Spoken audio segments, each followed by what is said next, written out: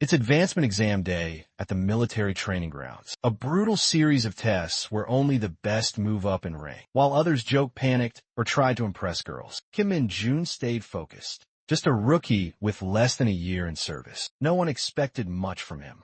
But when the real test began, he shattered records. Moved a muscular instructor 10 meters that no one else could budge. Danced through rubber bullets like it was a game. Finished a grueling dungeon run minutes ahead of everyone else calm, quiet, and brutally efficient. Min-jun wasn't just here to advance. He was here to dominate even Sun Un Seo, the general's daughter and top recruit of her class. Couldn't keep up, she passed every test. Earned high scores, even wowed the crowd with perfect agility. But every time she made a move, Min-jun went further, faster, better. He didn't care about the spotlight, but somehow stole it anyway. And by the time they realized it, he was already miles ahead, leaving even the best struggling in his wake. Min-jun is so strong for a reason. He is actually a dark mage who returned to Earth after saving another world. And here's what happened back then. Min-jun spent years purging the land of Isgard from evil, and he finally brought the well-deserved peace to this world. But he doesn't get any credit for the favor he did.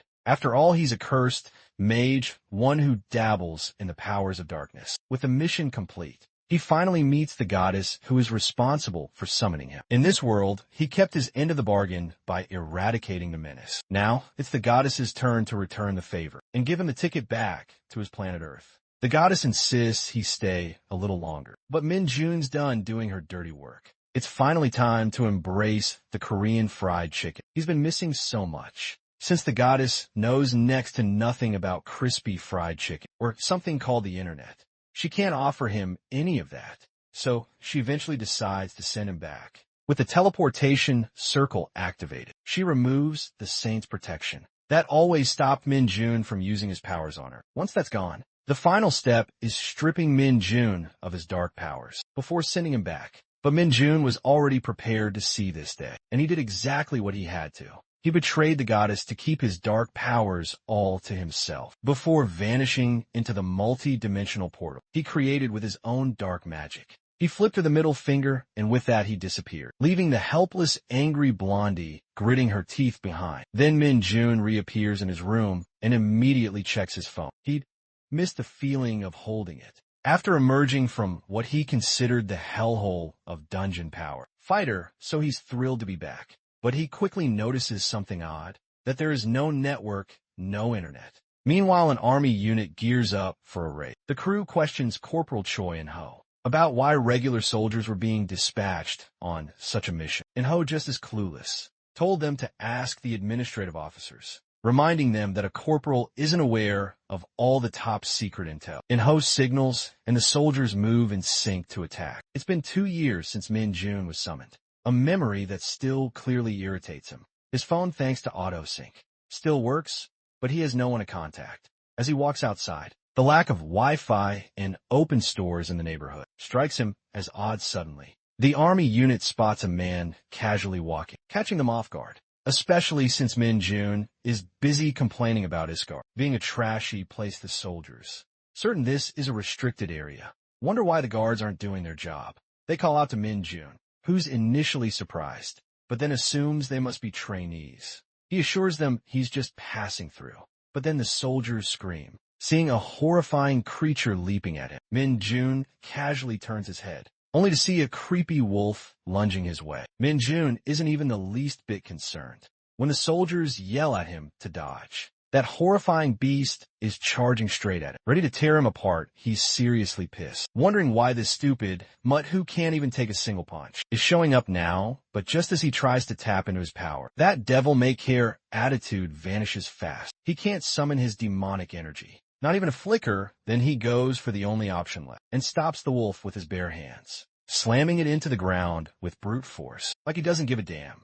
The soldier's jaws hit the floor in shock when they see the impact of Min-jun's smack leave a dent in the ground. Their faces go pale at the sight of such raw strength. And Jun stares the wolf dead in the eyes and says, he's no loser even without his dark powers. Even if he's grown weaker, there's no way he's letting some measly scum of a monster get the best of him. He suddenly recalls that warrior putting him through a deadly workout routine, lifting boulders like his life depended on it. The memory makes him weirdly nostalgic for Isgard's brutal training. Still, he doesn't get why a monster like this is even in this world. Just as he's about to question the soldiers, he notices they're already scared out of their wits. Later, in the Jeep, the soldiers have no idea why this weirdo went so hard on the wolf, slamming it like it owed him money. One of them even says that what he did could land him in prison, but their commander had already told them to stop making a scene out of this, and he let that slide. That's when one of them turns to Min-jun and asks if he's really clueless about what's been going on lately. The so-called world walker says he's unfamiliar with the land, keeping the whole otherworlder thing under wraps. Deep down, he's not even sure this is the Korea he remembers. He has no clue what's happened in the past 2 years. He recalls that around the age of 7, the phenomenon of dungeons first appeared, and with them came waves of vicious monsters. He remembers the soldiers fighting desperately against them, but alongside all that horror, something else rose: 2 superhumans known as the Awakened. Their powers weren't just human. There was something far beyond. The Awakened had teamed up with the Hunter Corps, a newly formed military unit, and together they wiped out the monster swarm in no time. So before Min-jun got summoned by that skank of a goddess, Korea hadn't faced anything too dangerous that could threaten civilian zones. Out of nowhere, he senses something off about Dungeon Power Fighter and checks his signal again. That's when it hits him the server isn't completely gone yet. The realization pisses him off. All that hell he went through only to return to this mess. On top of that, Sparky is itching to play the game, or at least see if the server's still running. But he ends up cursing the network in frustration meanwhile. One of the soldiers doesn't buy this loser's act about knowing nothing, while the whole world is clearly upside down. Still, after witnessing Min-jun's raw strength, he starts getting really nervous, thinking maybe this dude's got a story behind him. That explains way more than he's letting on right.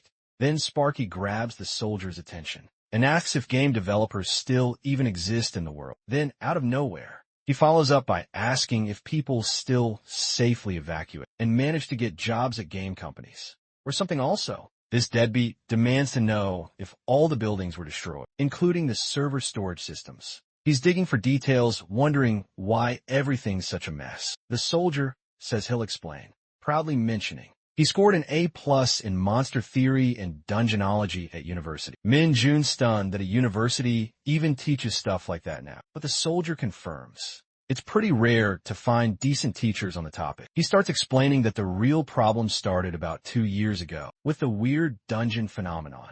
One day, dungeons just started popping up more frequently for no clear reason and began expanding. The worst part is that the sheer number of giant monsters started rising non-stop, forcing their way into the human world. Eventually, the military couldn't keep the situation under control, and some civilian zones had to be locked down. Since then, the army's been throwing everything they've got at the problem, with all sorts of methods, but they're seriously short on people.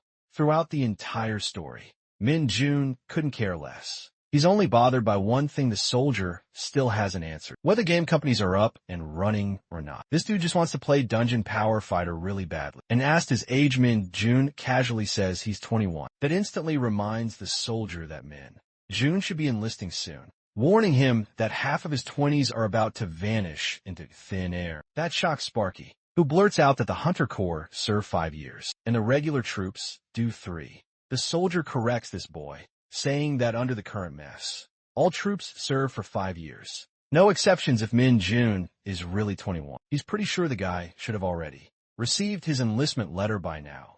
This mainless loser is losing his mind, just thinking he'd get to chill and play Dungeon Power Fighter for a bit. But life clearly had other plans and threw him straight into the mud. It's honestly hard for the guy to even process this mess now. The thought of giving up 5 years of his life, when he hasn't even managed to connect to the server yet, is practically boiling his brain. Out of nowhere, Min-jun gets a ping from military manpower assigning him, Kim Min-jun, to enlist at the recruit training center. Sparky's totally whacked to see how serious they are about this, especially since his enlistment date is literally tomorrow. He wonders if the military just spams people now, because the timing feels way too on point. That cracks up the soldier boy, who says Gangwon's known for pulling that kind of crap. In a flash, Min-jun's at his wit's end, yelling at the guy, like, how the hell is this even possible without a physical exam? In his defense, Soldier Boy already mentioned they're running low on manpower, so now the physicals are handled directly at the training center. As for the notice, he figures Min Jun probably just saw it late, but still suggests checking out the PC room near the evacuation center, just in case suddenly something clicks in his mind. Long ago, when Min Jun's parents went missing, he filled the void in his life with games. Then, as a lonely 12th grader, he was summoned to Isgard, the forgotten paradise of humanity. Now back in the present, sitting in a PC room, Min Jun is crying tears of joy while playing Dungeon Power Fighter. Again, he's soaking in the comfort of these little gaming booths, loving how the game still runs just the way he remembers. Sparky's practically ready to bow down and thank the owner of this place for keeping it alive, even during a full-blown crisis. Out of nowhere, he orders a hot dog, and the waitress looks completely baffled, wondering just how much this dude can eat. After enjoying the game to his heart's content, Min Jun slips back into reality, now wondering if all of this is even real. He pulls up the internet to check news articles and tries to get a grip on the situation. That's when he reads that this year's monster-related damages are 48% higher than last year. On top of that, the Hunter Corps is reportedly prioritizing citizen safety as the number of attacks keeps climbing, with the government scrambling to find solutions. Min Jun starts believing every word that the soldier guy said, including the part about being enlisted by the military. Manpower Administration now. The message had clearly mentioned that his enlistment was set for tomorrow. Min Jun can't help but think that, if he still had his powers from Isgard, he could have cleared all the dungeons by himself without breaking a sweat, but for some reason, his body is completely depleted of demonic energy. It feels drained of his main source of dark magic. Still, with the raw strength he's got left, he figures he might be able to take down those dungeons on his own. Anyway, his intense aura creeps through the room, throwing everyone off guard as they stare at this crackhead with a wicked laugh. Min Jun decides to take it all into his own hands. The next day, this world walker casually strolls into the training center. Snack in hand, he's oddly excited to see so many people enlisting today, even though everyone else looks gloomy, hugging their loved ones goodbye. Then suddenly, an announcement calls all the new soldiers to gather in the auditorium. Min Jun raises an eyebrow, wondering if this is actually going to be harder than life in Isgard. Inside the auditorium, the soldiers are straight up nasty, barking at the new recruits to stand up and yelling at them for moving like snails. One shouting to keep their posture straight and not look behind, while another demands they push the person in front, like their lives depend on it. Min Jun can't help but find these instructors oddly polite, compared to that absolute jerk he trained under back in Isgard. After a while, the battalion commander steps up and grabs everyone's attention, asking anyone who applied for the Hunter Corps but didn't get selected to raise their hand. He explains that treatment differs massively between the Hunter Corps and regular troops. The Hunters start out with a base pay of 3 million won, which gets a few heads turning when no one moves. The commander says it's fine until he spots one volunteer. Min Jun is called to step forward, and he decides this is his moment to shine. Without hesitation, he leaps into the air, punching a dent into the ground from the sheer force of his takeoff. He lands right next to the commander, smooth as ever, leaving everyone stunned with their jaws practically on the floor. That's when he introduces himself with confidence, saying Kim. Min Jun applying for the Hunter Corps. Back in Isgard, deep within the forgotten canyon of the northern region, the mountains are littered with caves, each darker and more twisted than the last. It's there that Min Jun fully accepts the brutal reality that being a dark mage is a job with no end to its torment. There's no character worse off than this. Sure, dark mages come packed with insane skills, but once they run out of their fuel, they're done for. All that's left is a body barely holding it together, stuck in a role that grinds you down until there's nothing left. It's not like mana just naturally restores over time, like it does for regular mages. For dark mages, the only way to recover it is by taking down monsters, using demonic energy, but even then, replenishing dark energy while actively using it is a total grind, is super inefficient and barely worth it. On top of that, Min Jun could never find reliable party members, since the dark mage image had such a terrible reputation. So if Min Jun ever runs out of dark energy, he's basically as good as dead down there. Now he asks what the best method is for a dark mage to recover demonic energy. But sadly, this guy's so damn lonely. There's no one around to answer his pop quiz or listen to his tragic monologue. except a bunch of monster corpses. He starts wondering if it's because everyone else is already dead. Suddenly, he hears something creeping up behind him. Turns out, it's the Forgotten Canyon's hidden dungeon boss. A rack nest, this creepy, oversized spider beast crawls into view, while Min Jun casually thinks maybe the dungeon boss could have answered his question. He even says the beast should have shown up sooner, because he was dying of boredom, waiting. As Ragnars notices her crushed baby scattered all over the ground, she lets out a bone-chilling screech. Min Jun just shrugs it off, cracking a joke about her breath reeking. So there's no need for a reply. Then, without a shred of hesitation, he slams a punch right in her face and says the answer's wrong, with his demonic energy pouring out of him. Min Jun says the answer is real simple. That is just to beat the monster with a maxed out strength. That day mean old. Who's actually Kim Min Jun stood at the peak of dark magic in Iskar, and that was 645 days before he returned to Earth. Back in the present, the commander confirms his name, Kim Min Jun, and tells him to wait there until the Hunter Corps unit arrives. Min Jun's just vibing low-key, thrilled to see a whole commander casually making him coffee. Then the commander asks if there's any special reason he wants to join the Hunter Corps. He's clearly weirded out by this kid, especially since so many Hunter Corps members are bailing and returning to the regular army. Even with their powers now, that things are getting worse out there. With a hint of a smirk, Min Jun simply says he's got some business in the dungeons, leaving the commander completely speechless. A second later, the commander bursts out laughing, thinking Min Jun's dungeon comment was just a joke. He even reassures him that he won't be charged for smashing the auditorium floor. Little did he know this world walker wasn't joking at all. In Korea, all dungeons are managed by the military, and the Hunter Corps, a highly skilled elite unit, is given top priority to investigate those dungeons and handle monster subjugation. Members of this unit can rank up based on ability, meaning there's no limit to how fast someone can climb the ladder. If they've got the power by enlisting in the Hunter Corps, Min Jun gets his license to enter dungeons and wipe out the trash lurking inside,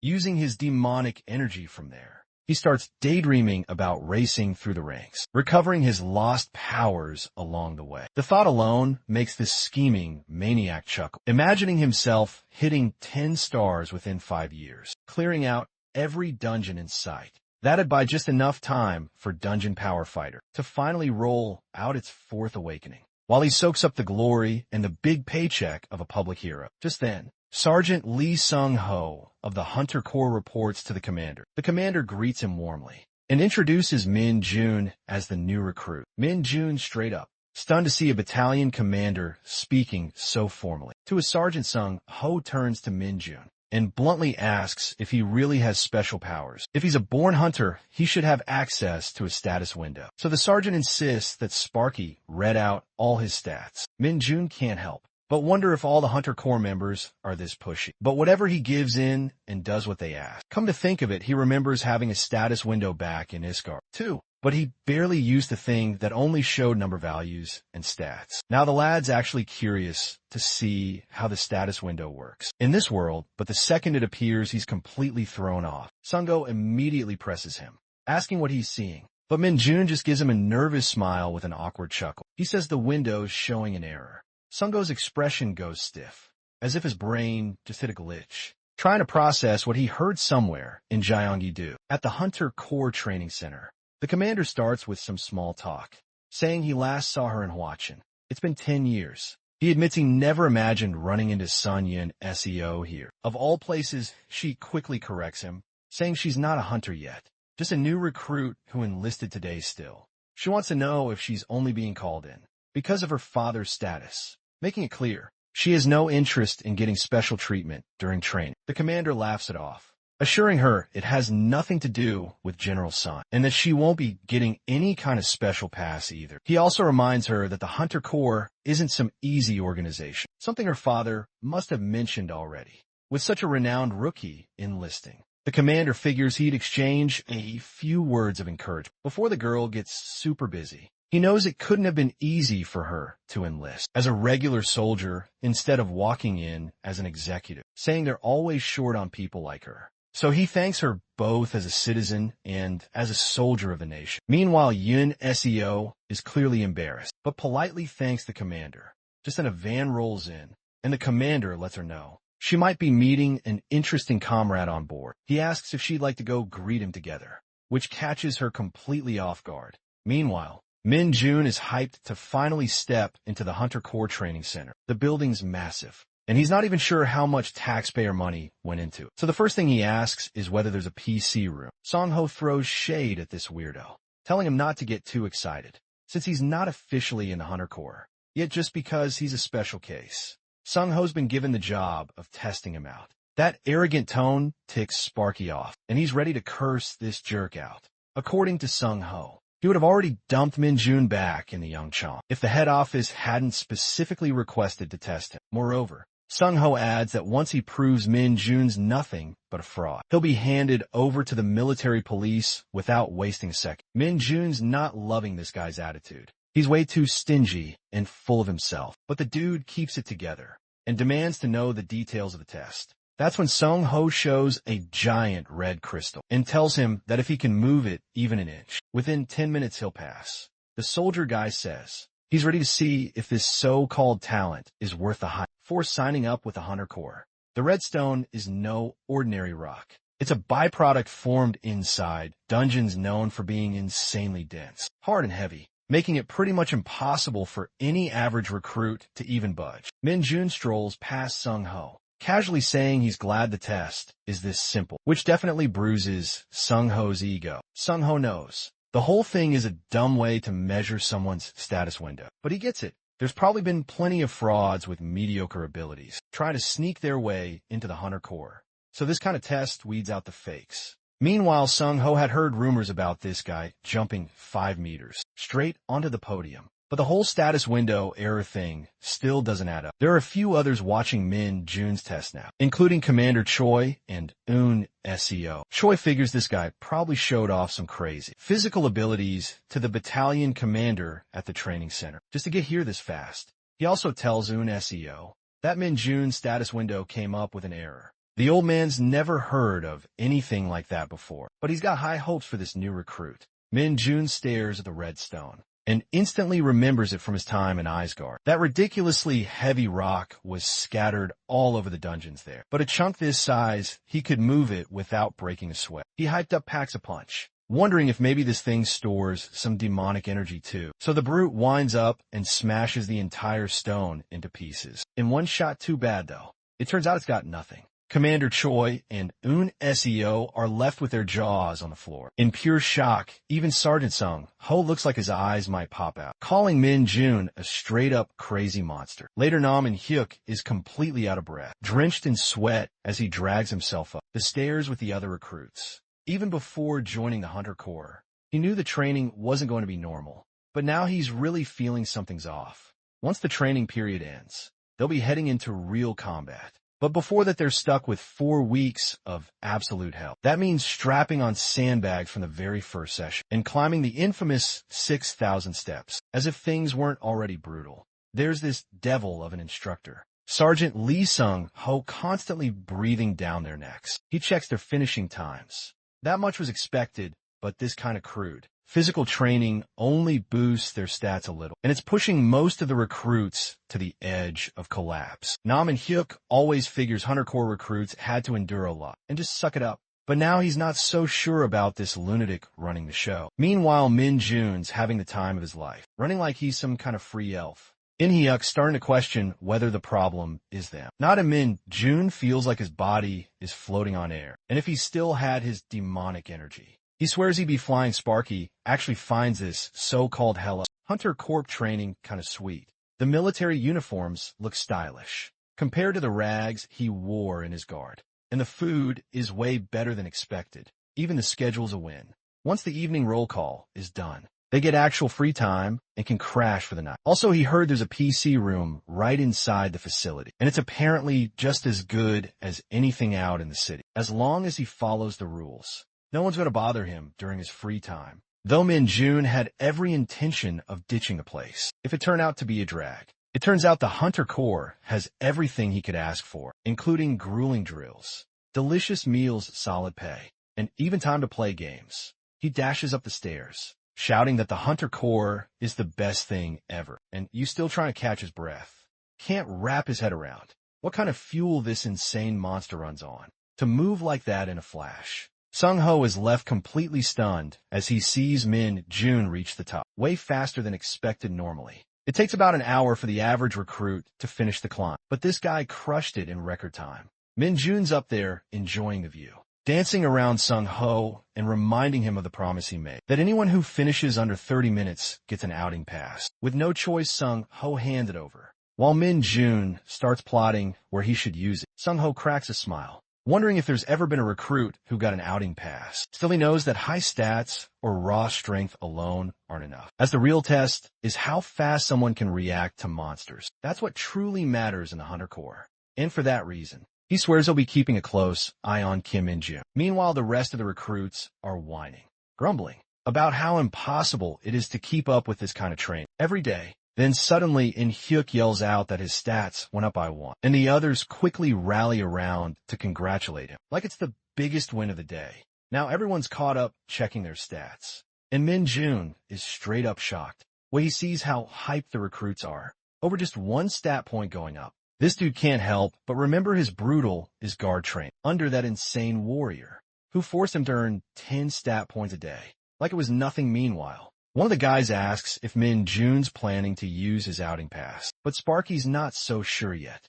The others look at him with envy, saying they heard from another instructor that no one has ever managed to earn an outing pass from Sergeant Sung-ho until now. Suddenly, everyone starts crowding around him, throwing out questions about his workout routine and how he got so strong. Min-jun's caught off guard by the whole scene, realizing people are actually chatting and laughing with him. It's totally new back in his guard. As a dark mage, everyone avoided him like the plague. Just walking by him was considered bad luck. But here it's different, and communication isn't bad as he thought. These guys are already making plans to hit the PC room later, and it gets Min-jun all excited. He's even more shocked to hear that the PC rooms open at this hour. Now that's a win while enjoying his time in the PC room. The clock hits 9. And Min-jun figures it's time to grab 2 hours of sleep. Back in his guard, even getting 1 hour was considered a luxury. So 2 hours felt like a full-on deep sleep. With that kind of rest, he's confident he can recover. Just enough energy to keep grinding games every day. The others in the room are stunned,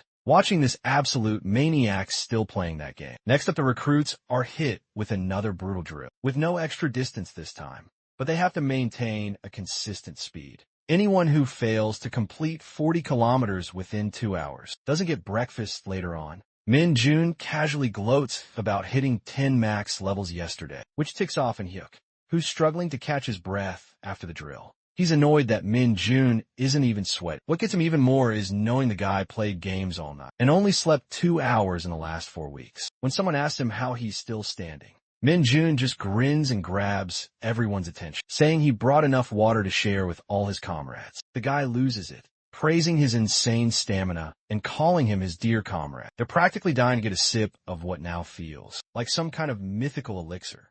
Boys line up like baby chicks ready for Min-jun, pouring a sip of water in their mouth. In the middle of their chatter, someone suddenly calls for their attention, and it's Lee dropping the bomb that the lieutenant is seriously disappointed in all of them. It's the final week of training, and only half the recruits have managed to meet the standard. He straight up calls them the most pathetic squadron of all time. Min-jun can't help but wonder why this old guy is talking in the third person. Like some ancient sage, Lee doesn't stop there though. He throws shade at everyone, saying if they get deployed after training ends, half of them are heading straight for their deathbeds. That kind of mindset, according to him, is basically a one-way ticket to heaven. He boldly claims that there's no way any of them will survive the final stage of training, which is something called the dungeon assessment training. Normally, once all the monsters inside a dungeon are wiped out, the dungeon disappears, but some of them don't vanish. They turn into what's called transforming dungeons. These dungeons constantly shift their internal structure, changing layouts and environments on a regular basis. That makes them the perfect spot for trainees to get real life dungeon experience, and that hardcore simulation is what they call the dungeon assessment training. Just hearing the name sends shivers down the recruits' spines, so they already know they're in for something brutal.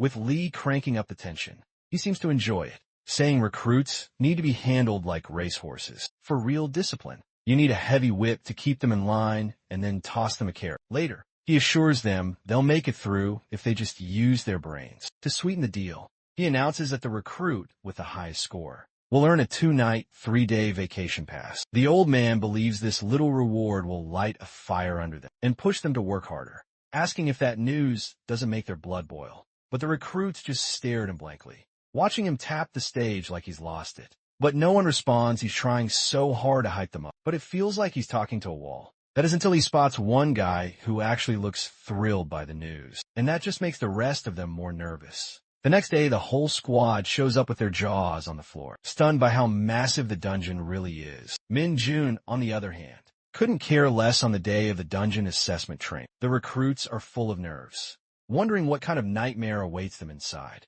Suddenly, a jeep rolls onto the scene, scaring the crap out of everyone. They're all thinking, why would a military truck be out here? Of all places. Their panic spikes when they realize the jeep is loaded with cages, and inside those cages are real monsters, with terrifying noises echoing from the cages. The recruits quickly realize they're filled with hounds that send a chill down their spines.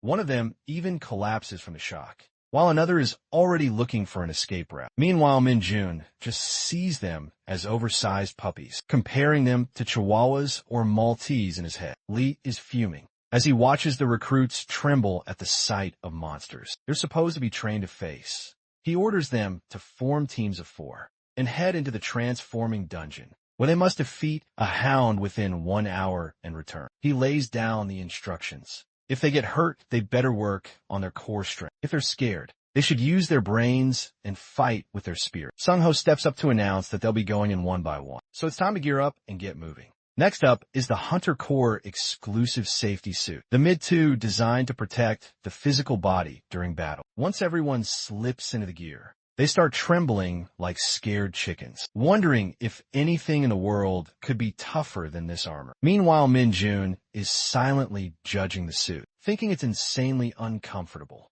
and clearly built for defense only. He can't believe something this stiff and clunky costs around $50 million from the smell alone. He figures these suits have been used to hell and back, soaked in everyone's passion and sweat.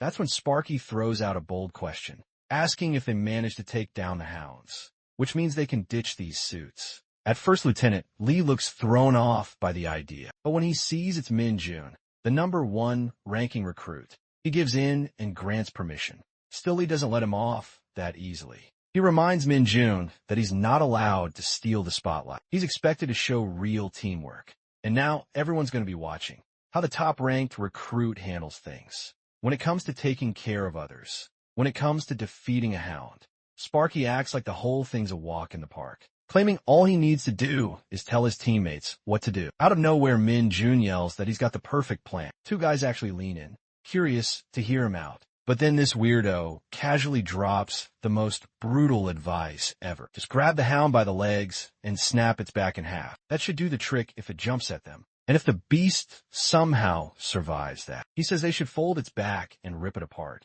After delivering that horrifying strategy, Sparky demands to know if they got it. The recruits just stand there staring at him in stunned silence, completely speechless right then. Lee shouts at the sergeants to release the hounds, and Sung-ho pulls open the cage gates, letting the beasts loose, but instead of attacking the recruits, the menacing creatures bolt straight back into the dungeon. Min-jun casually points out that the wolves probably saw the door to their home and headed for it surprisingly. His logic clicks with everyone, and the recruits start praising his sharp mind for understanding the hound psychology so fast out of nowhere.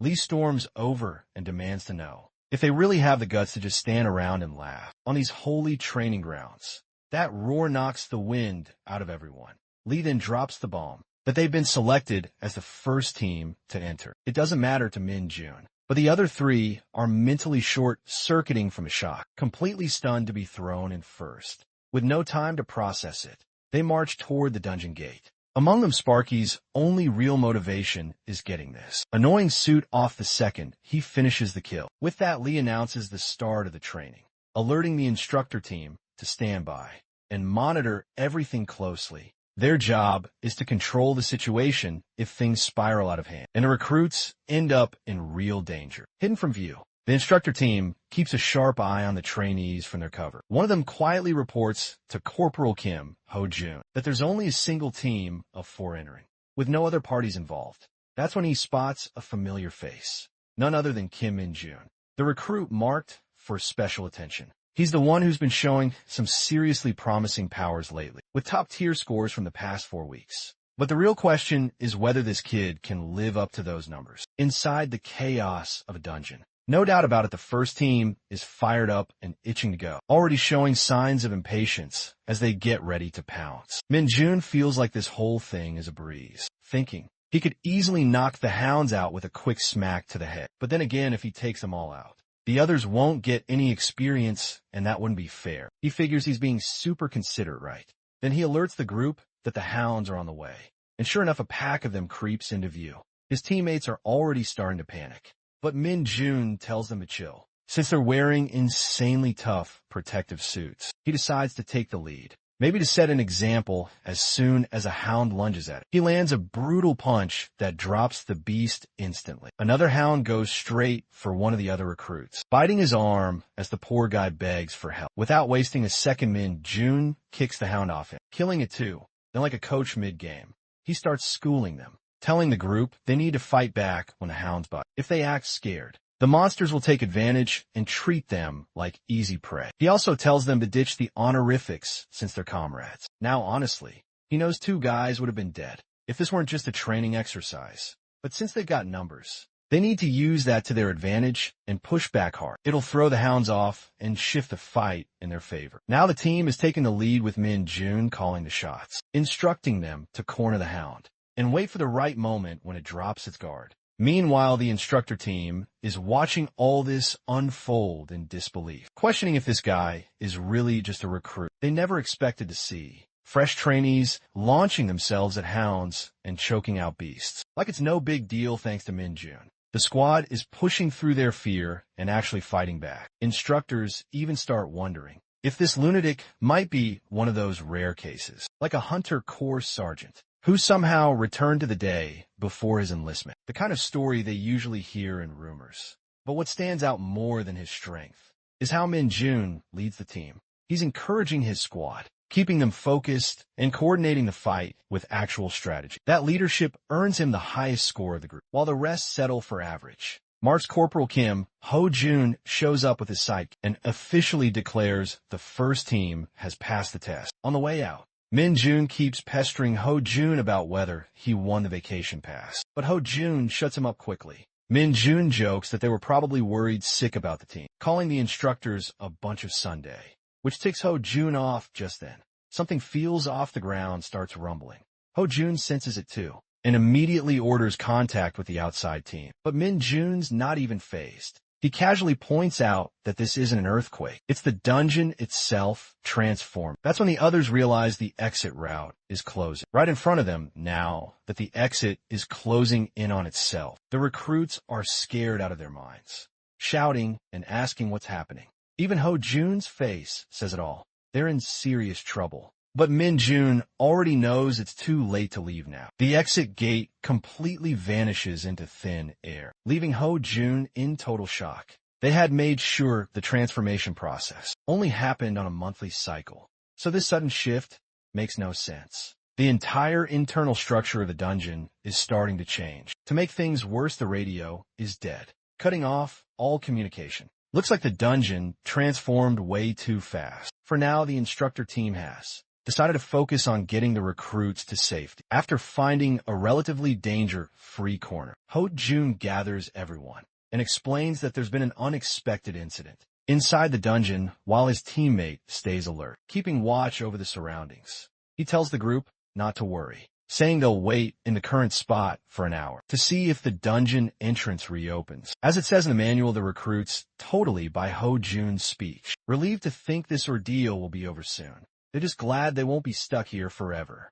To pile on the comfort, Ho-jun adds that people outside are probably already assessing the situation and preparing to send help. He also reassures them that the lieutenant will take the proper steps, so all they need to do is stay calm and wait instead of panicking. But Min-jun quietly judges the corporal, not buying a word of it. He's sure they picked this place for training. After thoroughly confirming there wouldn't be any unexpected surprises like this. What's even more suspicious is how the dungeon entrance, that's always open, just randomly closed up out of nowhere suddenly. Corporal Kim, Ho Jun gestures to him for a private word, and Min Jun calmly realizes that. These guys know full well the situation's looking bad. There's no manual for stuff like this. And if the dungeon has really turned into an enclosed dungeon, then it's going to be way tougher to clear. This mainless guy still remembers seeing something like this back in Isgard, but it's not that bad, especially with him being here now. Meanwhile, Ho Jun admits this is the worst-case scenario. They're definitely in an enclosed dungeon. His buddy has no clue and is freaking out,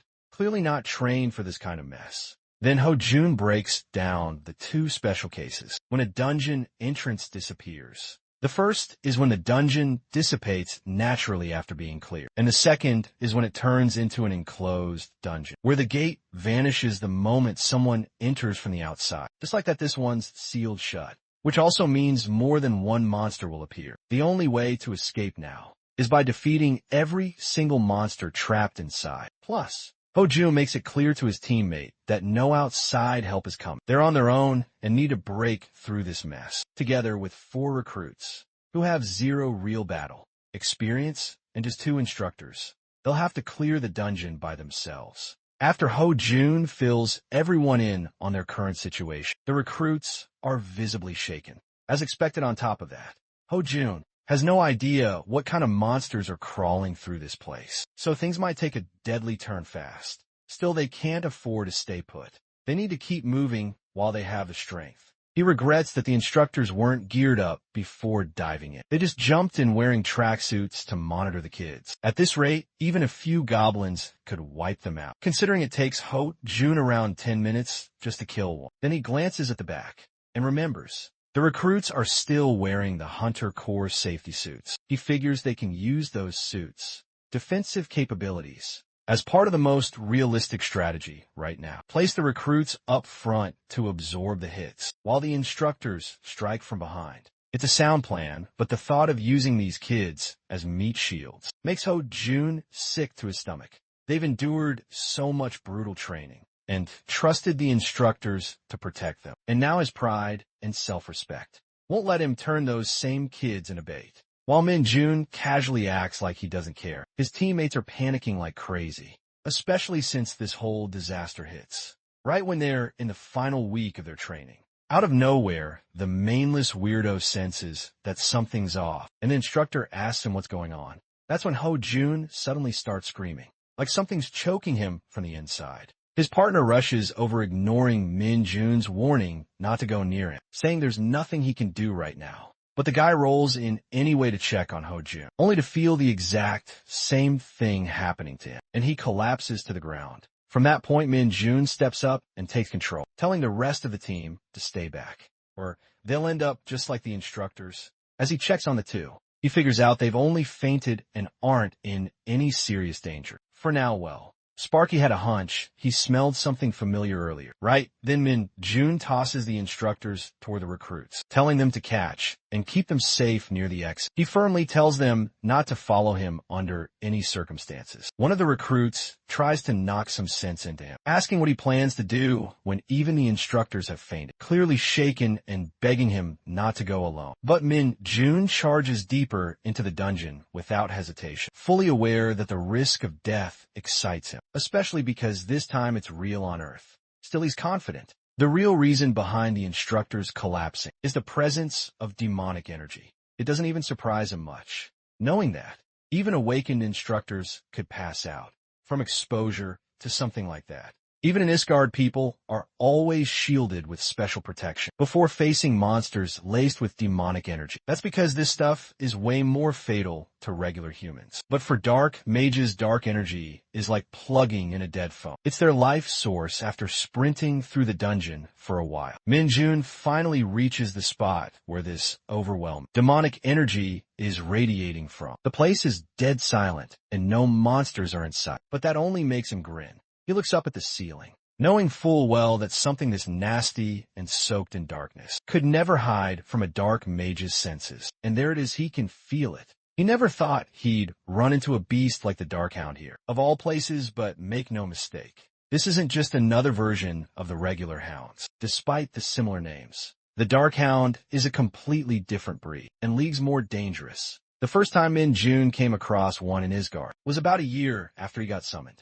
Back then, he barely made it out alive. Even the monster guides on Earth wouldn't dare go near this thing. It's that brutal. The Dark Hound lunges straight from the ceiling. But Min-Jun doesn't even flinch. He just stands there almost relieved to see a familiar face. With a smirk, he thanks the beast for the meal, and the next second, he plants a mouth-shattering punch right into its face, launching the monster backward like a rag doll. The Dark Hound hits the ground hard, its face bleeding and teeth shattered, while Min-Jun's eyes glint with hunger for its demonic energy. Even with a satisfying blow, the scent of blood in the air is thick and sickening, but he doesn't mind. It only means the recharge is about to begin. Though the scent of blood is still sickening, the insane amount of demonic energy spilling out after the Dark Hound's death is the real deal. That's exactly why taking down a beast like this isn't easy. Its venomous blood is no joke. If an ordinary human even comes in contact with it, their skin would start to rot on the spot.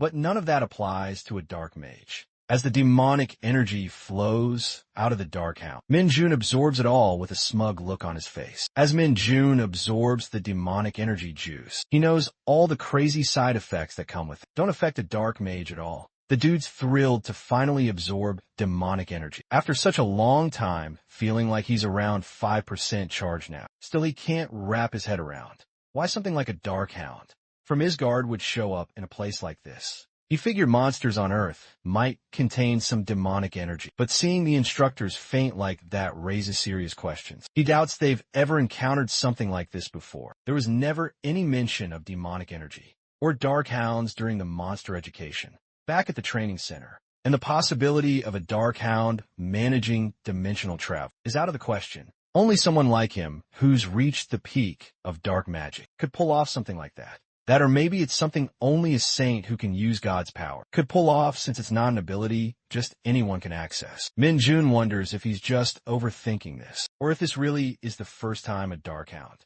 has appeared in Korea. Either way, he decides to find the core and file a report. And eventually, he does. Meanwhile, Ho-Jun slowly opens his eyes, and the recruits are all buzzing with relief to see him regaining consciousness. They crowd around asking if he's okay. But both instructors suddenly sit up straight, scaring the life out of their juniors. Ho-Jun immediately demands a full update, checking if anyone's hurt or if anything happened while they were out. The juniors admit they thought the two turned into zombies for a sec, but assure him they're all fine. Then they mention Min-Jun ran deeper into the dungeon by himself. That news throws Ho-Jun completely off, and when the recruits explain what happened after he and his partner collapsed, Ho-Jun's face twists with rage. He's furious that Min-Jun acted alone in a situation this dangerous, grinding his teeth at the thought that kind of stunt is more than enough to get someone kicked out of the program. Well, he does feel like he's in no position to criticize anyone, especially after passing out instead of protecting the juniors. But then he snaps back to reality,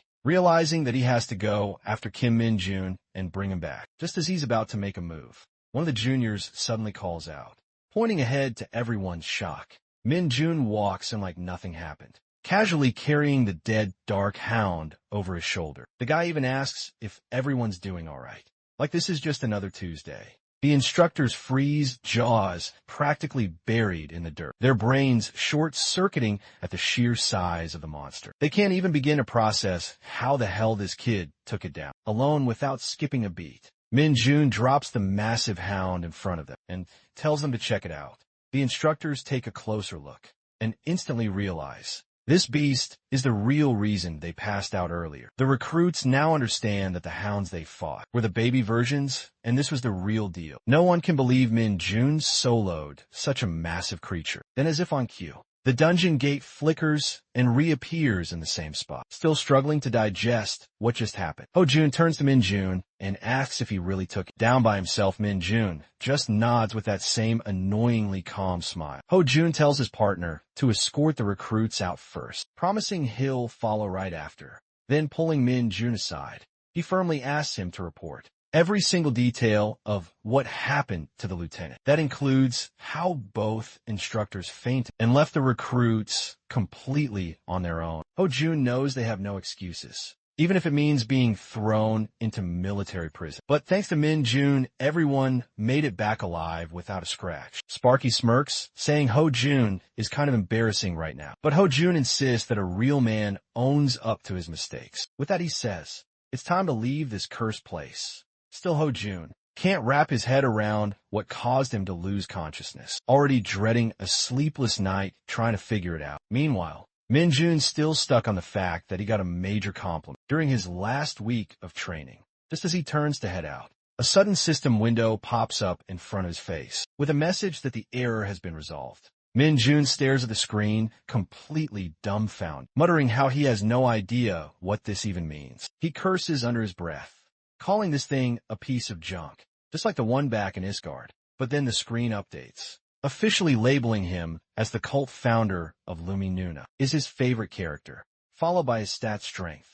Agility and stamina all sit at 60, and demonic energy at 10. His only listed skill is corruption. Ranked at E, the numbers don't bother him much, but something about this whole setup feels incredibly off, especially the part of Lumi Nuna in his status window. Lumi is a character from Dungeon Power Fighter, the same game he plays to kill time. Back in Isgard when he had reached the peak of his dark magic powers and got sick of crazy fanatics trailing him everywhere, he created this joke cult around Lumi just to shake them off. Now, somehow the jokes followed him here. Everyone had once begged Manold to take over the world, but to shake them off, he ended up forming Lumi Nuna's fan club. The plan backfired spectacularly. It only created more lunatics worshipping him. Now that he's looking at his current stats, Min-jun realizes just how much weaker he's become. When he first came back without any demonic energy, he figured there'd be a penalty for dimensional travel. Still, out of the endless list of skills he used to have, only one remains, and that's corruption. With a super low rank at this point, he's convinced the skill's effect might as well be a stomachache. This isn't some third-rate novel, but the absurdity of it all makes him want to throw up. There's no way he can achieve any of his goals like this. But then again, he once climbed to the top of the dark magic hierarchy in Isgard. If he did it before, he can do it again. This time he's got a solid reason too. He needs to regain his power fast, so he can help the game company that's stuck in development hell. Thanks to monsters, but one thing is for sure. This isn't like the time in Isgard, when he had no choice but to endure. Now he's got the game company waiting on him. That day, the entire training center was thrown into chaos when news broke that a training dungeon had sealed itself while a session was in progress. On top of that, the lieutenant hadn't issued any clear orders, and a mere recruit had taken down a newly discovered species of monster. While the instructors were caught off guard by a string of unexpected events, the recruits, who were supposed to receive their private ranks and enjoy a bit of freedom, until dispatch suddenly found themselves at the center of a storm. The juniors feel like they're cursed, with no idea when their standby status will end, and all this during the last week of training. At this point, they wouldn't even mind just sitting around and watching TV. Lee Ho-chan turns to Park Young-won and asks if Min-jun really took down that huge hound all by himself. Young-won's still hyped, saying he first thought it was a cow because of how big it was, but yeah, Min-jun wrecked it. Then they start wondering if Kim Min-jun might reach the rank of sergeant within 2 years, but someone points out that the Hunter Corps advanced exams are no joke. Most guys apparently get discharged as corporals even after serving the full 5 years. Heck, there are even some who leave at the rank of private first class. Afterward, Kim Min-jun salutes as he meets Commander Choi and notices Lieutenant Lee Myong standing in an awkward position. Choi casually asks Lee to step out, and as soon as he leaves, Choi bursts out laughing, saying the lieutenant got punished for not properly inspecting the dungeons. But cutting to the chase, Choi says there's something important they need to talk about. Since Min-jun received the highest score, he's got a special proposal lined up and asks if he's interested in hearing it. A crane in the flock of chickens is an idiom used to describe someone who stands out above the rest. Commander Choi firmly believes that Kim Min-jun is anything but ordinary, and he's honestly grateful to have witnessed someone like him. In his lifetime, he never imagined he'd come across a crane so exceptional that it makes even the above average look like chickens in comparison. Choi says it would be a national loss to assign this kind of talent to the regular ranks when they're in desperate need of skilled personnel. He also mentions hearing that Min Jun wants to advance quickly. Normally, there's a rule that prevents privates from taking the promotional exam for at least a year, but when it comes to exceptions, that's a whole different story.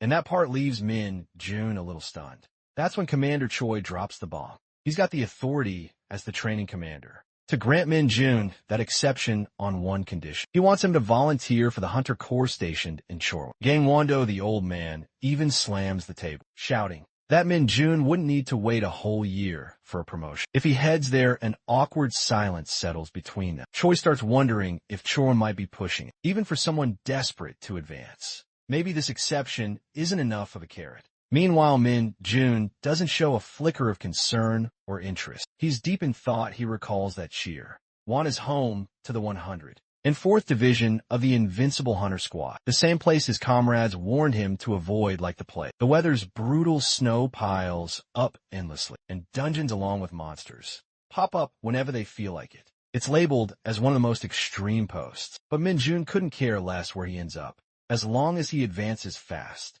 That promotion exception is a golden opportunity. Besides, the place reeks of dungeons, which is actually perfect for his plan. To succeed, he needs to climb the ranks as quickly as possible. The higher the rank, the broader his range of action. Also, there's no better way to earn a promotion than by proving oneself inside the dungeons with that. Kim Min Jun gives a flat, unwavering yes he's in. Commander Choi is shocked to his core that this guy just agreed to head straight in a Chairwalk, the land of brutal cold, and did it with that kind of bold spirit. Afterward, in the parking lot, a bunch of people are gathered near the vans. Commander Choi is bawling like a baby while seeing off Kim Min Jun, begging him to get in touch as soon as he reaches his base. Min Jun figures this old man's being dramatic, thinking he'll be the one ghosting him. Choi swears he won't, but Min Jun clearly doesn't care. Still, the commander asks if he's seriously going to Kaiwon. Want to know why he picked the one place everyone avoids. Min Jun says it's too big of a plan for the old man to wrap his head around, adding that he's got an insane goal to reach. Choi jokes if it's hitting max level 100 times, but Min Jun casually tells him he just hit his 13th max level yesterday, so 100 isn't even a challenge. Choi straight up thinks this kid is nuts. And then Min Jun's ride pulls away. On the road, Min Jun watches the loudest guy head off to his own base and start wondering why he's suddenly riding solo. Out of the blue, an army jeep rolls up calling for Kim Min Jun, throwing him completely off guard. Behind the wheel is a guy in black shades. Kim Min-ji casually asking if the kid's been waiting long, saying the snow slowed him down. Min Jun stunned, not even realizing it had started snowing. Min-ji tells him to hop in the back so they can head to the squad. The lad thinks this gorilla of a guy really loves showing off. As he loads himself into the back, reality hits that he's officially about to start his life as a soldier. But one thing nags at him, which is hazing. He remembers all those TV shows where the top dog forces the newcomer to do insane stuff, like finding Dragon Balls or running pointless errands. Min Jun knows he doesn't have the patience to deal with that kind of crap, but figures he'll need to tough it out somehow. On the way there, Min Jun realizes just how dangerous things could get if he loses his cool and punches a superior. That would be the end of his goals, and he'd be shipped off to military prison as a regular soldier. As they approach their destination, snow starts falling lightly on the van of the Invincible Hunter Corps, arriving at Gang 1 Du Chorwon. At the Hunter Corps 104th Division, 2nd Battalion, Minji and Min Jun step inside. Minji swings open a door and shoves the newbie inside, ordering the guys there to feed him and teach him how things work. The soldiers inside are stunned since they got zero heads up, but when they see the newcomer, they burst into laughter and cheer, thrilled to have fresh meat around. As Min Jun introduces himself, the squad realizes this is the very guy from the rumors, the psycho who soloed the giant hound.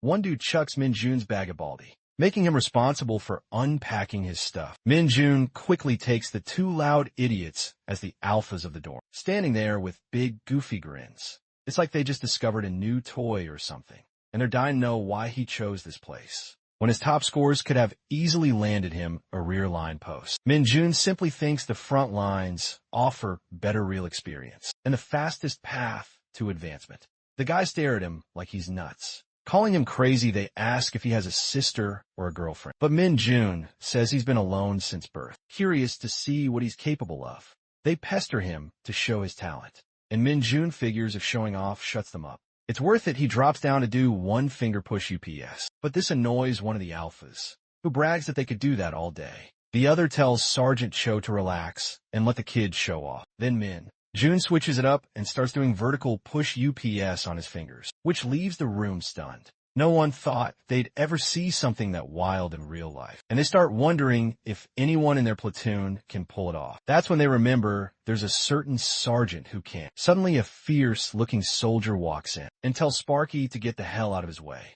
The alphas go pale and point toward Minjun, revealing he's the one doing the vertical push UPS. That voice hits Minjun like a shockwave, and he instantly recognizes it. It's Lee Sung-ho. Sergeant Lee Sung-ho has his jaw practically hitting the floor when he spots Kim Min-jun standing there. Of all places here, Min-jun's just as thrown off, never expecting to bump into this guy either. Right away, Sergeant Cho starts roasting Sung-ho out loud, asking why he's acting all worn out when he just got dispatched as an instructor. The other guy joins in, bringing up his so-called vacation for bullying rookies, asking how many days off he scored. This time, Sung-ho doesn't even bother to respond, just throws them a lazy look and says he got 4 days. That only fuels the fire, and the two start whining about how he ruined their runtime. Joe flips him off for calling him a big party pooper. Meanwhile, Min-jun's in the back, completely lost on what's even happening. Watching this chaos unfold, Sung-ho, clearly done with them, lies down like he's clocked out for the day and starts watching a live stream of a volcanic dungeon. The feed shows scorching terrain with naturally high temperatures that deal non-stop damage. It's clear to Min-jun now that there's a massive difference in rank and experience between them. Out of nowhere, Sung-ho calls out Private First Class Lee Dong-jin and tells him to properly instruct his direct junior, who turns out to be none other than Min-jun. Dong-jin walks over, introduces himself with a friendly vibe, and suggests they talk more over food, since he has a special pass to the post-exchange retail store. Min-jun's low-key shocked. Didn't even realize they weren't allowed to go there on their own. As soon as they arrive, Dong-jin tells Min-jun to go ahead and grab whatever he wants inside. Sparky admits he eats a lot, but Dong-jin just waves it off and tells him to pick whatever it takes to fill him up. Min-jun thinks this guy's actually pretty nice. But the moment Dong-jin goes to pay and sees the bill hit 3,001, the man starts sweating bullets, like he's just seen his bank account cry. Even the cashier jokes, asking if he's getting cold feet, while Min-jun digs into his feast. He brings up the whole retail store situation, asking why they need special passes in the first place. That's when Dong-jin explains that privates and private first-class soldiers can only use the store on weekends. He also needs to be at least a private first class to hit the gym, and a corporal to use the PC rooms. Min-jun nearly choked on his Doritos when he found out they got PC rooms here still. Dong-jin adds that it's just how it is, and he can't expect them to let a low-ranking private chill in a PC room, so better get used to it. Min-jun gets all fired up about changing that system, but Dong-jin tells him flat out that to even think about that, he needs to reach corporal. Then he adds his own take, saying, in his opinion, a guy should be at least a sergeant before even trying for corporal. And honestly, that path's no joke. Min-jun figures out real quick that he can't just bend the rules here to suit himself. He's pretty bummed about the whole PC room restriction, and it gets him wondering if there's any shortcut to ranking up. Dong-jin, speaking from his own rough experience, admits he's failed the advancement exam so many times that he's been stuck as a private first class. For the last 3 years, he calls himself pathetic, but Min-jun tells him he'll make it next time. Truth is, Min-jun actually likes Dong-jin's vibe and wants him to rise through the ranks with him so they can hit the PC room together. Right then a big guy walks in, Sergeant Kim Gwang-shik, who spots the two of them eating and eyes the snacks. He casually asks if they're having something good. Dong-jin invites him to join, and of course the guy doesn't pass up free food. He plops down with them, grabs a handful of chips, cracks open a soda, and between bites, reassures them that he won't breathe a word about their little chat to anyone. However, Gwang-shik warns them that if they're useless during firearms training tomorrow, they might as well be dead. He makes it clear he has no intention of letting Min-jun coast through anything, and bluntly asks if the kid even knows how to shoot. Dong-jin jumps in, saying he was just about to explain how firearms training here is way different from anywhere else, but Gwang-shik isn't having it. He raises an eyebrow and asks if Dong-jin's implying he's being overly involved when the guy's supposedly doing fine. Then Guang sure goes in hard, roasting him if he's so good. Then why is he still stuck as a private first class? That jab gets on Min Jun's nerves. So he quietly releases a bit of his demonic energy, just enough to mess with the guy.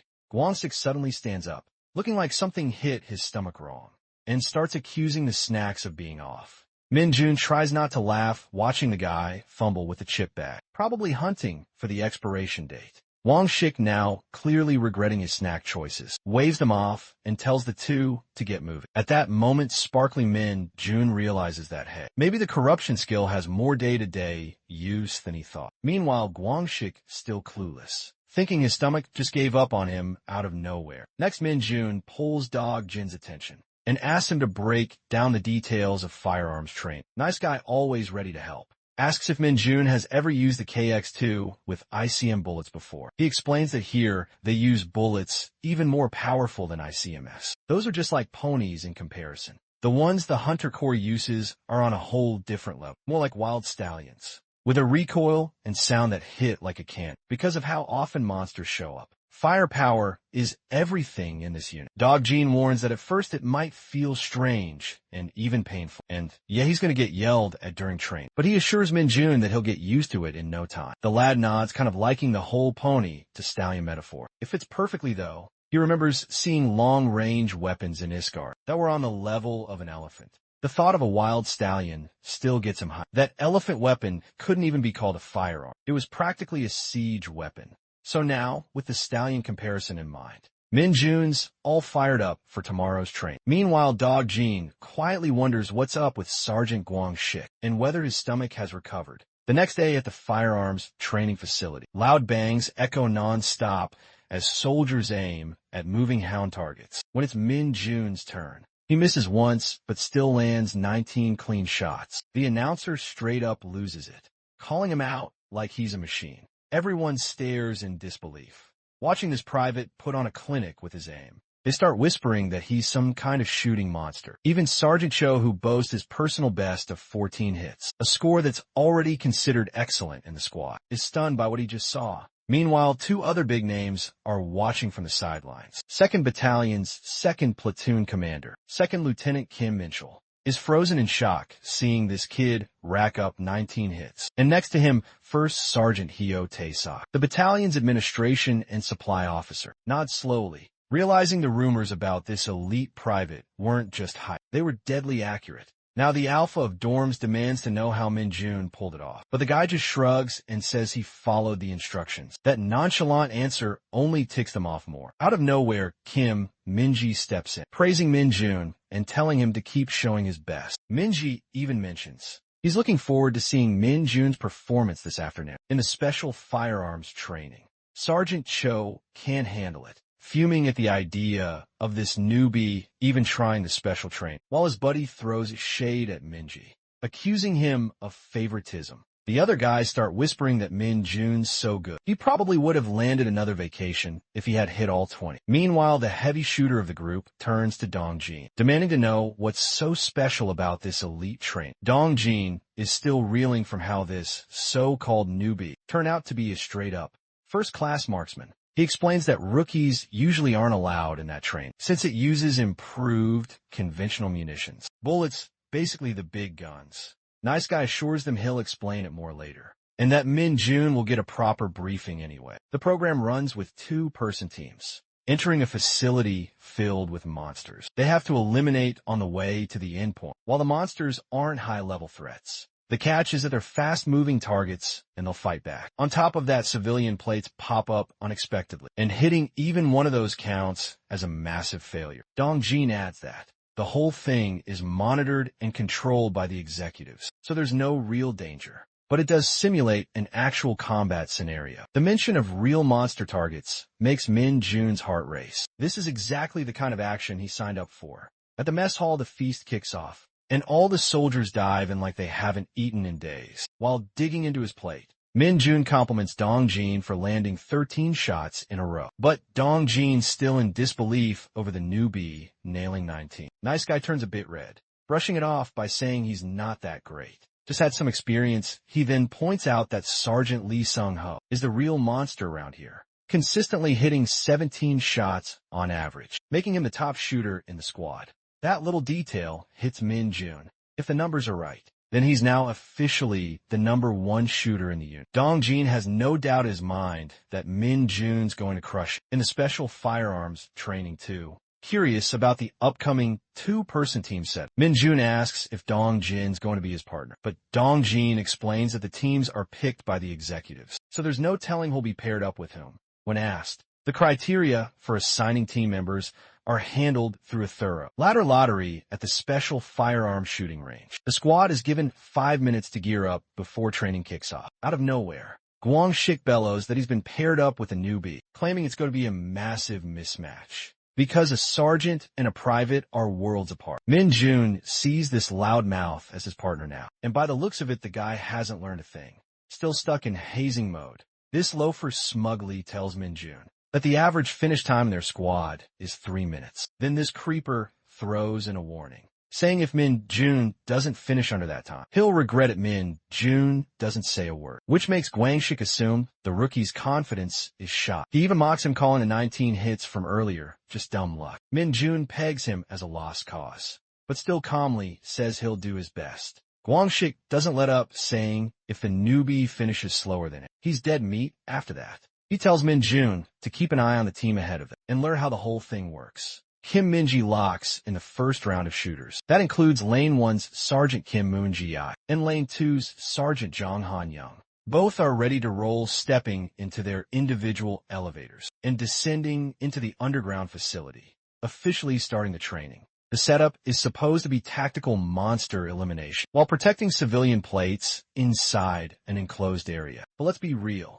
It's basically turned into a competition between troops. The main goal is to get through the course as fast as possible and slam that red button before the other guy does. The monster icons vary in size based on how dangerous the creature is. The nastier the monster, the bigger the icon. Guang Xiak casually tells Min Jun this should give him a pretty solid idea of what he's stepping into. Each lane has 2 monsters, and since the encounters are totally random, no one knows what they're up against until they're face to face inside. A massive rake toad lunges at Mungi, trying to swallow him whole. Min Jun notices Mungi had a faster start on lane 1, but with that kind of monster in his path, the poor guy might lose his lead. Meanwhile, on lane 2, Hanyang starts off by taking down a monster rat, thinking it's going to be a smooth run. But right as he speeds up, a giant worm slithers in and blocks him off completely. Mungi, on the other hand, is losing it in full rage mode and straight up butchers both rake toads like a beast. The dude figures the other guy must have already wrapped things up since those rake toads caused enough chaos. But turns out it's the other way around. Munji bolts to the red button and slams it, declaring his win with a time of 2 minutes and 24 seconds. Everyone around erupts in cheers, while they start talking about Hanyang's awful luck for pulling a desert worm. Moon Ji doesn't waste a second before teasing Hanyang, saying that at that pace, he's better off not defending the nation at all. He also reminds him it's his treat at the store. Now Hanyang grits his teeth and mutters that Moon Ji just got lucky. But Moon Ji saw everything and points out that Hanyang even shot a civilian plate, so he would have been disqualified anyway. While those two keep bickering, Guang Shik notices the bet they had going on, which sparks an idea in Min Jun's head. He suggests making a bet too, where the loser has to grant the winner's wish like a real man. Guang Shik laughs in his face, thinking this newbie got cocky, just because the seniors have been a little soft on him. Still, the big gorilla agrees, but says he's got no real wish that a private like Min Jun could actually grant. Instead, he jokes he'd rather just get his salary for the next 3 months. Min Jun pegs him for a simple money-hungry guy, but locks in the bed anyway. Dong Jin on the side is getting more nervous by the second. Kim Min-ji calls the next group in, and Min Jun steps up to face off against Guang Shik as they descend into the facility. Min Jun's already kicking himself for falling for that cheap provocation, knowing it's usually best not to draw attention. Still, he just can't sit still when someone pokes at him. Outside, the crowd is buzzing, hyped to see a sergeant actually make a bet with a private during training. Some even joke about whether Guangshik will have to jump in and save the newbie from a monster. Then out of nowhere, a sudden tremor hits, rattling everyone to their core. Heads whip around, but nobody has a clue what's going on. Back underground, Min Jun freezes for a second, confused by the shaking. His eyes widen when he catches sight of a monstrous, one-eyed freak chomping down on a rat like it's popcorn, and the sight instantly gives him the ick. The Cyclops casually tosses the half-eaten rat aside like trash and turns its hungry gaze toward its next meal. Min-jun, the guy, lets out an internal sigh, thinking this is such a drag. He remembers his dinner plans were fried chicken tonight, which means he better wrap this mess up fast. Still, he hesitates for a second, thinking it would suck to accidentally shoot the wrong target and hit a civilian plate if he got careless, just as the monster charges in to start something. Min-jun wonders why this cranky monster is going berserk like that. The fight kicks off for real, and Min-jun shifts into serious mode, pouring his demonic energy into every attack. One solid punch to the gut stuns the monster, enough to calm it for a moment. And Min-jun figures all that's left is to finish the job with a shot, but then right before his eyes, he sees something wild. The monster's torn up hand regenerates in seconds. Meanwhile, the others nearby are losing it, asking if the newbie's actually out there fighting something. They're trying to figure out if there was an accident. Kim Minji's brain is on the verge of meltdown as he realizes exactly what's going on. The newbie is battling a Cyclops that managed to break free from a second lane. Not just any Cyclops either. That thing is the devouring demon. After absorbing energy, the Cyclops' regeneration and attack power ramp up insanely fast until the digestion phase ends. But something feels totally off. This kind of monster usually won't lash out unless it's backed into a corner. What's weirder is how it went berserk after eating another monster. The whole thing makes zero sense. This meathead shouldn't be losing it like this. Meanwhile, Min-jun is deep in a brawl, trading blows with the beast like it's just another Tuesday. The dude knows full well this should have just been standard firearms training, not a live boss battle still. He doesn't hold back. He unloads a barrage of bullets right into the monster's skull. Relentless with his aim, a few well-placed shots tear through its eye, and Min-jun notices something. The eye regenerates way slower than the rest. That's his opening. He keeps moving like a ghost, dodging every swing with sharp reflexes. But even blind, the Cyclops' attack speed doesn't drop. That's the real freaky part. Min-jun's dodging like a pro, but the monster still tracks him, not by sight. He starts thinking maybe it's picking up on sound or scent or worse. Maybe it's reacting to his demonic energy. That could be the trigger.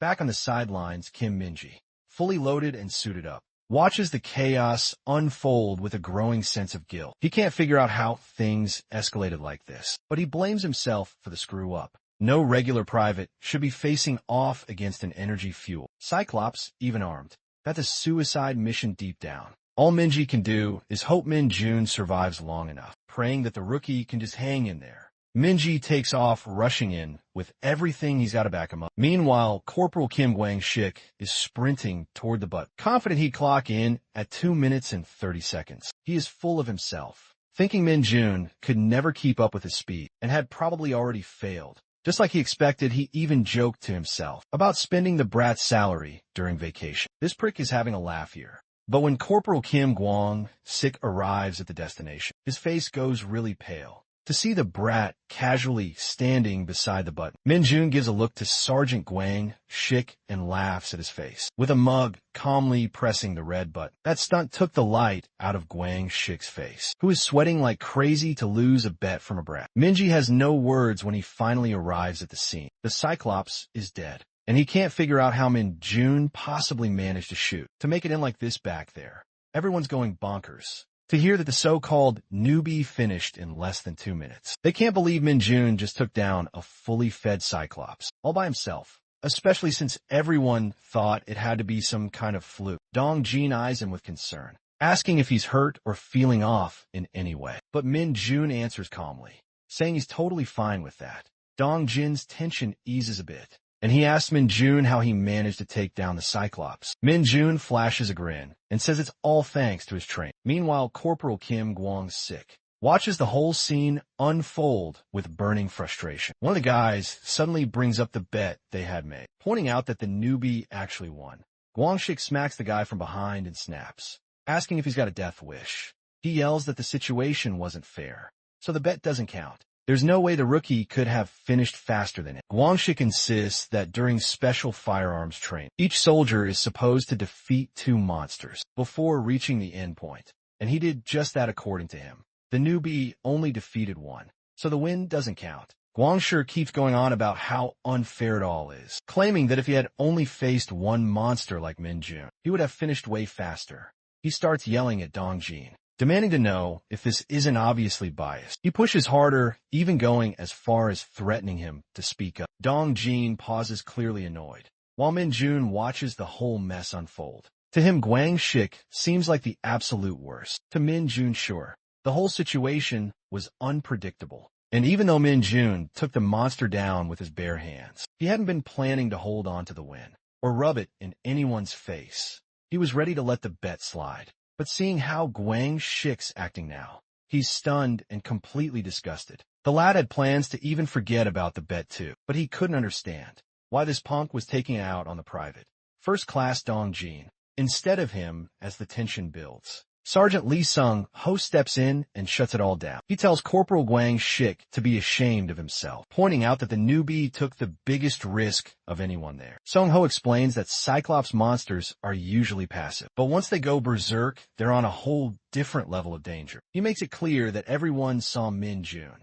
deal with something way more intense than what Guangxi faced. Then he calls him out for rubbing it in when everyone knows the truth. That catches the whole crowd off guard. No one expected Sung-ho to step into this mess. Guangxi fires back, asking if Sung-ho's just trying to show off in front of his juniors. But Sung-ho shuts him down again, saying Guangxi's the one looking desperate right now. Guangxi tries to brush it off, telling Sung-ho to stop embarrassing him in front of the juniors, and saying he was only joking. But Sergeant Sung-ho shoots back, asking if everything that doesn't go Guangxi's way is always just a joke. He adds with a smug look that it's funny how getting a higher rank suddenly makes all the stubborn mules who used to boss you around start acting really obedient. That line hits hard. Guangxi looks visibly ashamed, unable to come up with a comeback, which satisfies Minjun for sure, while Corporal Kim Guangxi stands there in shame. Sergeant Sung-ho asks if he's got anything else to say. Like a nervous wreck, Guangxi mumbles that it's nothing. Sung-ho just nods, saying it's better that way.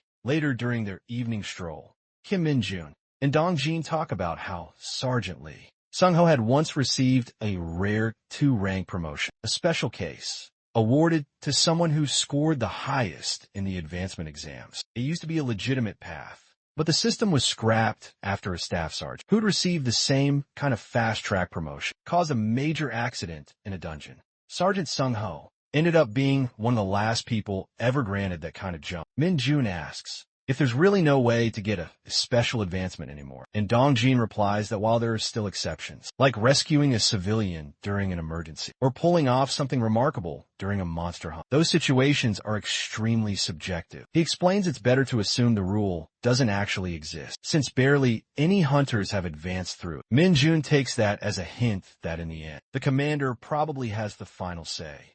The guy's clearly desperate for advancement, though it's not like he's wishing for civilians to end up in danger. Still, what puzzles him more is how strangely quiet this place is, considering it's supposed to be overrun with monsters, wreaking havoc every day, the kind that wiped out the entire North Korean army. Minjun keeps thinking that 2 days is more than enough. He's already itching to advance, even as a private.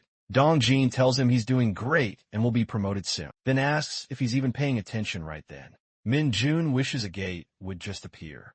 Out of nowhere, a sudden announcement blares from the command and control center. Speaker system, it's an emergency alert that a swarm of middle bats is creeping at the oil reserve, and all available hunters are ordered to respond immediately and install the protective shield without delay. The announcement keeps repeating, grabbing both Dongjin and Minjun's attention. Minjun's eyes light up in excitement as Dongjin tells him to hurry up. Middle bats are bat-type monsters, about the size of children, known to live in colonies. While they're not especially threatening one-on-one, they're fast as hell and have the ability to spit fireballs. That makes them especially dangerous around something like an oil reserve. If not handled fast, the whole military base could go up in flames. Meanwhile, Two hunters already stationed at the reserve are locked and loaded, scanning the skies and counting the bats, wondering how the hell these things managed to show up here. Of all places, one of the hunters warns the other not to fire anywhere near the oil reserve, asking what they do if the bats went wild and triggered an explosion. The other argues they can't just stand by and do nothing, but his partner insists they should wait and monitor the situation. For now, the report's already been sent in, and someone's bound to show up soon to install the protective shield. Still, both of them are visibly on edge, uneasy about the risk, just imagining what could happen. If those bats spit fireballs before the shield goes up, is enough to make their blood run cold. They keep debating what to do, still confused about why the bats showed up at the oil reserve in the first place. Just then, Min-jun appears and casually announces that he'll draw the bats' attention. Both hunters freeze in shock, knowing that he's a newbie from the second company, and they have no clue what he's planning to do without any equipment. But Min-jun brushes them off, saying he doesn't have time for gear when his precious guests, the monsters that are going to help him advance, are already here. He's fully ready to earn the title of the private who single-handedly stops an emergency that could have taken out the entire military camp. And best of all, he gets to hog every last bit of experience for himself. As expected, this cocky brat realizes the bats are reacting to his demonic energy, and now they're all his on the other hand. The hunters nearby are scrambling to set up the equipment and make sure nothing gets damaged. But as soon as they catch sight of Min-jun out in the open, they stop and shock. Sergeant Sung-ho sees them spacing out and yells at them to get moving and finish installing the shield. The hunters stammer, pointing at Min-jun, who's already out there fighting. That only makes Sung-ho angrier. He snaps that Min-jun is doing all the heavy lifting, while they're just standing there gawking. The hunters quickly apologize and jump back into action. Min-jun thinks it's taking way too long, since he has to rip the bats apart one by one. Sergeant Sung-ho comes running over, shouting at him to lower his stance and fall back, demanding to know what he's doing out there without even a bulletproof vest. But Min-jun isn't backing down. He's convinced this fight is all his, and he's not about to hand it over. Then his eyes land on the electric fly swatter in Sung-ho's hand, and he lights up with excitement. Right then, Sung-ho suddenly drops to his knees, clutching his stomach as it acts up. Min-jun asks if he's okay, and the sergeant barely manages a reply that he is. Min-jun takes that moment to ask for the electric fly swatter, but Sung-ho refuses, telling him again to fall back. Min-jun just grins and tells him not to worry, promising he'll be back in a jiffy after taking care of the bats. The moment he grabs the sweater, his face lights up like a kid on Christmas morning, and he dives straight back into the fight. Sung-ho watches in disbelief as Min-jun begins overpowering the middle bats with ease, swinging the swatter like it's a legendary weapon. Suddenly, one of the bats spits out a fireball, and everyone nearby freezes in fear. Without hesitation, Sergeant Sung-ho commands everyone to open fire, saying he'll take full responsibility for whatever happens. But Min-jun stares the bat down and roasts it, saying if the bat has no idea what happens when it plays with fire, then it's about to get burned. Everyone is stunned by how high Min-jun just jumped, wondering how on earth he managed something like that. A few hunters announce that the protective shield has been activated and remind everyone to secure all the cables. They're still asking how much longer it'll take to gather all the middle bat corpses. Sergeant Seung-go salutes his superior,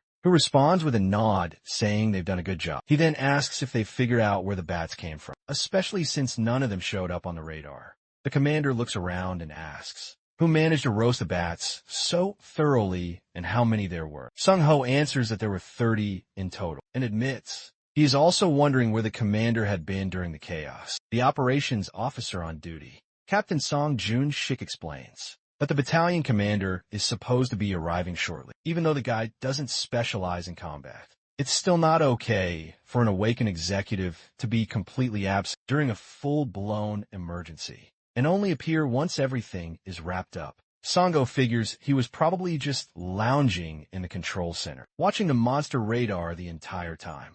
Jun-shik asks Sergeant Sung-ho if he's the one who roasted all the bats, and says he'll report it to the battalion commander. Sung-ho quickly replies that it wasn't him, when Jun-shik follows up asking if there's anyone else in the battalion skilled enough to pull that off. With an electric baton, Sung-ho explains that it wasn't just about the ones taken down. With the baton, Every single one of the 30 bats was defeated by the same person. He tells Junshik to make sure that's what gets reported. Junshik is stunned, asking again for clarification, since all the other executives were off duty. If it wasn't Sung-ho, then who could it possibly be? Just then Min Jun strolls over, salutes Sung-ho, and casually hands back the electric baton he had borrowed. He then asks with a grin if that thing happens to be expensive. The next day, in the battalion commander's office, Sergeant Sung-ho is questioning Min Jun, asking if he's someone who has re-enlisted. Min Jun shakes his head and says no. Then Sung-ho asks if he's a regressor or something, and again Min Jun denies it. Sung-ho sighs and tells him not to pull any reckless stunts, like he did yesterday, ever again.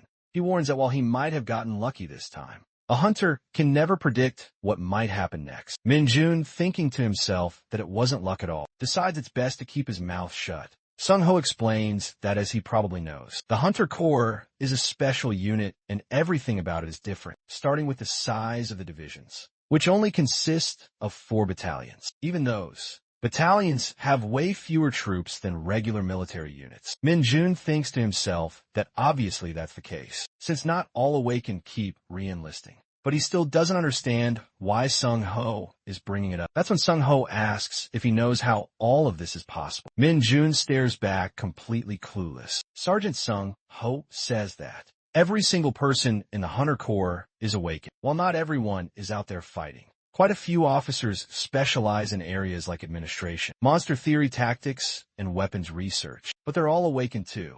Dude explains that in the Hunter Corps, advancement is based purely on accomplishments and talent. Meanwhile, Min Jun is thinking that. They called him into the battalion commander's office first thing in the morning, so he figured there'd be some good news. But now he just feels annoyed. It's more like an info session, and he should have known better than to get his hopes up. Sung-ho looks at him and asks if he was expecting something, just because he got called in. Then he tells the lad to stay focused, adding that today, the hunter who has defeated the most monsters in the 104th Division will be visiting their battalion. A car full of tough-looking men pulls up at the Hunter Corps base, and Colonel Lee Jun-byum, the 2nd Battalion commander, steps forward to salute the arriving guests. Standing beside him are Captain Seo Jong-won, the 2nd Battalion's 2nd commander, Captain Song Jun, 6th Operations Officer, 2nd Lieutenant Kim Chul-man, the 2nd Platoon Commander, and Sergeant Lee Sung-ho, the 2nd Squad Leader. All of them stand tall, sharp, and fully focused. Sir Du walks up and shakes hands with Sergeant Sung-ho, saying he's heard about how calmly he handled yesterday's incident. He praises Sung-ho's work, and Sung-ho respectfully thanks him for the acknowledgement. Meanwhile, Kim Min-jun is sizing up Sir Du, thinking he definitely gives off a commanding presence. And now he's really curious just how strong a 2-star officer from the Hunter Corps must be. Sir Du then turns his attention to Min Jun and asks if he's the one. Min Jun confirms, and as Sir Du shakes his hand, Min Jun instantly feels the insane strength in his grip, leaving him stunned. Then the big guy casually starts patting Min Jun's back, like he's his favorite puppy, telling everyone to relax and ease up. Sir Du tells everyone to stand at ease, and asks if they've pinpointed the location of the gate the middle bats came from. Sergeant Sung-ho reports that it's on a hill, about 1.2 kilometers north of the battalion. The dude explains that the area is currently off limits, and they're working on identifying the gate's rank. Sir Du instructs him to report directly to the division commander's office once they have confirmation. Next, this guy asks if there was an issue with the radar. Captain Junshik responds that the alarm didn't trigger until the bats were practically on top of the battalion. He adds that it doesn't look like a mechanical failure, but they're checking for possible blind spots. Sir Du says that if it isn't malfunction, then the problem might have been the sheer number of monsters slipping through, and orders them to inform the Divisional Ordnance Office and install 2 additional radars.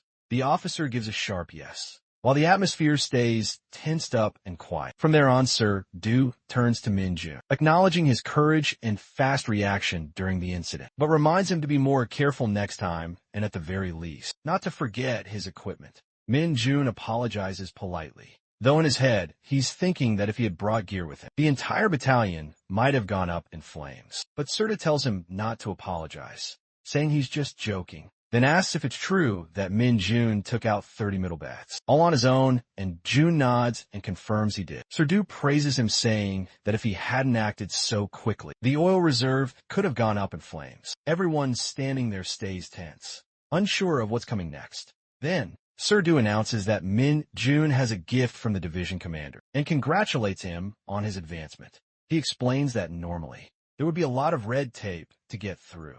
But when a soldier achieves something outstanding, they deserve to be rewarded right away. Sparky thanks him sincerely. Serdu then orders Sung-ho to immediately grant Jun a 3-day, 2-night vacation. Sung-ho agrees without hesitation. The brat lights up. He expected to advance eventually, but he never imagined it would happen this fast. And now a vacation too. Suddenly military life doesn't seem so bad. As they walk together, Kim compliments Jun for doing a great job and mentions that he hasn't even had a proper conversation with him since his recent transfer. Yet Jun has already made such a big impact. He adds that thanks to Jun's actions, even he ended up receiving a commendation. Jun thanks him, and Kim asks if it's his first time going home since enlisting and what he plans to do outside. Jun lights up with excitement and says he's obviously going to play Dungeon Power Fighter at the PC room. He figures that even if he goes home, he'll just end up in a restricted area with no internet. So he might as well spend the next 3 days and 2 nights gaming instead of wasting time on travel. He arrives at the PC room, where 2 guys nearby are deep in conversation. The big guy asks the cranky dude if he went there again, and the cranky guy groans, telling him not to even bring it up. He complains that the soldiers are so stingy. It's not like he was planning to go inside the cave. He just wanted to pick some pine mushrooms in the area. He says he already got permission from the mountain's owner and even deposited the money, so he doesn't get why they're stopping him. The big guy replies that Chongxian went there before. The area was completely restricted and came back saying the whole mountain reeked of something toxic. He adds that he had a headache for days afterward. So if this lad plans on heading back, he's definitely asking for trouble. The dimwit in the green cap says he'll just go there with a mask or something. Suddenly Jun asks where that place is, which surprises both of them.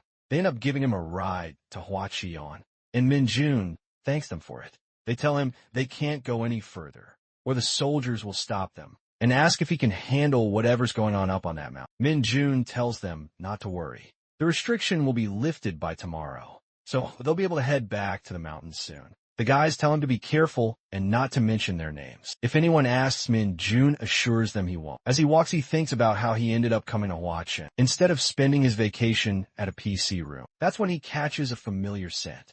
It's demonic energy, Jun notices. The security near the entrance to the mountain is pretty tight, but surprisingly loose closer to the dungeon itself. In that case, he figures it's better to avoid drawing attention to himself, especially since he's still just a private.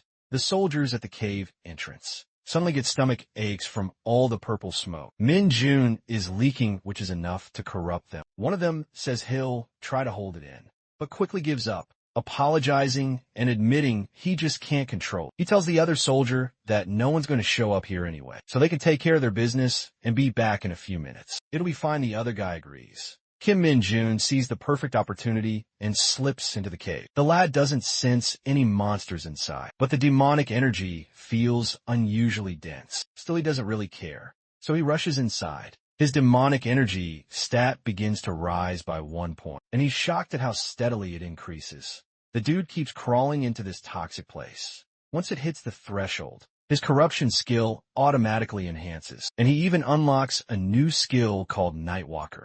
Jun feels lucky finally starting to resemble Lumi Nuna, his favorite character, and the cult founder he once modeled himself after. With 60 strength, 60 agility, 60 stamina, and 15 demonic energy. Things are looking up now, equipped with 2 skills, Corruption and Nightwalker. The lad's genuinely thrilled to gain free demonic energy and a practical ability. Nightwalker summons a familiar form from Shadow, something he relied on often back in Isgard. That sneaky little bastard is a specialist in assassinations, thriving in the dark and staying hidden. Sure, it constantly drains his demonic energy, but it's more than worth the cost. But when he activates it with a simple emerge, Disappointment hits the familiar looks pitiful, like it might fall apart if the sun so much as glances its way. Min-jun wonders if it's the side effect of dimensional travel, or just his low demonic energy stat, dragging things down still. After a moment, he reconsiders.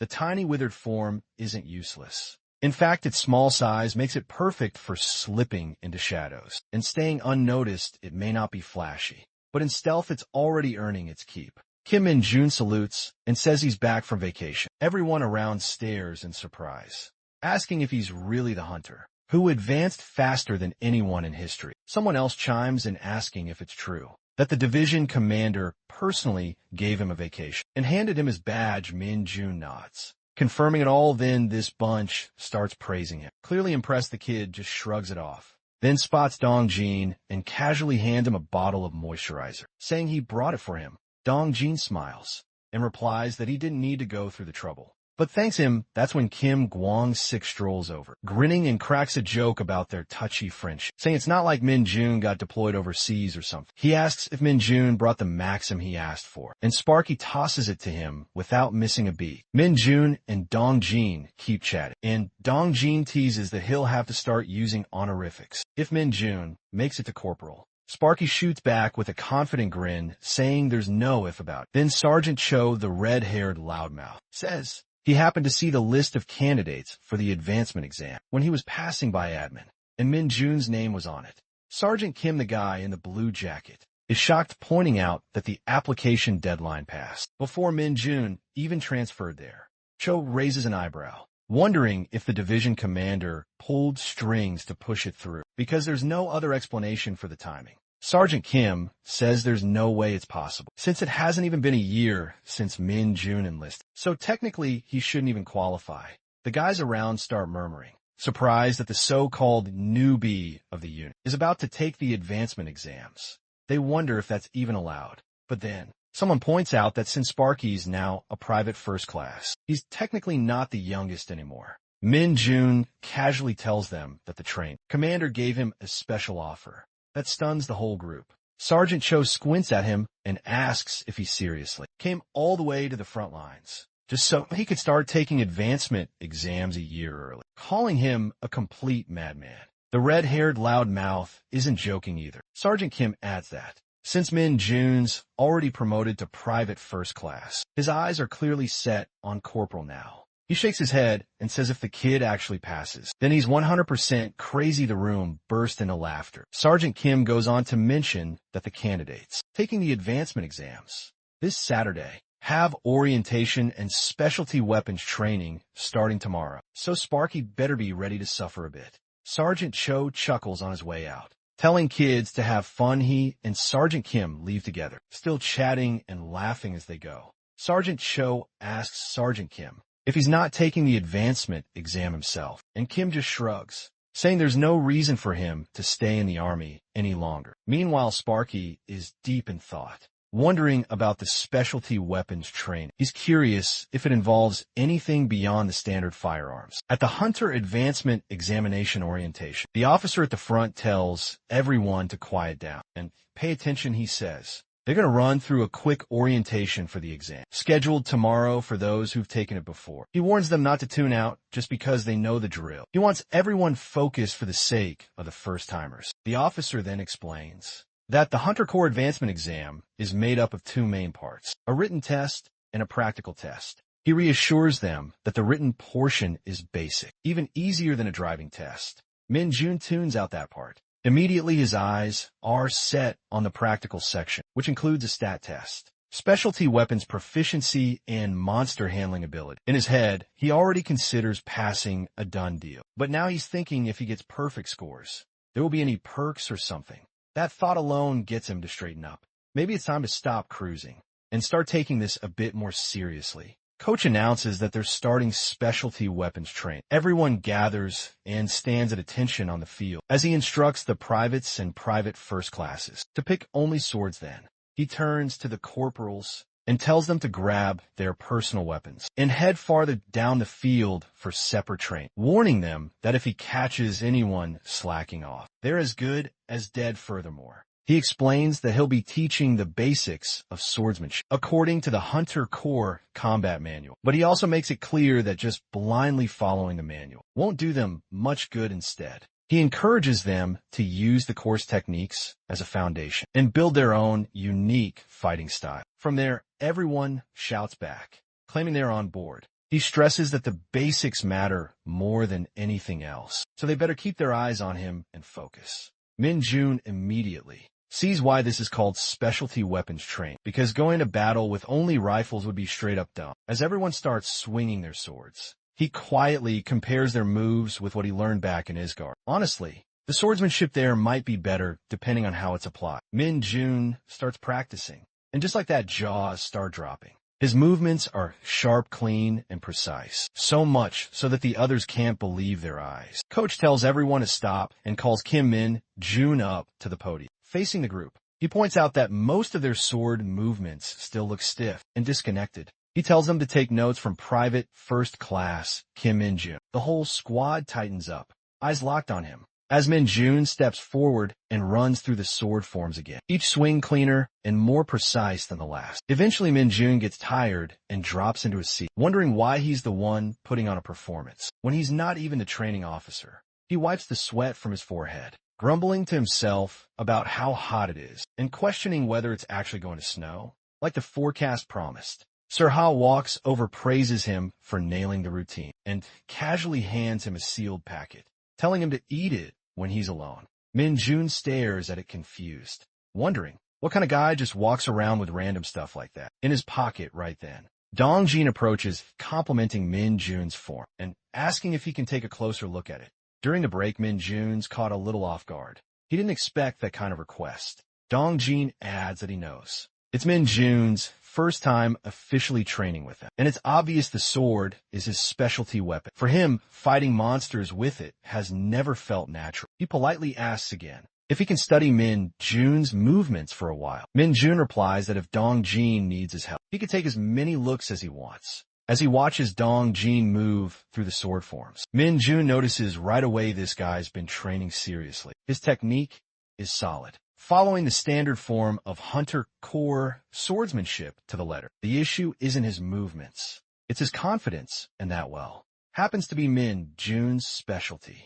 He thinks to himself that it's not time yet, but when the moment comes, he's going to turn Dong Jin into a top-tier hunter. It's Saturday, the day of the advancement examination. Around the area, things are still pretty chill. Two weirdos are busy watching some girl group's music video, like it's the highlight of their week. A group of guys are into a heated basketball match, and off to the side, one guy's locked in, laser-focused on a game of Go. Then suddenly the school speakers crackle to life with an announcement from the administration office. It calls for all hunters scheduled for the advancement exams to head straight to the military training ground. The message keeps looping, growing more urgent, and as it echoes through the area, everyone freezes, eyes widen, and hearts pick up pace. It's finally happening. They all know what this means. It's time to try and level up. It's time to become a corporal. And Min Jun gives a smile that the time has come. On a bright sunny day, the hunters gathered at the training grounds, and soon after, Second Lieutenant Kim Cheolman of the 2nd Battalion stepped forward. He introduced himself as their guide for the day and added with a dry smile that he hoped they'd actually bother to listen to him. He, wasting no time, calls for a head count and told each company to report their numbers. Just then a bus rolled up, and Kim Cheolman instructed everyone to board in an orderly manner. Once they were all on board, he reminded them of what they already knew. The advancement exams would be held at the 105th Division, which meant they'd be heading to Gapyeong, where the division was stationed. Before taking his seat, he added one last piece of advice. Review the practice questions while on the road. On the bus, it's pure chaos, packed wall to wall with confused weirdos and jittery hunters. Some of them were chatting about how the 4th Battalion would be joining the advancement exams today, and one guy immediately perked up, asking if that meant girls would be there. His whole mood lit up as he started going on about how he was finally going to show off his years of practice and weapons proficiency just to impress them. Both of them got all hyped and fired up about scoring phone numbers. One guy came fully loaded with cheesy tricks to impress girls, even though getting their number was bound to be a struggle. Kim and Jun's fired up and ready to go all in. After a bumpy ride full of dumb conversations and sky-high delusions, they finally rolled into the 105th Division base in Gapyeong, Gyeonggi. Once there, they were ushered into Written Examination Room 7, where the hunters took their seats and got ready to face the test. Invigilator Kong stepped up and announced the results, saying everyone had passed the written exam, except for Cho Jong-wook from his 2nd Battalion of the 104th Division. All the other hunters were told to head to the practical examination room. Right away, Cho Jong-wook stood frozen, clearly stressed out as the others filed out around him. As soon as the room emptied, Kong let loose yelling at him for failing an exam. That's supposedly easier than getting a driver's license. He called him a fool, and his voice rang loud enough to echo through the hallway outside. The hunters burst into laughter at the brutal scolding. Min-jun stood there with a satisfied grin while the rest cracked up. And among them, the woman named Sun Un Seo quietly watched the group go over. In the practical exam room,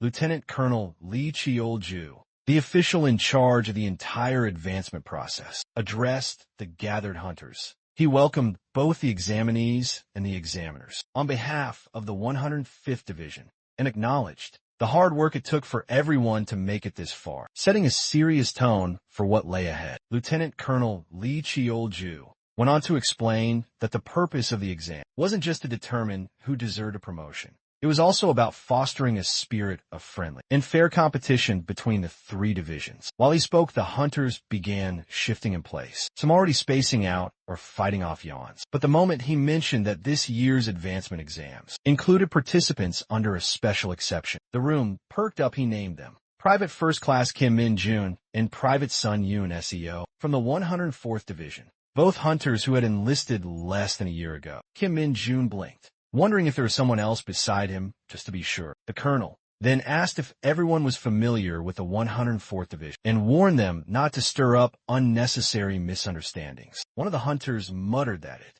was true that one could get special exceptions if one applied to the front lines with top-tier grades. A few guys during his enlistment year had been offered the chance too, but as far as he knew, they'd all turned it down.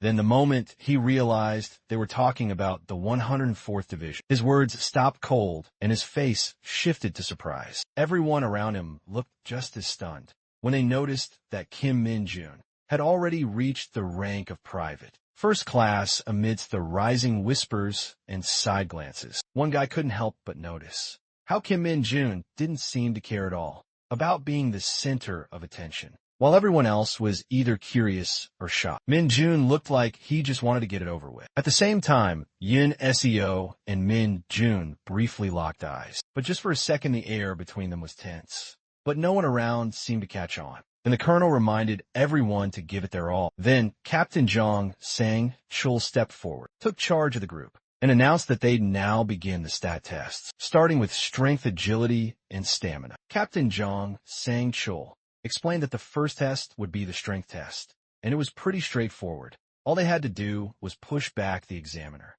standing in front of them. Lee continued, saying they had 1 minute to complete the task and would be graded on a scale of 100, with full marks going to anyone who could move the stone 10 meters. The stress in the room started rising as he called for the first participant, Private Kim Jin-hyuk of the 103rd Division. Jin-hyuk stepped forward and gave it his all, but the examiner didn't budge an inch. He couldn't even twitch the stone, and just like that, he was slapped with a score of 0 and instantly disqualified. Lee reminded everyone firmly that anyone who scored under 40 would be out of the advancement exam entirely. It sent a wave of panic through the rest of the group, and suddenly, everyone started realizing just how tough this test was going to be. Then Jang Won-ho was called. He gave a shot, but only managed 10 points. Getting disqualified, Lee Maju went next and scored 20. Also out, Jong Yuna followed with 0. And Jong Do-won wasn't far off, ending up with 15, both disqualified.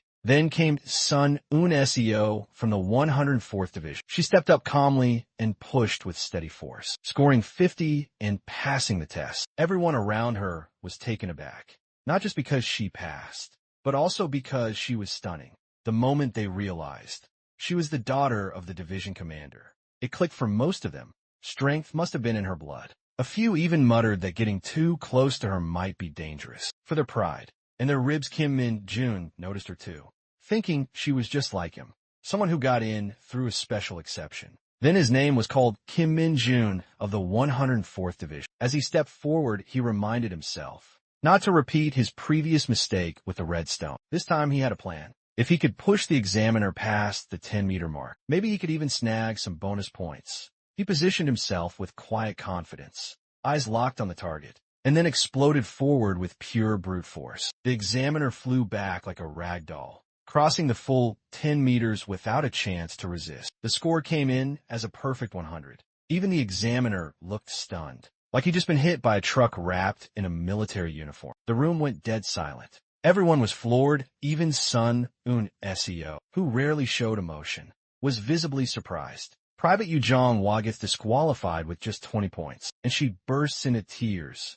The tension in the air is thick. Everyone's feeling the pressure, wondering why this test is so brutal. Sir Zhang steps up and tells everyone to quiet down. He announces that the strength stat test is now over, and they'll begin the agility stat test immediately. No breaks allowed. He instructs those who've been disqualified to exit in an orderly fashion from the rear under the examiner's supervision. Meanwhile, two guys come in dragging a netboard. A few others roll in a gun machine, and the recruits start freaking out, thinking they're about to be shot at. Sir Zhang reassures them they are not actual bullets, but just rubber ones still. He warns if they get hit, it's going to hurt. He tells everyone to get ready to dodge, as their lives depend on it. Kim Min-jun finds this whole thing kind of exciting. Sir Zhang explains that the perfect score for the agility test is awarded to those who last a full minute. Now SEO stands prepared to start this machine run. They have to stay within the zone, or else it's over. The whole squad is on edge. Then Sir John adds that since this is an agility test, they'll also acknowledge anyone who tanks all the hits, but still manages to stay in for a minute.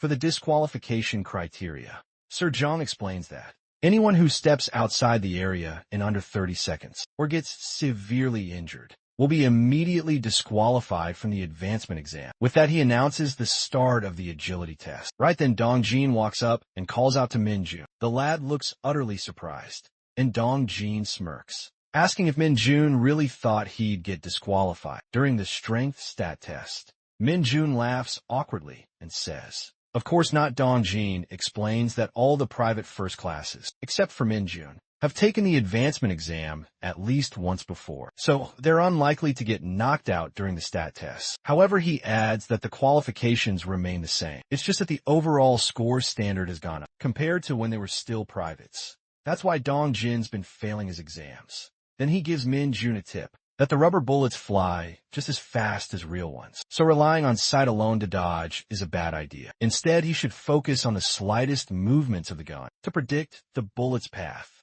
Suddenly, Sir Zhang announces that Private Yun Katai has been disqualified and orders the examiners to escort him to the infirmary. Min-jun starts thinking about how brutal the stat tests are. So many people are getting knocked out before even reaching the real combat portions. No wonder the pass rate is so low still. Making it this difficult actually makes sense. Then Private First Class G Young-do gets disqualified too, and Sir Zhang, clearly disappointed, comments on how underwhelming this batch of hunters is. He reminds them, this is nothing compared to the sergeant advancement exam happening in the room next door. Wondering out loud how anyone is supposed to advance like this, Private Sun Yun Seo get called next, and the whole crowd goes silent. Everyone watches in awe as she dodges the rubber bullets with insane precision. Sir Zhang raises his voice, telling the rest that this is exactly how it's supposed to be done. When she finishes and earns a perfect score, everyone around gasps, clearly amazed. But instead of basking in the praise, she suddenly stops and locks eyes with Kim Min-jun. Now standing still, Sparky is completely thrown off. Everyone starts whispering, wondering if they're dating or something. Sparky frowns, trying to figure out what she wants. He starts overthinking that maybe she wants a compliment for her performance. Well, if that's the case, she should ask her family for applause at home. When Private First Class Kim Min-jun get called up, he steps forward confidently, still feeling Sun Yun Seo's eyes stuck on him, which makes him even more irritated. But once the bullets start flying, Sparky becomes a whole different beast. Instead of just dodging in place, he charges forward, weaving through the rubber bullets like he's out on a stroll. The crowd loses it. laughing and shouting in disbelief as he keeps moving, and even makes goofy faces at Sun Yun SEO while ducking and spinning through the fire. She, in turn, stands frozen, totally shocked by what she's seeing. The timer crosses the 1-minute mark, and Sir John, whacked out, finally yells out, "Ceasefire." Even someone like him didn't expect such a smooth play from a junior. So he proudly announces that Kim Min-jun has achieved a perfect score on the agility test. Everyone regathers on the field, standing straight and focused. And Sir Jong praises them for their solid performance later. Jong announces the start of the stamina stat test as the final part of the stat exam. The rules are simple, as they have to enter a dungeon and march through a transform empty passageway with a strict 40-minute time limit. The instructions are broadcast over the speaker system. All participants need to get their hands stamped by the examiner, stationed at the turning point inside the dungeon, and make it back before time runs out. The only catch is that no one tells them how far the turning point is. It's just marching non-stop. Kim and June wonders if everyone is seriously pacing themselves already when they've just started this. Bunch moves so carefully that it starts to feel suffocated. He thinks about whether it'll be too troublesome if he just runs ahead. That's when Sun Yun SEO suddenly dashes in front of him. Min Jun blinks, thinking, what does she want now? But then excitement surges through him. It totally looks like she's challenging him.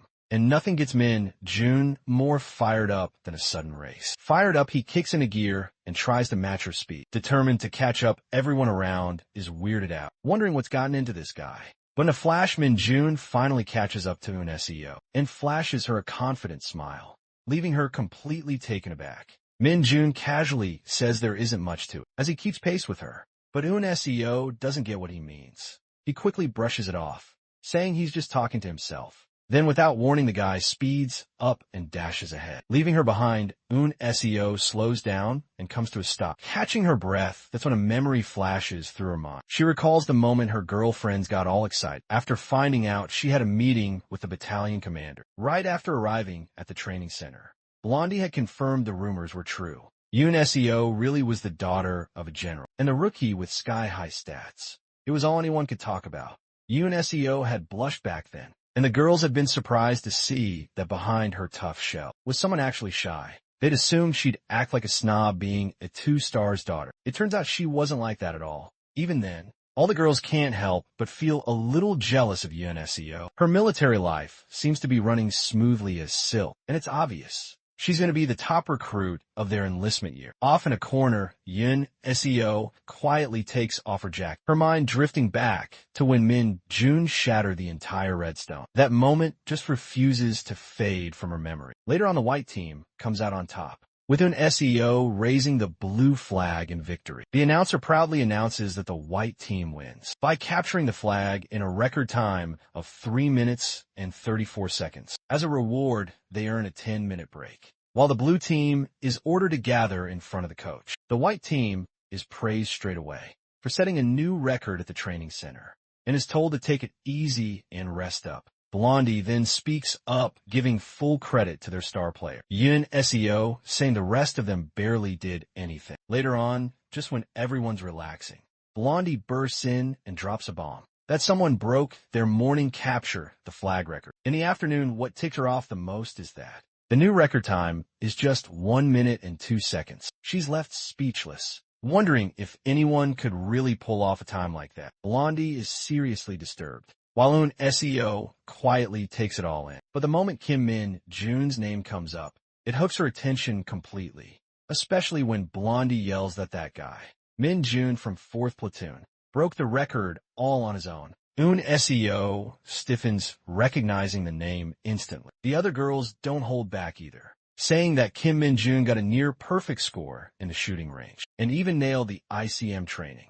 The new news spreads fast, and now all eyes are starting to shift toward this rising rookie. Un SEO doesn't say a word, but something about hearing his name again sticks with her. Next, Blondie keeps the gossip train rolling, saying Min Jun supposedly runs like a lightning bolt without even breaking a sweat, even in her sleep. She won't shut up about how Min Jun apparently hunted down a hound the size of an elephant Someone finally snaps a young REM to go to sleep. Meanwhile, Yun Seo drifts into a memory of her childhood, her father gently patting her head before leaving the house. From that moment on, she made it her goal to become strong like him. Later, Commander Cho calls her in to praise her performance over the last 4 weeks. He says he wants to have a quick word with the daughter of his former superior. Yun Seo doesn't mind, so Cho asks where she plans to apply, with grades at exceptional, saying any division would be lucky to have her. He wonders if she's considering the 117th Division, where General Sun, her father,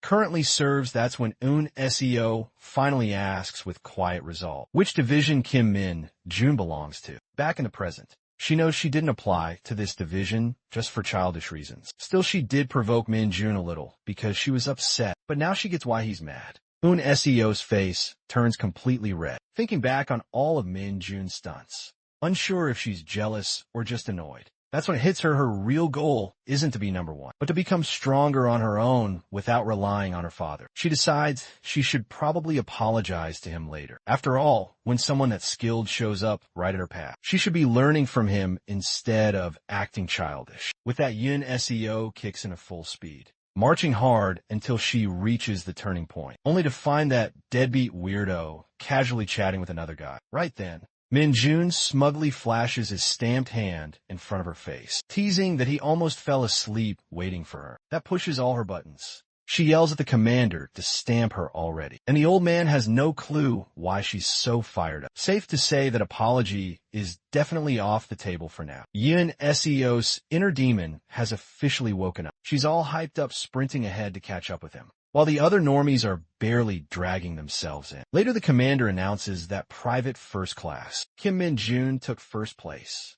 with a record time of 29 minutes. For second place, he names Eun Seo with her time of 32 minutes. Zhang bursts out laughing, pointing out how Min Jun nailed perfect stats again, which is just insane. After that, Zhang tells the hunters who pass to go eat, and then gather at the training grounds by 1 o'clock sharp. Later on, Yun Seo heads over to grab her jacket, only to catch Min Jun making a goofy face at her like a total dork, and she's seriously weirded out by this dimwit. Then Sparky jogs ahead to catch up with Dongjin. Yun Seo ends up smiling to herself, realizing she totally fell for the provocation and lost this round. With nothing more to say, she slips back in her uniform and walks on. At the 105th Division base, inside the second practical examination center, a bunch of goblins with bat-like weapons are creepily screeching at Dongjin, but he doesn't give a damn.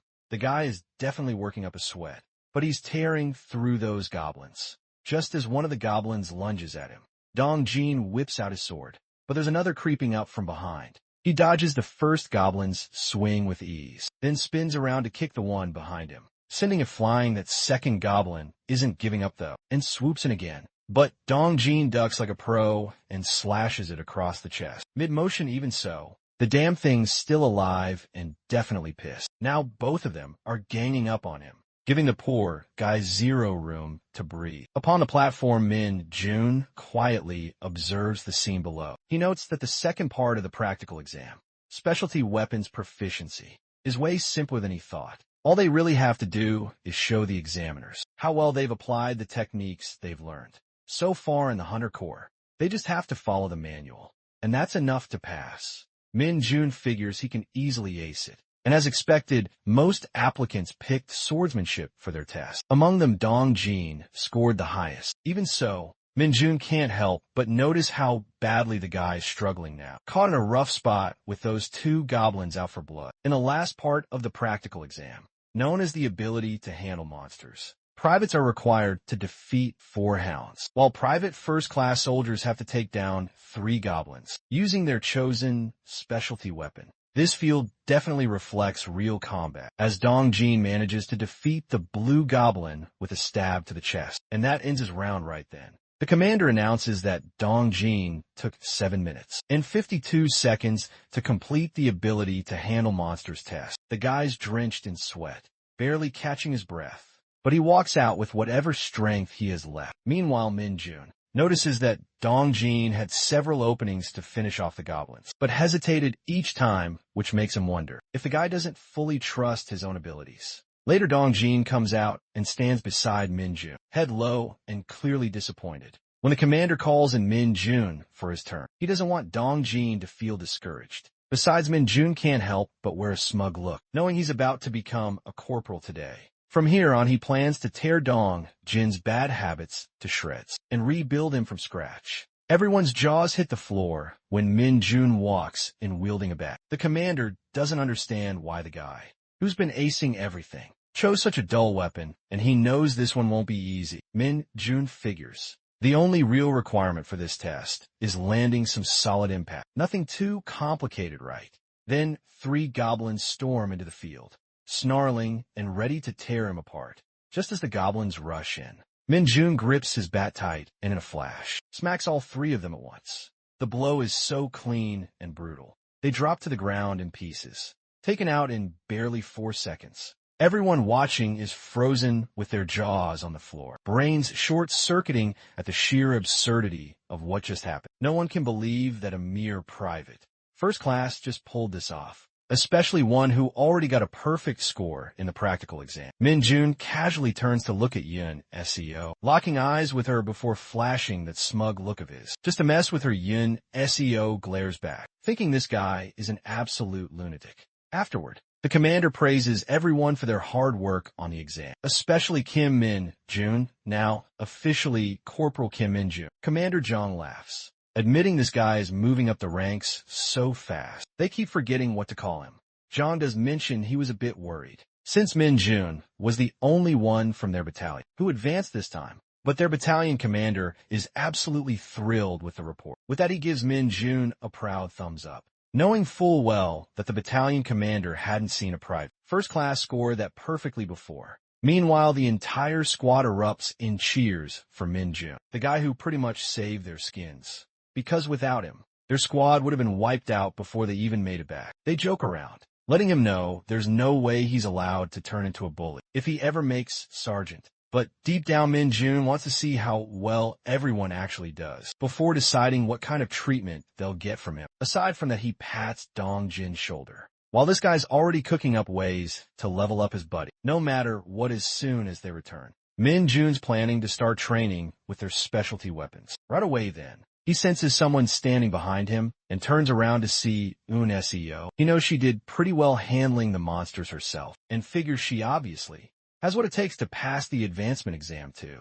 While the bus is getting loaded, Eun Seo stays outside, and Min-jun is a bit confused about it. She's thinking this might be her chance to finally apologize for how she acted during the stat test. But right then, Min-jun presses his face against the window, mouthing a few words that totally shake her. He tells her that if she provokes him again, she's dead meat, and with that, the bus takes off, leaving Eun Seo frozen with a storm of mixed thoughts, convinced that guy is one crazy jerk. On their way, the whole bus, loaded with hunters, keeps asking Min-jun if there's something going on with him. And Eun Seo, the girl's been checking him out all day, even during the stat test, like she is interested in him. The guys are pulling Min-jun's leg for having an admirer, and they are eager for him to spill the tea. But Min-jun doesn't give a damn, and doesn't even look remotely interested, saying Eun Seo provokes him. That's the only reason he trampled her a bit.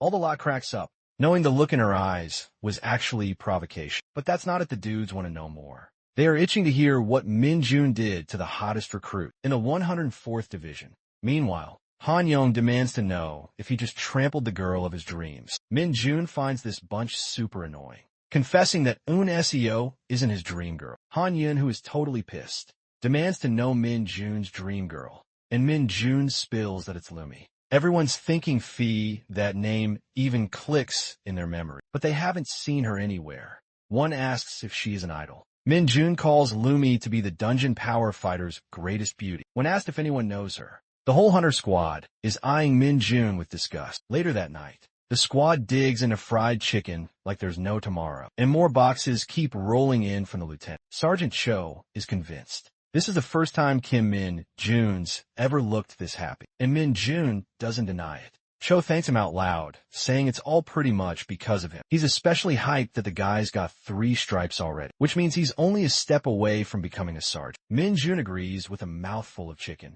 washing it down with Pepsi like a champ. Right then, Sergeant Sung Ho rolls in with a bottle cart, calling all second squad members to gather in the lounge. Right away, everyone knows something's up, and Sung Ho confirms. It's about the report he just submitted to the admin office regarding their squad's second center. But what really matters is that, thanks to a perfect score in the advancement exam, they've scored some beer. Sergeant Cho and Kim leap out of their seats with pure joy, refusing to let Min Jun enjoy it all to himself. Sung Ho butts in saying, the beer is actually a gift from the company commander to Min Jun, so technically it has nothing to do with anyone else. That instantly riles up the whole squad, with everyone grumbling that Sung Ho is getting on their nerves. Sergeant Cho calls him out, saying Sung Ho probably knew about all this from the very beginning, which is exactly why he kept Min Jun in his squad from day one. Later that night, Min Jun is out trolling by himself and takes the chance to summon his Night Walker. He makes small talk with the little guy, asking if he's doing okay. Honestly, he was pretty flustered the first time this thing appeared during a summon, but now Sparky's got a clear plan. He doesn't really need an assassin.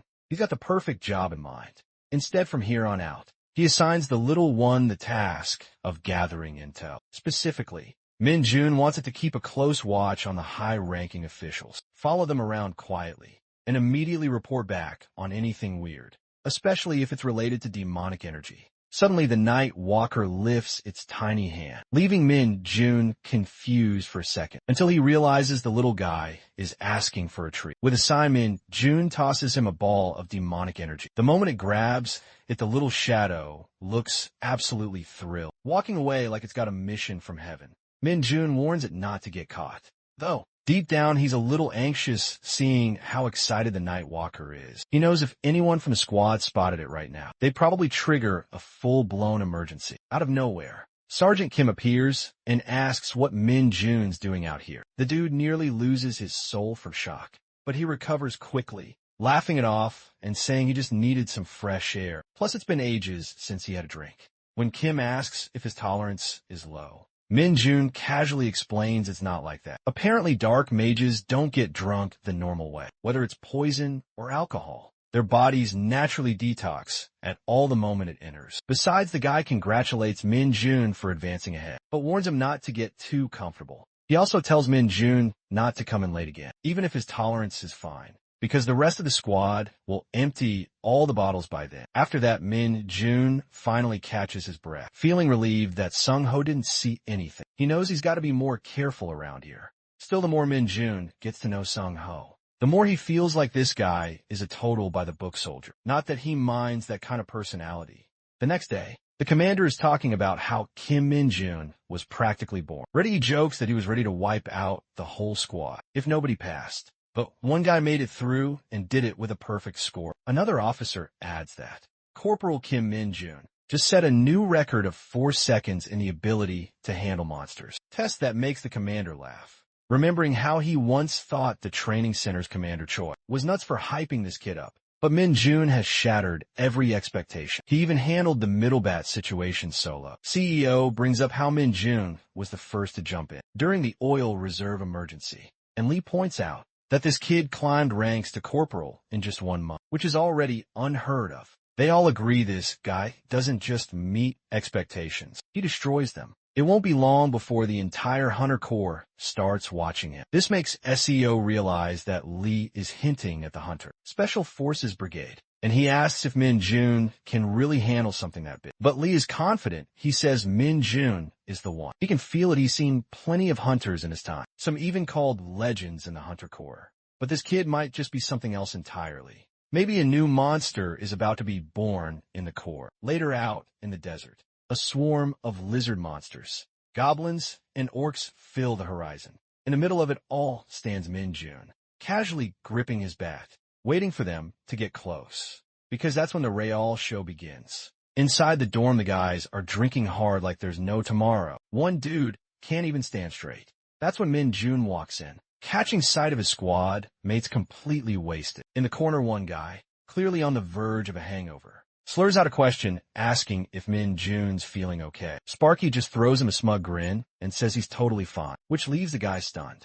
He can't believe that after drinking so much, Min Jun is still standing tall without a single wobble. He straight up calls him a real monster. Just then, Sung-ho walks in from behind, and Min-jun casually asks if he's doing all right. The drunk guy stumbles into a salute for Sergeant Lee says he's doing fine after sweating it all out. Min-jun flashes a smile as he looks over Sung-ho's fit bill, thinking that this guy really is the definition of a true soldier. On top of that, Sung-ho asks if the kid has checked out the gym yet, and Min-jun replies that he hasn't gotten the chance. Sung-ho tells the kid to start using the gym now that he's a corporal. He adds that the virtual device in their squad is actually pretty solid, so Min-jun should give it a try.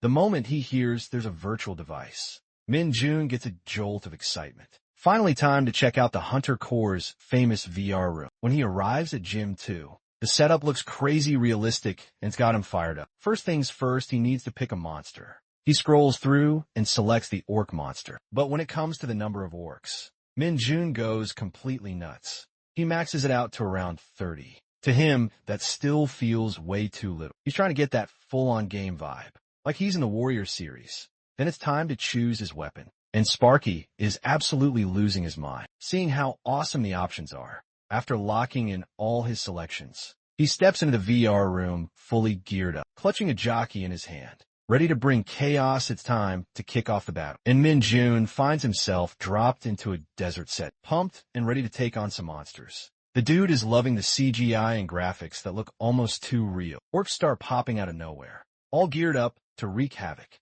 But Sparky isn't fazed. He swings his bat and nails his first sixer, sending an orc flying through the air.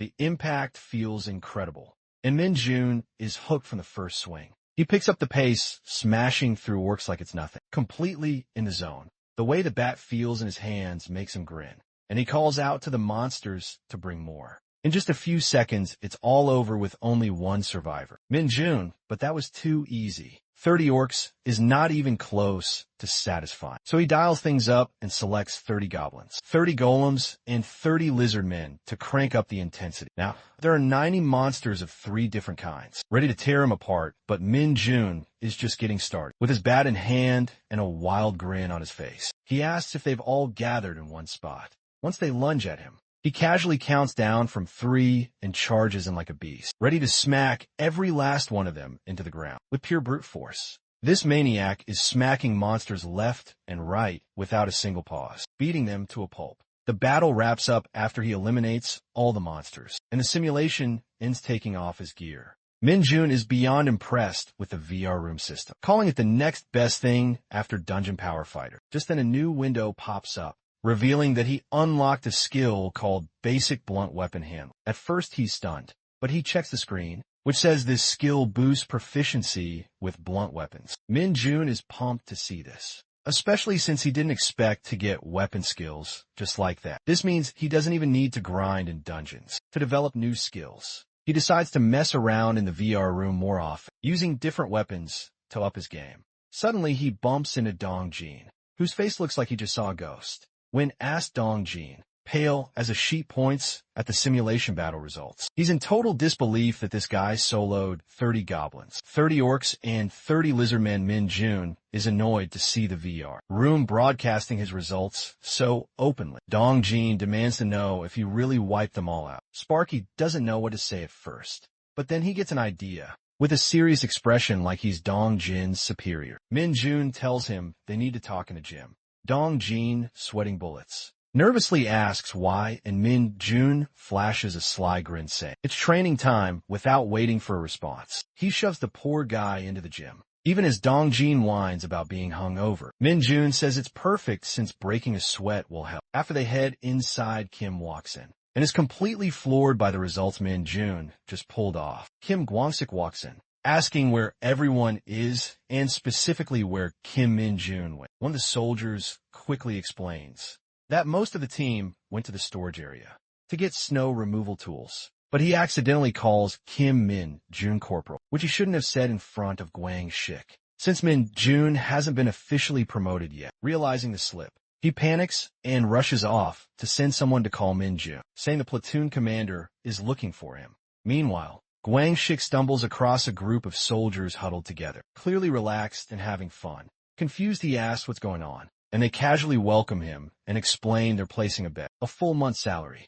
on how soon Kim Min-jun will get promoted to sergeant. Everyone has their own prediction. 6 months, 8 months. Over a year, Gwangshik is stunned by how seriously they're treating it and asks why they're always making bets like this. Kim Mungi laughs at Jong Hyun's 6-month prediction, calling it crazy and impossible, while the others join in teasing and enjoying the moment. Jong gets fired up, yelling that Min-jun isn't just some average guy. He's on a completely different level. Kim Moon-ji is him for being all worked up, and Jong snaps back, saying he has no regrets and warns everyone not to back out. Later, the group bursts out laughing and locks in the bed, each throwing in their guesses with full confidence. Then Gwangshik steps in and boldly bets on just 1 month, shocking everyone into silence. Meanwhile, Min-jun is in the gym, feeling a bit down because he's been training hard for days, but hasn't seen any improvement in his stats. He starts to wonder if all that effort was just a waste of time. Then he remembers that even something as irritating as the Isgard incident ended up giving him a passive skill. One of his abilities boosts his strength by 150%, and he starts wishing he had something like returned hero strength, a skill that scales with stat growth. Just then a notification pops up saying he's unlocked a new skill. It's a basic one called Power, and it gives him a boost of 5 to his strength stat. Even though it's simple, he's fired up and knows he can level it up. Later, as Min-jun catches his breath, a fellow soldier shows up and tells him the platoon commander is looking for him. Min-jun thanks him and heads out. The soldier watches him leave, a little confused by how calm and focused everyone seems around Min-jun today, like something is off. When Min-jun arrives at the administrative office, he salutes and reports in as ordered. Kim Min-shil greets him and brings him to the counseling office for a casual chat, asking how life as a corporal is treating him since it's been almost a week. Min-jun replies that things are going great. Kim Min-chul congratulates him on the promotion and thanks him again for resolving the middle bats incident. Min-jun shrugs it off, saying it was nothing. Then Kim Min-chul gets to the real reason he called him in. He hands Min-jun an official certificate, a special award from the battalion commander. It's for handling the incident and scoring perfectly on his promotion exam. Kim Min-chul jokes that Min-jun shouldn't be disappointed by how casually the award is being handed over, explaining that in the Hunter Corps, they prefer to avoid too many formal events. The certificate is an award of excellence, signed by Colonel Lee Junbyum, officially recognizing Min-jun's outstanding service. On top of that, Kim Min-chul mentions that the award will count toward his experience. Min-jun glances to the side, wondering if that means he might get another exception later. Kim Min-chul hesitantly agrees maybe, but also points out that this award is rare, and not many hunters receive it this early, let alone more than once. Min-jun lights up with excitement, tossing out the idea that if he earned 10 awards, maybe he could land another promotion.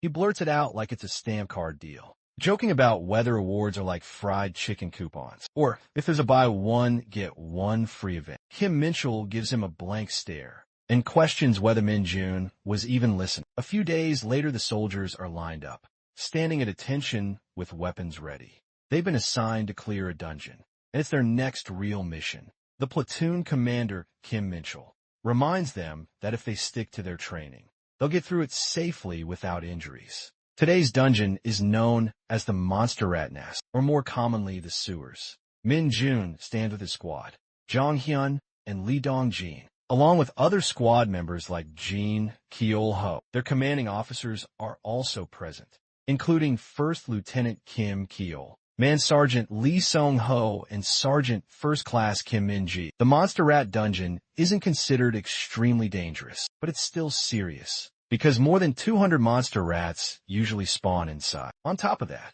the narrow tunnels make it tough to use guns effectively. So even though it's not a high-ranking dungeon, it still demands full focus and tight teamwork to clear it safely. What makes this one trickier is that there's only one exit, besides the way the team came in. So the plan is to trap the rats by funneling them all through that single route. Kim Min-chul tells everyone to get into position and prepare the bait. They place it near the second entrance to lure the rats in the dungeon. Stinks horribly so. All the soldiers with a special gas masks issued by the Hunter Corps. One of the soldiers, Ju Si-yangi, grumbles about the smell and the rats, saying the monsters feed on gross stuff like rotten bananas, which only makes the stench worse. even though it's hard to breathe and move around properly. The team pushes through and spreads out as much bait as possible. To kick off the plan, the soldiers spot a massive group of monster rats charging in from the front entrance, and everyone immediately gets into position for battle. The commander shouts for the troops to form a line,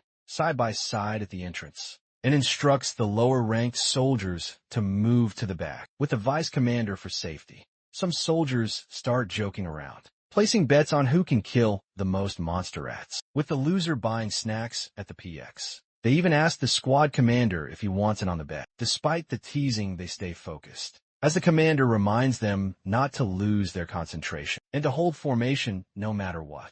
The plan is to fight the rats head-on without breaking their line. Up ahead, Corporal Kim Moon-ji from 2nd Platoon. 3rd Squad fights off rats fiercely, while right beside him, Corporal Jong Han-young from 2nd Platoon. 2nd Squad holds his ground.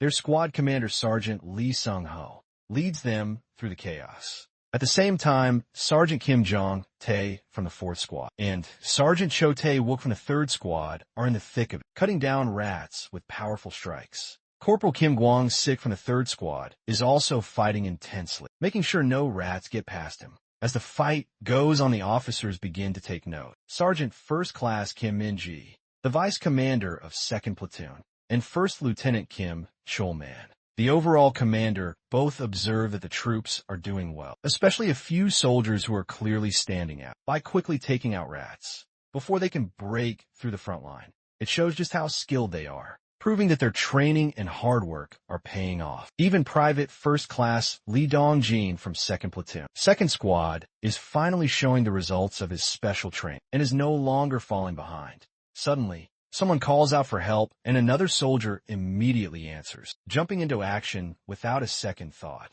But just then, more monster rats appear from the rear. The soldiers quickly shout a warning that the back is under attack. The commander orders the 1st and 4th Squads to handle the rear entrance and tells the privates to slowly back away, using their shields for protection. He warns them not to overdo it or break formation, because they're almost done. Just a little more to go, but something feels off through his gas mask. Guangshi senses that something is wrong. He realizes too late that something dangerous is coming, not from the front, but from underground. An irregular monster starts to emerge, and Guangshi sees that it's huge, having fed on the other rats. And its size is absolutely terrifying. Frozen in fear, Guangshi can't move. Lee Dong-jin tries to shout, but finds himself just as frozen. He finally screams at Guangshi to get out of the way, begging him to run, to move, to do anything, but it's already too late. Then Kim Min-jun looks closely and notices something strange. In the monster's eyes, they look completely blank, empty, and there's no fear in them at all.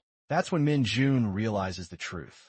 It's overflowing with demonic energy. At the same time, Lee Dong-jin gets praised for acting quickly to save Guangshi. Right after that, soldiers from behind shout to Min-jun that it's too dangerous and tell him to fall back. They also order all corporals to follow him, while telling the rest of the squad to stay ready. Kim Min-jun just smirks because while all of that is happening, he's secretly absorbing the demonic purple energy through the monster's eyes. A dangerous and mysterious power. He's a bit worried someone might notice, since using or gaining demonic energy could raise suspicions, or even be considered dangerous in their world. That's why he sarcastically thanks Lee Dong-jin, since Dong-jin's bold move ended up distracting everyone, and helped Min-jun absorb the energy without being caught. Then a message appears letting him know that he's absorbed a certain amount of demonic energy, and that his demonic energy stat has increased by 1. In the end, Min-jun realizes just how much power the monster held, and he says he'll make good use of that energy for the right reasons. Jong admits defeat, clearly impressed.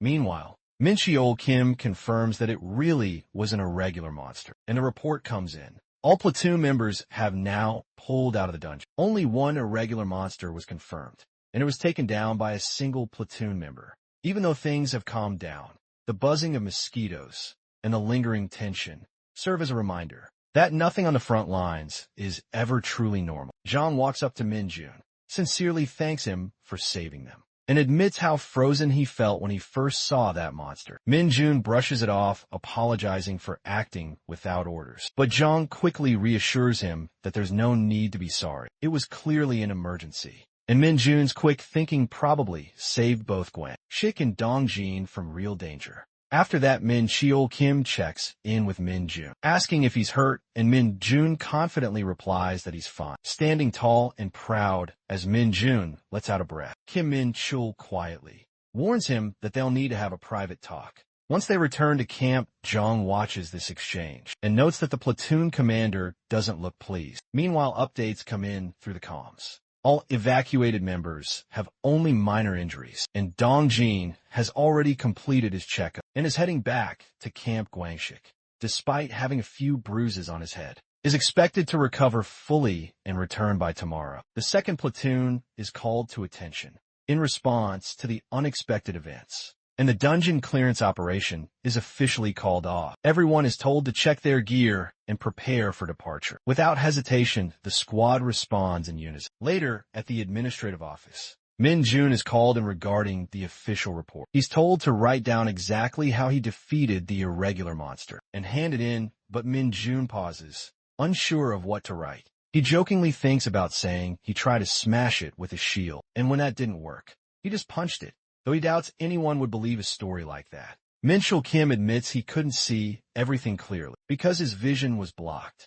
but he still asks if Min Jun really beat the monster with just his fist. Min Jun becomes unsure how to respond and says the monster was full of energy and he didn't have time to think. Shifting the conversation, Min Cheol Kim asks about Min Jun's stats, and Min Jun replies that his strength is 65 and his agility is 60. Hearing this, Min Cheol Kim is shocked, noting that even as a first lieutenant, his own stats are just above average. At 40, he realizes Min Jun's stats are more than double those of a typical sergeant, and mutters in disbelief, thinking that with numbers like that, Min Jun could have easily gotten into the Hunter Military Academy. It feels like a missed opportunity, especially since Kim remembers the record, showing that Min Jun dropped out of high school, which would have made enrollment tough. Still, he tells Min Jun that if he ever wants to become an executive, he should consider taking the GED and applying to a university. He adds that once Min Jun reaches the rank of staff sergeant, he'll have the option to travel for classes and take online courses, too, and even offers to look into the process for him. Min Jun admits that he doesn't really enjoy study and feels it's enough to keep advancing through his accomplishments. Alone after hearing that,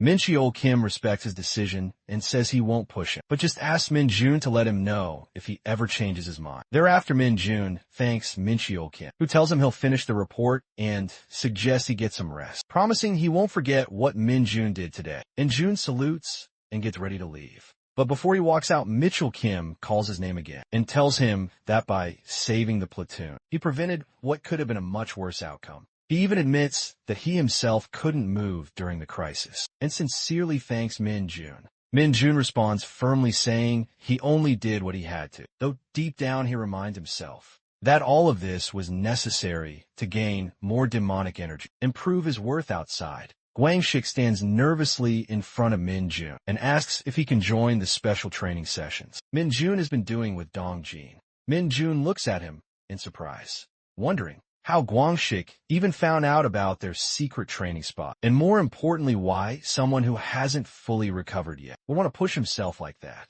Gwangshik struggles to explain, then suddenly points to Dong Jin and says that he's come a long way and is actually half decent now. Gwangshik admits it's probably because of their training, and that's why he wants to join in and start training too. Min Jun isn't impressed and asks if Gwangshik really thought he could just join like that. He reminds him that there's an order and discipline to these things, especially for someone like Corporal Kim Gwangshik. Gwangshik bows his head slightly and sincerely thanks Min Jun for saving him, then turns to Dong Jin and apologizes for how he used to treat him. Dong Jin is caught off guard and nervously tells him not to worry about it, but Gwangshik continues in a serious tone, saying he's truly sorry for all the hazing and doesn't know if they'll forgive him. But he's being sincere. He explains that due to some personal reasons, he wants to become a non-commissioned officer, and that's why he's determined to train properly with them. Dong Jin nervously asks if it would really be so bad to let Gwangshik train with him. He turns to Min Jun, hoping he'll agree.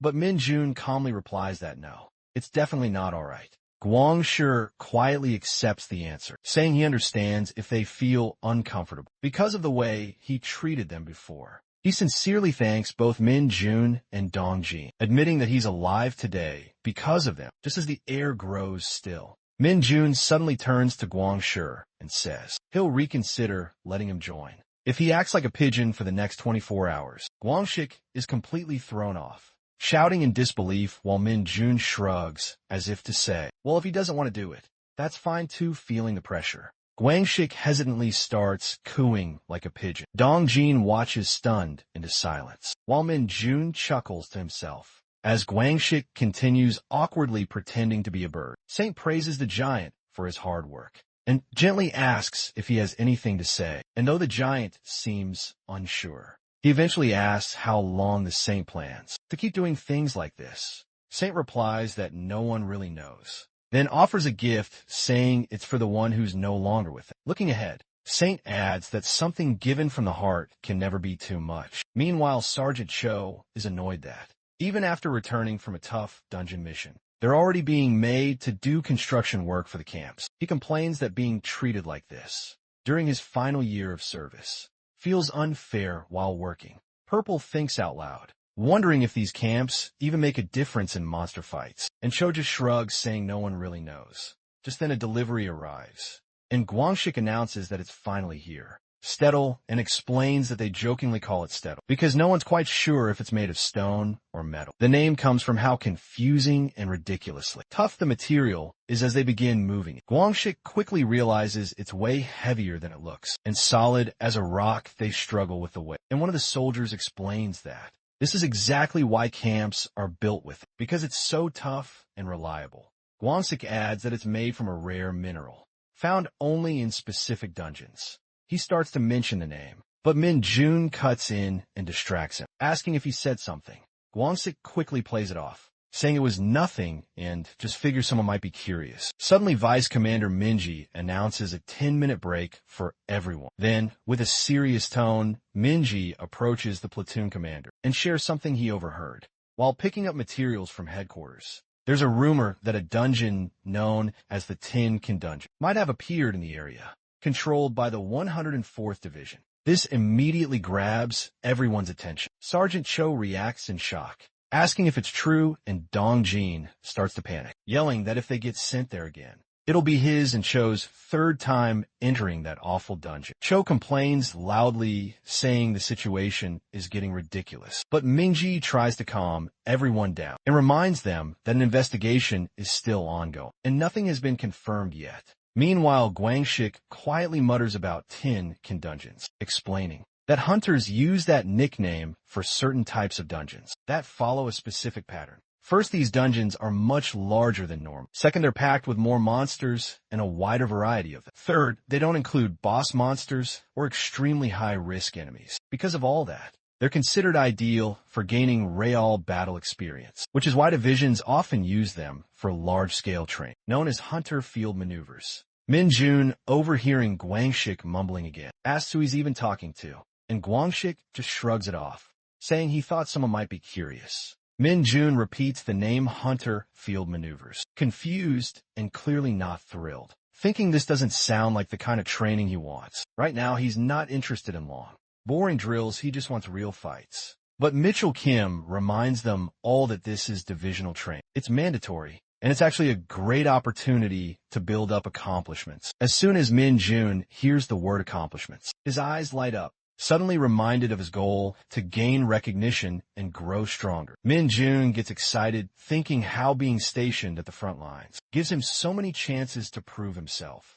He feels proud of his decision to come here, because it was the right choice. And everything's working out even better than he imagined. As the excitement about gaining accomplishments builds, Min Jun suddenly notices a faint purple glow at his foot, but without drawing attention, he quickly slides his shoe over it and hides it before anyone notices. Dong Jin and Cho, clearly exhausted, yell out in frustration and say they don't need any more accomplishments, because they're already being worked to the bone in their final year. Meanwhile, Min Jun quietly lets out a breath of relief, thinking how lucky he is that nobody saw the glow. He brushes it off and casually shifts focus, thinking the current issue is something about reinforcement requests. Meanwhile, CO Sun, the female officer, explains that reinforcements were requested due to an irregular monster and a request came from the investigative team. Inside a dungeon that recently appeared in Yinggu, the commanding officer recalls that the dungeon appeared inside a military zone, not near civilians, to which NCO confirms, and adds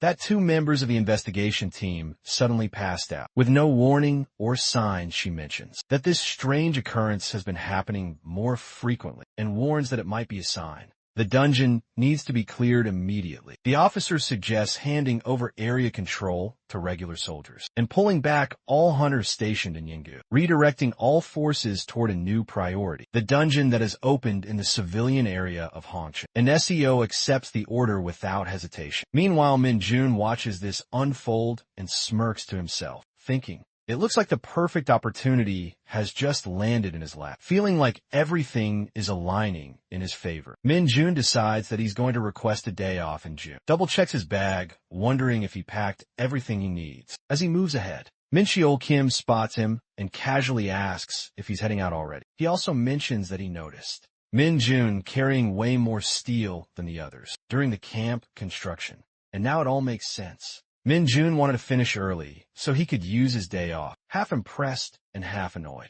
Mitchell tells him that he really is something else. Min Jun smiles and thanks him, but Min Shil quickly clarifies that it wasn't exactly meant as a compliment. Then, pointing to the form, Min Shil notes that Min Jun's register home address is currently in a restricted area. Curious, he asks where Min Jun stayed the last time he left, and Min Jun replies honestly that he stayed in a PC room. As expected, Min Shul pulls out a key and tells Min Jun that if he's okay with it, there's a place he can use an apartment that belonged to his parents, currently empty while they're away on business. It's kept clean since Min Cheol visits during his own breaks. Min Jun tries to politely decline, saying it's not necessary. But Min Cheol cuts him off firmly and insists that this time it really is quietly. Min Jun reads the small note handed to him earlier. It says the apartment is a bit far from the camp, but still within Gangwon-do.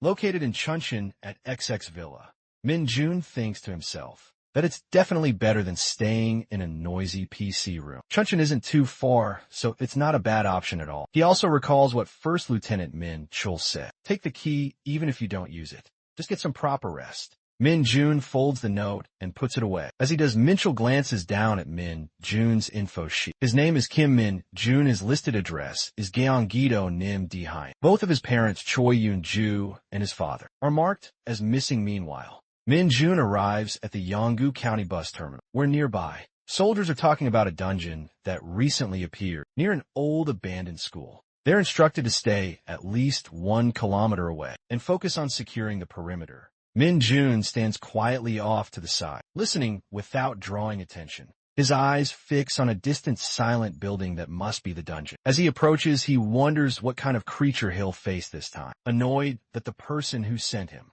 didn't even bother to check what kind of monster it was. Typical Min Jun tells himself that if things get too risky, he'll just turn around and leave. The moment he steps forward, a faint glow flashes across his vision, and a message confirms that he's entered the dungeon. The air inside is thick and sticky, unusually humid, and the walls are cracked with the ground torn up, signs that something violent happened here.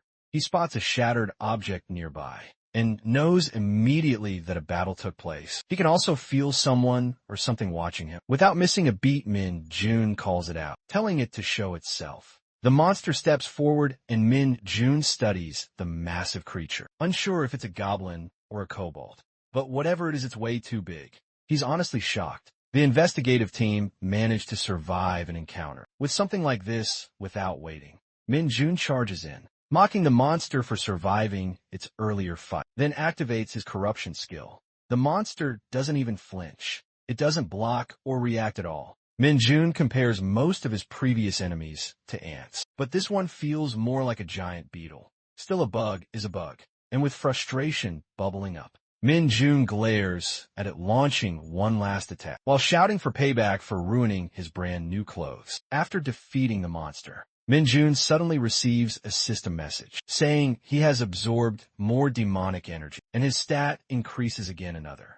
Message follows, and his demonic energy stat goes up by 1, 3 times in a row with that. Min Jun finally crosses a threshold and unlocks a new skill. Dark Arrow, his Night Walker skill, also gets enhanced. And on top of that, he gains basic swordsmanship. Excited Min Jun quickly pulls up his status window. His stats now read Strength 65, Agility 60, Stamina 60, and Demonic Energy 22. He grins at the sight of the new skill, Dark Arrow, which allows him to attack from a distance using demonic energy. Exactly what he needed. But what catches him off guard is the basic swordsmanship. Then it clicks. It must have come from landing that critical hit during the fight. A lucky moment for sure, as Min Jun thinks back. He remembers a strange shine he saw just before the battle. Curious, he walks over to investigate and spot something. It looks like either the tip of an arrow, a piece of a broken sword, or maybe something the investigative team left behind. The shape and color feel oddly familiar, like he's seen it somewhere before.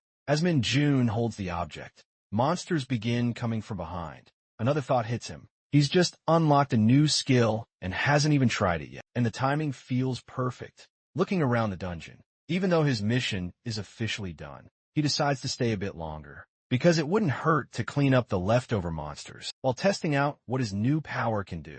After clearing the dungeon, he feels proud and relaxed. Plus, he's excited to finally have some free time. So he decides to play his favorite game, DPE. It seems like the perfect way to wrap up a productive day. His day off feels satisfying and well spent, but that peaceful mood doesn't last long.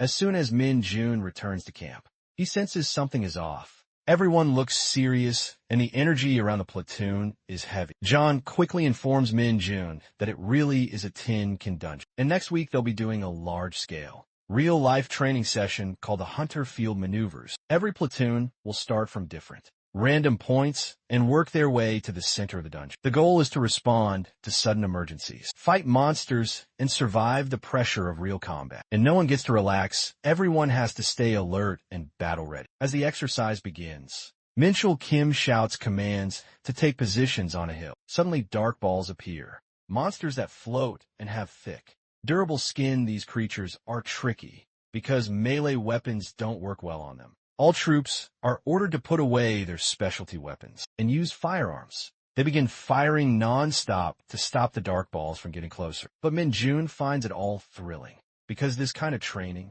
is exactly the kind of dangerous action he enjoys. Minji warns everyone that if those monsters get too close and start sucking blood, they'll become almost impossible to stop. If any soldier gets bitten, it's pretty much over for them. Min Jun realizes that if too many people get injured or taken out, their platoon score in the training will drop badly, and that's not something he's willing to let happen. After that, Min Jun gets serious and calls out for Sergeant Lee Sung-ho. While running across the battlefield, Min Jun's foot suddenly slams into a black monster that appears in his path, and the impact is so strong and fast. The creature shoots straight up into the sky like a kickball. Everyone around him freezes for a second, watching the monster disappear into the clouds above. Afterwards, Min Jun wishes he could just use his dark arrows to shoot down the floating monsters, because that would make things a lot easier. Meanwhile, the commander, Minchul Kim, gives the loud order for all troops to fire freely at the dark balls in the air. As the battle calms, they finally get short break, and the troops are told to rest for 10 minutes.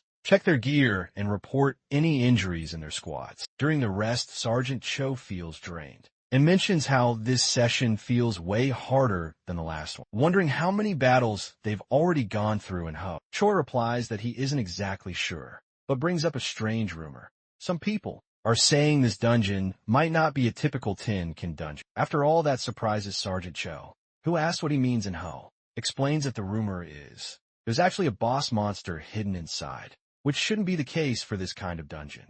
Word is the creature was captured alive and locked away somewhere in the central assembly area. As the break ends, Minji calls everyone back to training, and the soldiers follow orders. Moving forward, Min Jun suddenly spots someone in the distance, a Hunter Corps soldier wearing 2 stars on their uniform. Min Jun immediately recognizes him and knows exactly who he is. The scene then shifts to a giant figure, returning with a broken sword in hand. After seeing this, an old man speaks calmly to the giant. Since he returns so quickly, The old man assumes the mission must have been rough, or someone messed up by blindly following that woman's orders. As he examines the blade, the old man frowns at the severe damage, and then asks if the giant has been hunting demonic monsters again. At the central dungeon assembly point, tension starts to build as Lieutenant Colonel Ko Jong-chul of the 3rd Battalion notices that the number of monsters inside the dungeon is much higher than expected, and quietly hopes things stay under control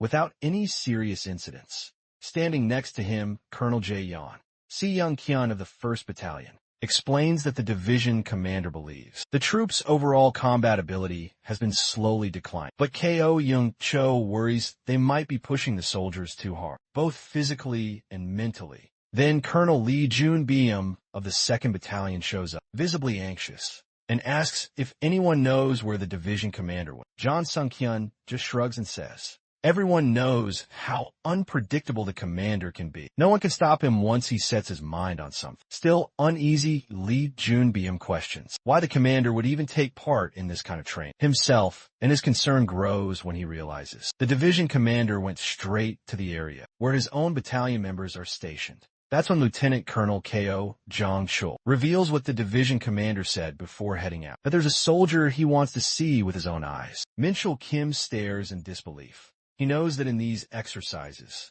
there's usually a penalty mission where someone pretends to be injured, and that person has to be carried by their squad. What shocks him is who's playing the injured soldier. This time, that role was supposed to go to a regular officer from Division HQ, but somehow the division commander himself is lying on the stretcher, playing along while Minchul tries to wrap his head around it. The commander casually tells them to take good care of him. Minchul quickly snaps to attention and salutes, despite still being stunned. Then Sergeant First Class Kim Min-ji steps forward, explaining by the book that the injured person must be transported properly, trying to stay respectful. Min-ji offers to carry him, but the commander cuts him off mid-sentence, reminding everyone loud and clear that they should know his personality by now. Seo Kyung, the division commander, firmly refuses to be carried and says he won't participate in that part of the drill, insisting they keep going with the training as planned. Everyone watches in stunned silence. Meanwhile, Min-jun can't help but think to himself that this training is absolutely insane, but also incredibly fun. The excitement and surprises don't stop there. The field is packed with all kinds of monsters, each bringing its own danger.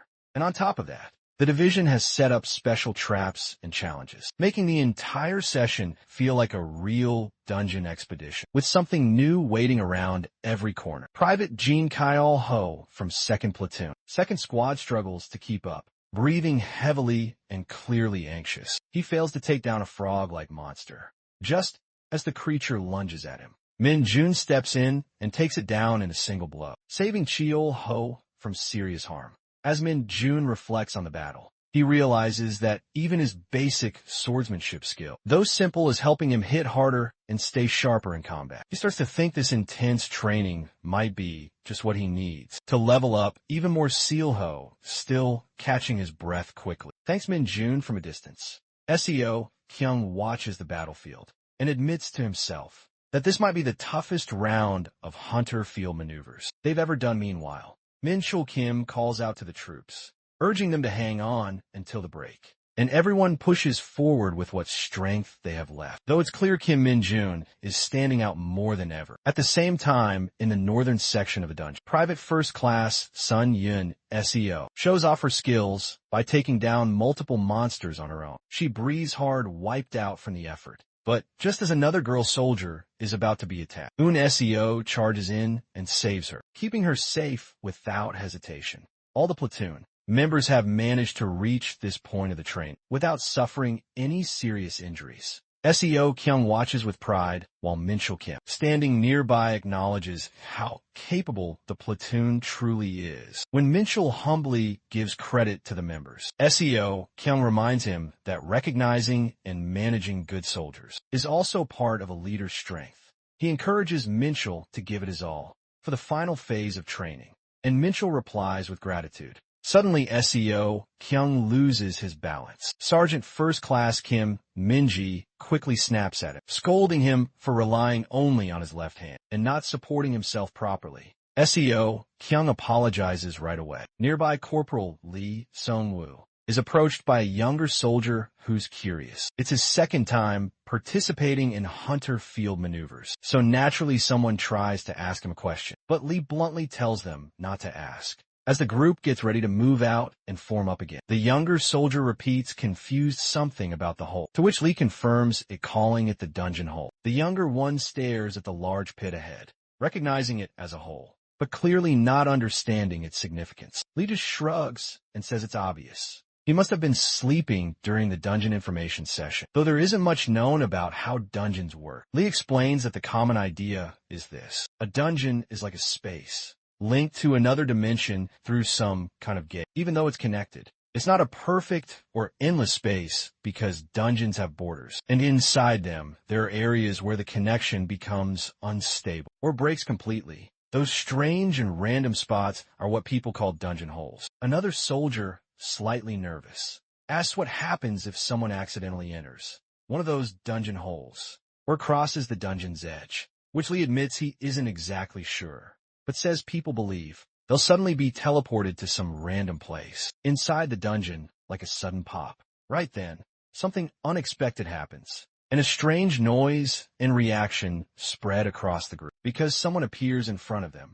A girl soldier is lying on the ground, helpless. Minchul Kim quickly steps up and reassures her, saying he already reported the situation to the 4th Battalion and tells her to rest and not worry. The girl, still anxious, asks if her battalion members are all safe, and Minchul gently confirms that yes, they're all safe and, in fact, deeply worried about her too. He adds that the training has been paused to focus on recovery. Private First Class Sun Yun, SEO. Minchul explains that the situation has been officially reported, so training will likely resume soon. Yun, SEO, quietly thanks him, clearly relieved that things are under control. Minji reminds her that with a fractured foot, it's better to rest because hunters must protect their health just as much as they sharpen their combat skills. Minchul adds that headquarters has been contacted and the transfer crew are already on their way. He starts to say that her participation in this session is now over. Before he can finish, Major General Du SEO Kyung arrives, and his sudden appearance catches Yun SEO by surprise, because she hadn't expected the division commander to be out here. During training, the soldiers fall silent, fully aware of the weight his presence carries. Min Cheol Kim informs the general that,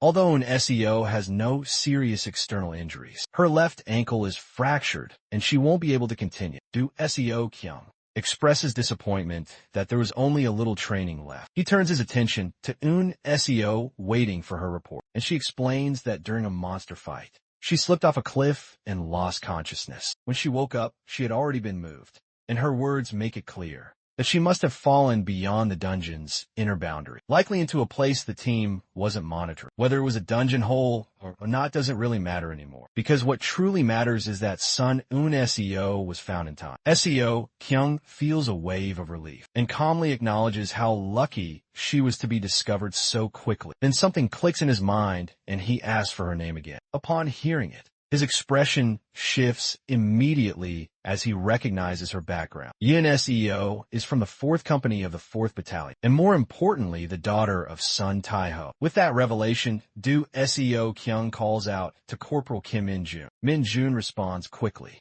confused about why he's being singled out. But before he can process anything further, the order is given he must carry the injured Un SEO. Min-jun is caught off guard and hesitates for a second, questioning it internally. But SEO Kyung's sharp voice cuts through any doubt and leaves no room for debate. Despite Un SEO's protests and confusion, the decision is already made. To the commander, this is not just an order. It's a task that could be counted as a valuable accomplishment. The situation is now under control, and the mission is simple. The injured must be safely transported without delay. Min-jun prepares to give Un SEO a piggyback ride. She's visibly frustrated, but eventually gives in. After Min-jun calmly tells her that she can quit the train if she wants, though doing so will reset her training score. Faced with that, Un SEO chooses to continue and politely asks to be looked after. The platoon watches in stunned silence, especially Jong, who can't believe how Min-jun still has so much strength left to them. It doesn't even feel like Min-jun is human anymore. Min-chil-kim instructs the pair to follow along at the rear, with the vice commander and to report if NSCO gets tired. But Min-jun shows no signs of slowing down, and clearly doesn't expect to fall behind. At the same time, Minji quietly talks to SEO Kyung about, and SEO getting special treatment,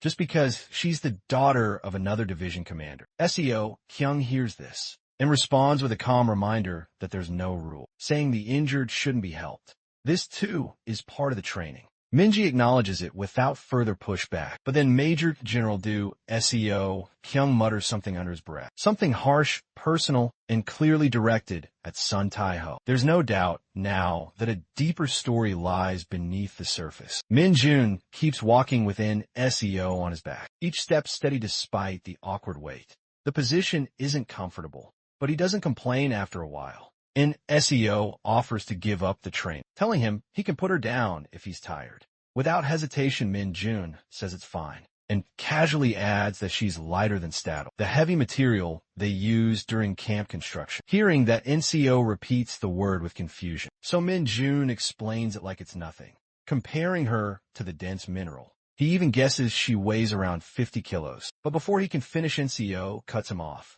clearly embarrassed, and tells him to stop talking. There's a brief silence before she speaks again, calmer this time, saying she'll repay him for helping her. Min-jun smiles at that, but in his mind, he thinks a reward from her father would be even better, trying to lighten the mood. He brings up the weight comparison again, repeating that she's lighter than Stahl, and NSO immediately shouts at him to shut up, her voice echoing down the path.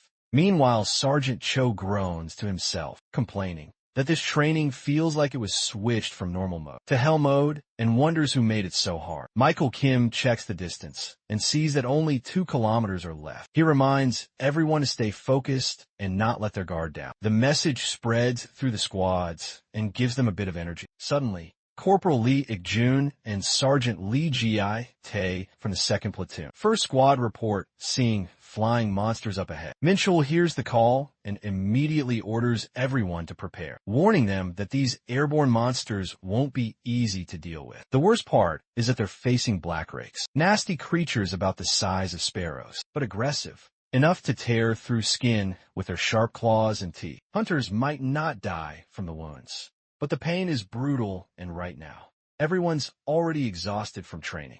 To make things worse, they're still carrying someone injured, and fighting like this is going to be incredibly risky. The Black Rakes are known for being relentless. Once they attack, they don't stop far off. Do SEO Kyung, the high-ranking officer pretending to be the injured person, watches quietly. His eyes aren't as sharp as they used to be, so he can't even see the monsters clearly anymore. But he understands how hard this moment is for the troops. He's not just observing the fight. He's watching how they react. If they panic or mess up, their training score could take a hit. Visibility is low, everyone's worn out. But none of that can be used as an excuse. They're hunters. Leaving formation to help might feel like the right thing, but doing so could throw the entire squad into chaos. It's better to stay in line and trust the platoon commander's judgment, no matter how hard it gets. Just then, Kim Min-jun notices something and suddenly moves forward, catching everyone off guard. The others try to stop him, confused about why he's stepping up, while still carrying an injured soldier. But Min-jun speaks up and asks for a chance. He knows things can't go on like this.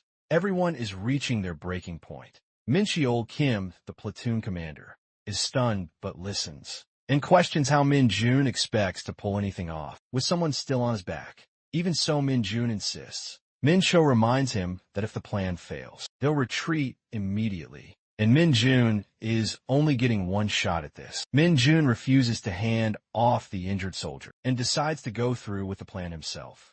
The order is given. Everyone is to fall back and provide cover behind Kim Min-jun. Additionally, Min-chul gives the order to prepare for open fire, making everyone tense up, and SEO Kyung reacts with disbelief, questioning if they really plan to take down airborne monsters. With rifles, Min-jun quietly tells NSEO to hold on, because he has no intention of losing anyone. Hearing that, NSEO is in shock, muttering about how insane everything feels. But Min-jun stays calm as a dark mage. He's gotten used to moving in shadows, and this moment feels just like the early levels of a game. He knows by heart, he remembers his dark arrow skill. It's low rank, but when used right, it hits hard, and he blends it with his long-range weapon without warning. Min-Jun launches it, and the demonic energy wraps around the arrow like a cannonball. Massive and fast, it's way too big to dodge, especially in the middle of a pitch-black night. The monster drops instantly, and Enzo can't believe her eyes. In no time, Min-Jun brings down the rest, and the battlefield clears. Even now, it feels unreal to everyone watching. Min-Jun's not just skilled.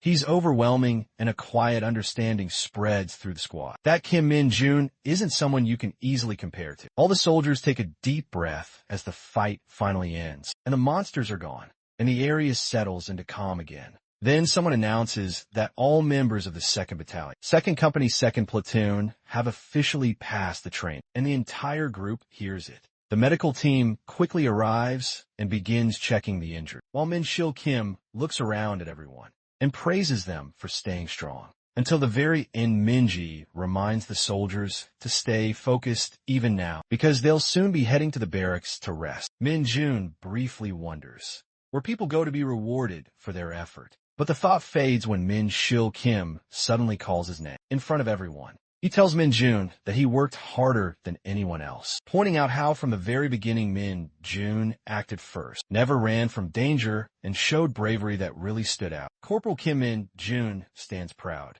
but feels a little shy as all eyes turn to him. Sunnoon SEO, still on his back, quietly thanks him and asks if he can put her down now. Later, she also apologizes for causing trouble to the platoon. But Min-Shil Kim quickly reassures her that no one saw her as a burden, and that he's simply glad they completed the training together. Nearby, Major General Du Seo Kyung watches the scene with a small smile, clearly impressed by the way the platoon pulled through as a team. In the end, despite all the pressure and challenges, the entire platoon completes the training successfully. Laughter spreads among the troops as they finally relax, and more than a few admit that it was all thanks to Min-Jun, because his actions truly made the difference. Suddenly, Colonel Yu Ji-hee, the commander of the 4th Battalion, arrives to check on Yun Seo and asks about her condition. Yun Seo reports that aside from small ankle injury, she's fine, and Colonel Yu notes how lucky she was, especially after falling into the dungeon hole.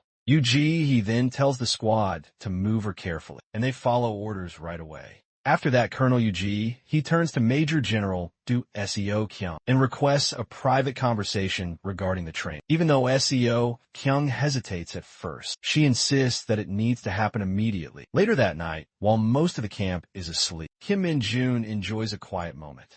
The chef offers him some fried chicken, and Min-Jun's eyes light up with joy. He asks if he can really eat all of it, and the chef says there's no one else around to share it with, since everyone's already resting. Min-Jun digs and happily saying he can't let his efforts go unrewarded. The chef brings up the training and confirms Min-Jun's from the 2nd Platoon of the 2nd Company, then tells him he heard their unit was praised as the best in the entire division. Min-Jun nods while munching, and the chef shares that he overheard the higher UPS talking about how well Min-Jun did, especially during the night attack with the Black Rakes. He confirms that Min-Jun handled them himself and seems genuinely impressed, wondering aloud how anyone could pull off something like that in the dark. The chef continues, mentioning how tough this round of training really was, saying word has spread that around 70% of privates, and privates first class across the division, gave up midway as he reflects on everything. Min-Jun looks down at his food and lets out a quiet gasp of joy, completely taken by how juicy the meat is. The camp stays calm into the morning. Most soldiers are still asleep, enjoying the free time they earned after the brutal training. A few officers talk nearby, saying the exercise went better than expected, and mentioning that the division commander was very impressed. He even came to watch the 2nd Platoon of the 2nd Company himself, and everyone agrees that they clearly stood out during the entire exercise. Captain Kim Chi-woo from the 1st Company smiles proudly and says, "The division commander is cool and not scary at all." Then he pauses, thinking he might have spoken too casually, but another officer tells him it's fine, and he didn't say anything wrong.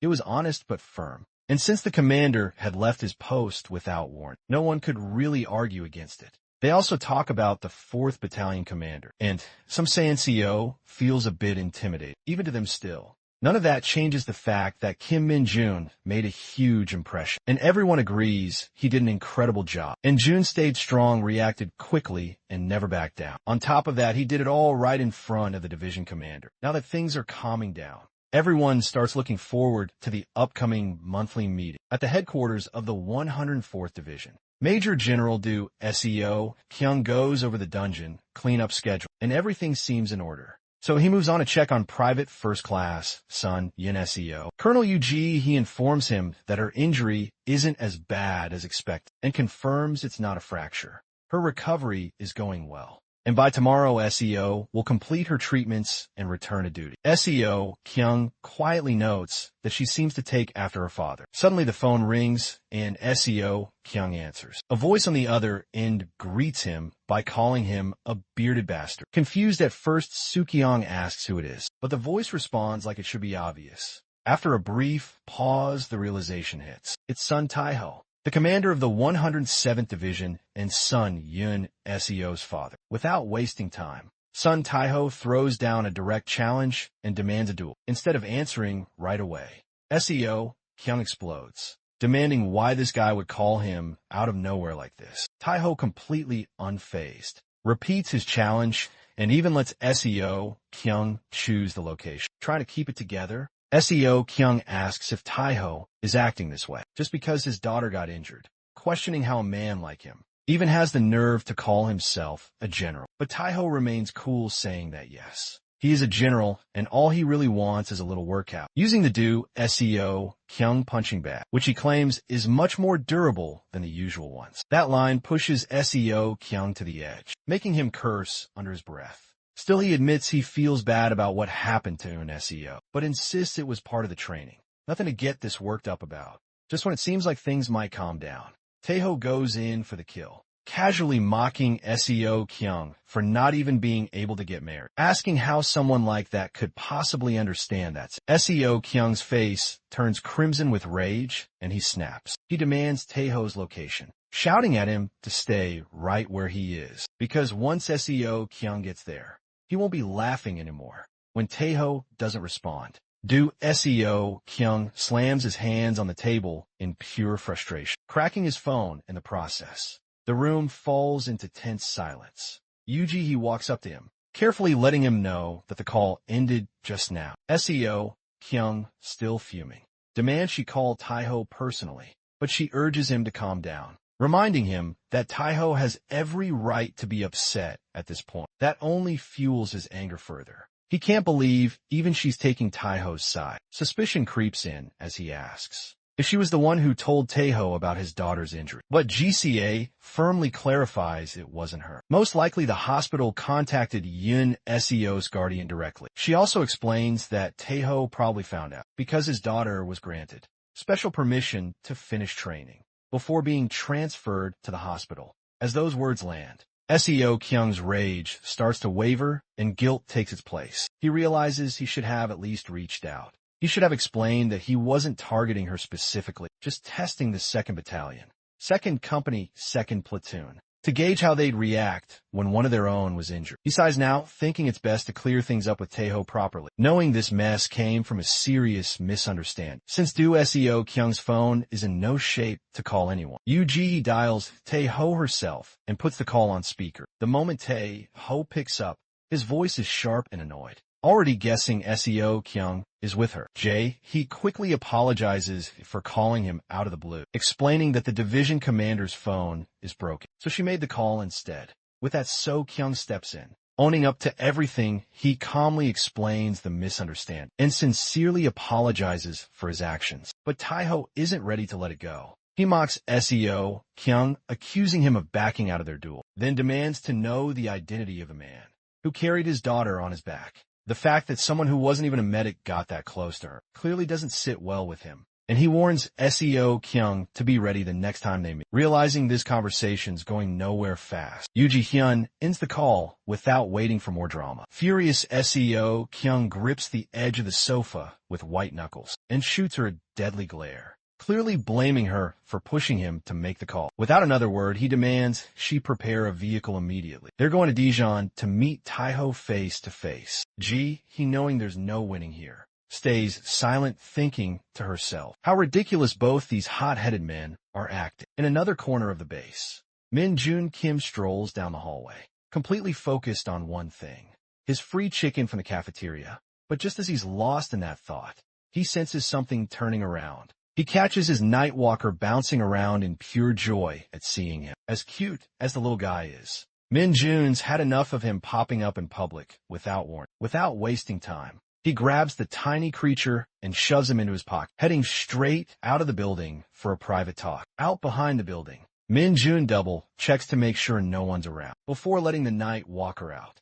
The moment the little guy's free, Min-jun gives him a firm scolding, warning him not to show up unless it's absolutely safe. The Nightwalker, hurt but trying to explain himself, says he made sure no one was around and only came because he missed his master. Min-jun, realizing he might have been a bit too harsh, softens and summons some demonic energy to feed him. After getting his fill, the tiny creature suddenly points at Min-jun. Curious, Min-jun touches the little finger, and instantly a connection forms between them. Through the link, Min-jun sees what his minion had witnessed earlier. Watson completely wrecked, radiating clear signs of demonic energy. He's stunned. The Nightwalker traveled that far and actually gathered solid intel, praising him for the incredible job. Min-jun watches his little guy light up with pride. But while the Nightwalker soaks in the compliments, Min-jun's already brainstorming an excuse to sneak out of base again. As Min-jun approaches the dormitory, his mind spins with thoughts. He figures it might look suspicious if he leaves right away, but it also feels like a waste to sit on his vacation days if it's just a false alarm. He's still thankful for the day off he earned last time, during the Yingu operation. Just as he opens the dorm door, he's hit with a burst of noise. Everyone inside is celebrating. The moment he steps in, they all start congratulating him for being selected as the division's best soldier. During the Hunter field maneuvers, they mention an upcoming award ceremony, and even better, that the whole platoon is getting a day off because of his achievement. Min-jun's eyes light up, and he wastes no time asking if he can use his break tomorrow. The platoon commander, not having much room to argue, says he'll check the schedule. And just like that, Min-jun scores a day off. The next day, Min-jun heads to Hwacheon, but everything feels off. The chaos seems to be over with some hunters cleaning up, but he can't figure out why so many of them are still around. He's especially annoyed that he fed his minion a boost of demonic energy earlier, as a reward, only to arrive after the action ended. Suddenly a voice calls his name. He turns to see a girl pulling down her mask, and it's none other than Sun Yun SEO. A few minutes earlier, out on the outskirts of Hwacheon's civilian zone, before Min-jun even arrived, the girls were already hard at work sanitizing the entire area. Corporal Cha-Marie was getting tired and irritated, still not able to wrap her head around why they had to clean up after their Hunter field maneuvers. Corporal Yun, He-ju, more level-headed, figured it was a punishment from the battalion commander, since their training results were pretty bad. And judging from the company commander's expression, it wasn't something to take lightly. She told the others to quit grumbling and just get the job done. But Mari was absolutely exhausted, complaining that a monster had to pop out of a gate the moment they wrapped up their training. Still, she admitted they were lucky not to be assigned to the attack team, especially since some people had even lost their homes in the mess. Their attention soon shifted to Un SEO, who was at the end of the road, quietly scrubbing away without a single complaint. Mari walked over to check on her, asking if she was okay, and gently telling her not to push herself too hard. True to form Private First Class Son, Yun SEO stood at attention and assured her that she was completely fine. Mari couldn't help but be impressed by how quickly Yun SEO seemed to be recovered, but still told her to take it easy just in case. That's when they overheard a few murmurs from the other girls, wondering what a male hunter was doing in their area. The corporal girl might not know what's going on, but Un SEO recognizes the guy instantly. It's none other than Min-jun. While a few of the girls can tell he's from the same division, none of them seem to know much beyond that. Back to the present moment. Un SEO pulls down her mask, and Min-jun is visibly stunned. He never imagined he'd run into her here. Unseo asked what he's doing in the area, pointing out that as far as she knows, only his battalion was called in for support. Meanwhile, the other female troops are completely thrown off by the appearance of a male hunter in their zone. With an annoyed look, Min-jun replies that he's on vacation. Yun SEO gets irritated at that, demanding who in their right mind comes to a recently attacked site while on leave. Her suspicions rise fast, and she starts grilling him, asking if he just made that up. She presses harder, questioning why someone on vacation would show up in military uniform. Without answering, Jun casually hands over a leave form, signed by his platoon commander. Yoon Seo reads it, and though her suspicion fades a little, she still isn't fully convinced. She hands it back and asks why he would choose to come to a restricted zone like Hwachin. That question catches Jun off guard. Knowing full well he can't spill the real reason, he brushes it off with an excuse, saying he had business in Hwachin, and when he heard there was an emergency, he decided to check it out. Suddenly everyone's attention snaps to an unexpected gate that appears behind the troops. It stretches wide in all directions, instantly raising anxiety across the field. They had just finished clearing the area, and now it looks like they're in for another round. One of the corporals quickly orders everyone to retreat to the platoon commander's position. Chaos breaks out as the troops begin falling back. But in the middle of the mess, Jun does the opposite. He walks straight toward the gate. Yoon Seo spots him and immediately urges him to evacuate, but he clearly has other plans. Calmly, he gives her an excuse, saying he'll buy them some time while the others escape. Yoon Seo is frustrated and thinks he's being reckless, especially since they have no clue what might come out of that thing. But Jun points out that the attack team has already pulled out, and if a monster shows up now, everyone could be in serious danger. In that case, he'll do what he can to stall it, and if things get bad, he'll run. Then he asks if she has any spare gear and tells her to lend it to him. Still clearly worried, Yoon Seo hesitates, but when he brings up her injured foot, she clenches her jaw and reluctantly hands him her weapon. Before turning to leave, she tells him again, if things go south, he better run. Now that everyone is gone, Jun finally has the gate to himself and gets ready for some real action. As he walks closer, he reminds himself that some monsters are the type to stay behind in dungeons rather than leaving. Drawing his weapon from its sheath, he hopes this isn't one of those gates that leads to monsters like that. Otherwise, all his excitement would be for nothing. Still, he knows it's rare for such monsters to show up, since most tend to move in groups. Then, just as expected, a slight grin creeps on Jun's face when he spots a red boar stepping out of the gate, wrapped in a thick layer of purple demonic energy. One by one, more red boars begin crawling out behind it, forming a pack, while Jun waves away the awful stench coming off these beasts. They don't hesitate, they all charge at him at once without flinching. Jun braces himself, gets into an attacking stance, and rushes forward. He opens with a series of dark arrows launched from his palm, but to his surprise they bounce right off the boar's thick skin. Realizing they've got nothing but high defense, he leaps high into the air and comes crashing down with a barrage of sharp, calculated slashes. His blade cuts into their hides, but none of them fall. Jun narrows his eyes, fully aware that while their outer layer is tough, that doesn't mean their insides are built the same. Because of that, Jun unleashes a D-rank skill called Corruption, sending waves of demonic energy pulsing out of his body and into the monsters, through the cuts on their thick skin. The red boars begin bleeding from within, but still try to charge forward one last time, only to collapse miserably, without missing a beat. Jun absorbs the demonic energy from their broken bodies, just to make sure they're down for good. He slashes across their bodies one final time. As a result, he gains a boost in demonic energy, and sees noticeable growth in both his Nightwalker and basic swordsmanship skills. Now that the red boars are done, he waits to see if any more monsters come out, but just then his face drops as a familiar voice calls out from behind. It's none other than the platoon commander Yoon arriving with the other corporals. She grabs Jun to check if he's okay, while the rest of the female troops can't help but blush after witnessing him take down those monsters on his own. Yoon immediately starts scolding him for acting reckless and fight, instead of reporting the gate's appearance. She demands to know which unit he belongs to and why he's even here, without going into detail. Jun hands over his signed leave application and explains that he had some business in the area, but rushed to help when he heard about the emergency. Her doubts cleared, Ji-Yoon instructs everyone to move out, since the monsters have been taken care of, and the investigation team will arrive soon. As she walks off, the rest of the girls swarm Min-jun like bees, bombarding him with questions about how he managed to fight alone. Ji-yoon lets out a tired sigh, seeing them all act like fangirls, while Eun-seo stands at a distance, quietly observing the chaos. Meanwhile, Min-jun's patience is wearing thin and deep down. He's just wishing they'd all go to hell already. During the nighttime, a loud shout of confusion echoes from the administrative office as the platoon commander gets a call, updating him about the recent incident in Hwacheon involving Min-jun during his so-called vacation. The commander double-checks if they're really talking about Corporal Kim,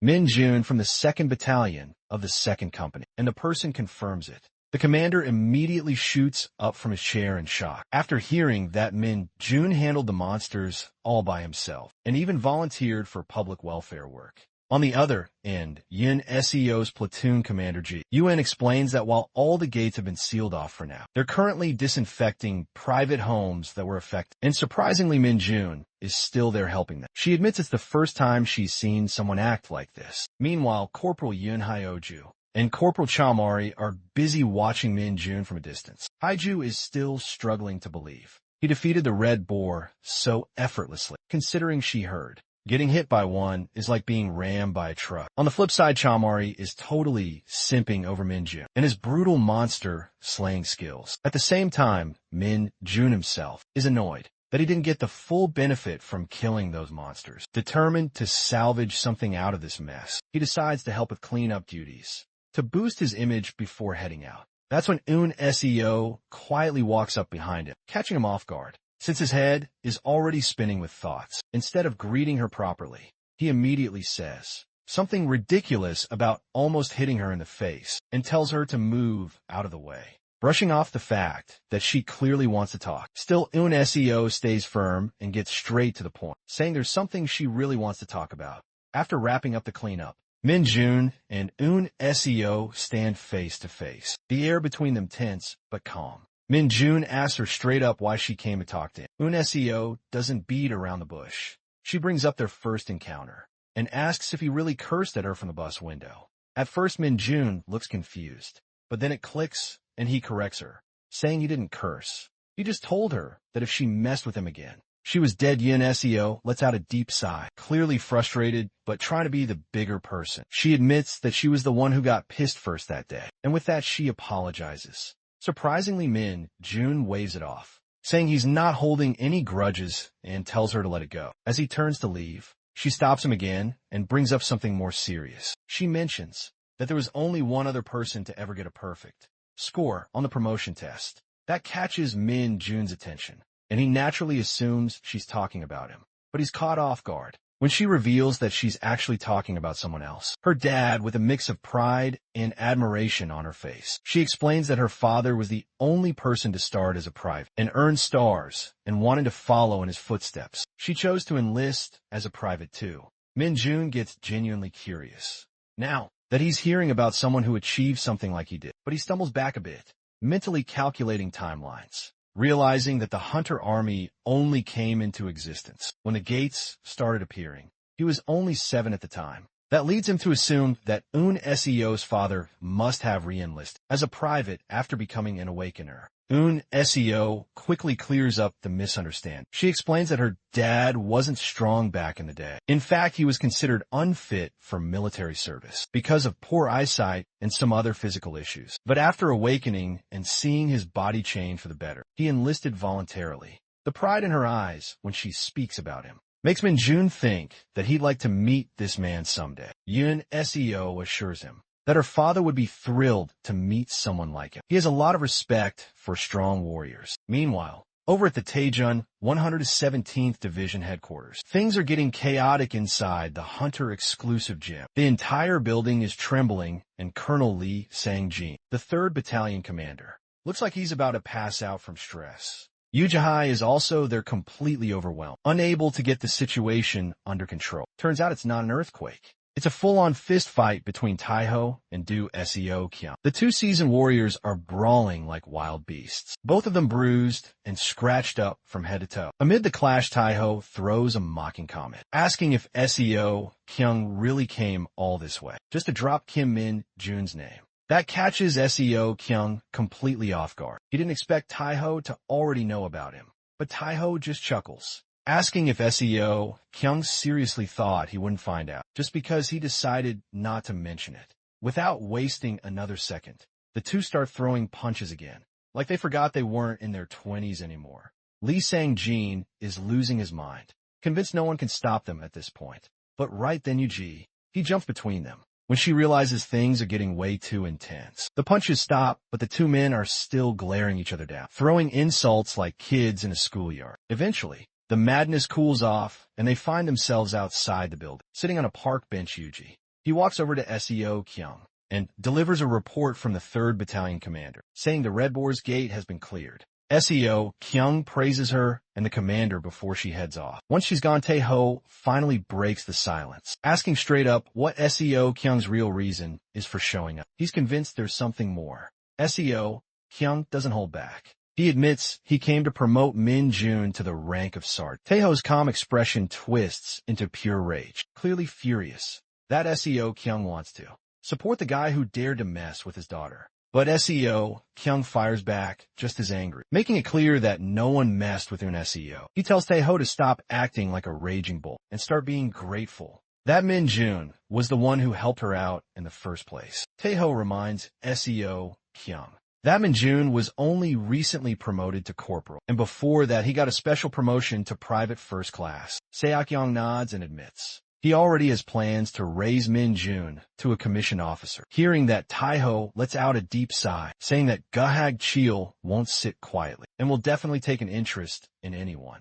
SEO Kyung values that much. But that's exactly why SEO Kyung spilled everything. He wants Taeho on his side. A small smirk creeps across Taeho's face, but he says he'll decide after meeting the guy himself. Meanwhile, over in Waching County, a dark figure wrapped in demonic energy appears right in front of Min Jun. Min Jun is frozen, too stunned to react to what's happened. The man slowly rises to his feet, a twisted smile spreading across his face as he finally lays eyes on Min Jun, clearly thrilled to have found him at last. Moments earlier, all the female corporals were seated inside the bus, while Min Jun stood outside. Seeing them off, the girls waved and shouted, hoping they'd meet him again someday. Corporal Chamari looked like she was just 1 second away from asking him out, or at least slipping him her number. But Corporal Yun Hee-ju quickly shut that down and politely thanked Min Jun for helping them out, while Chamari kept bickering with her friend about ruining the perfect chance.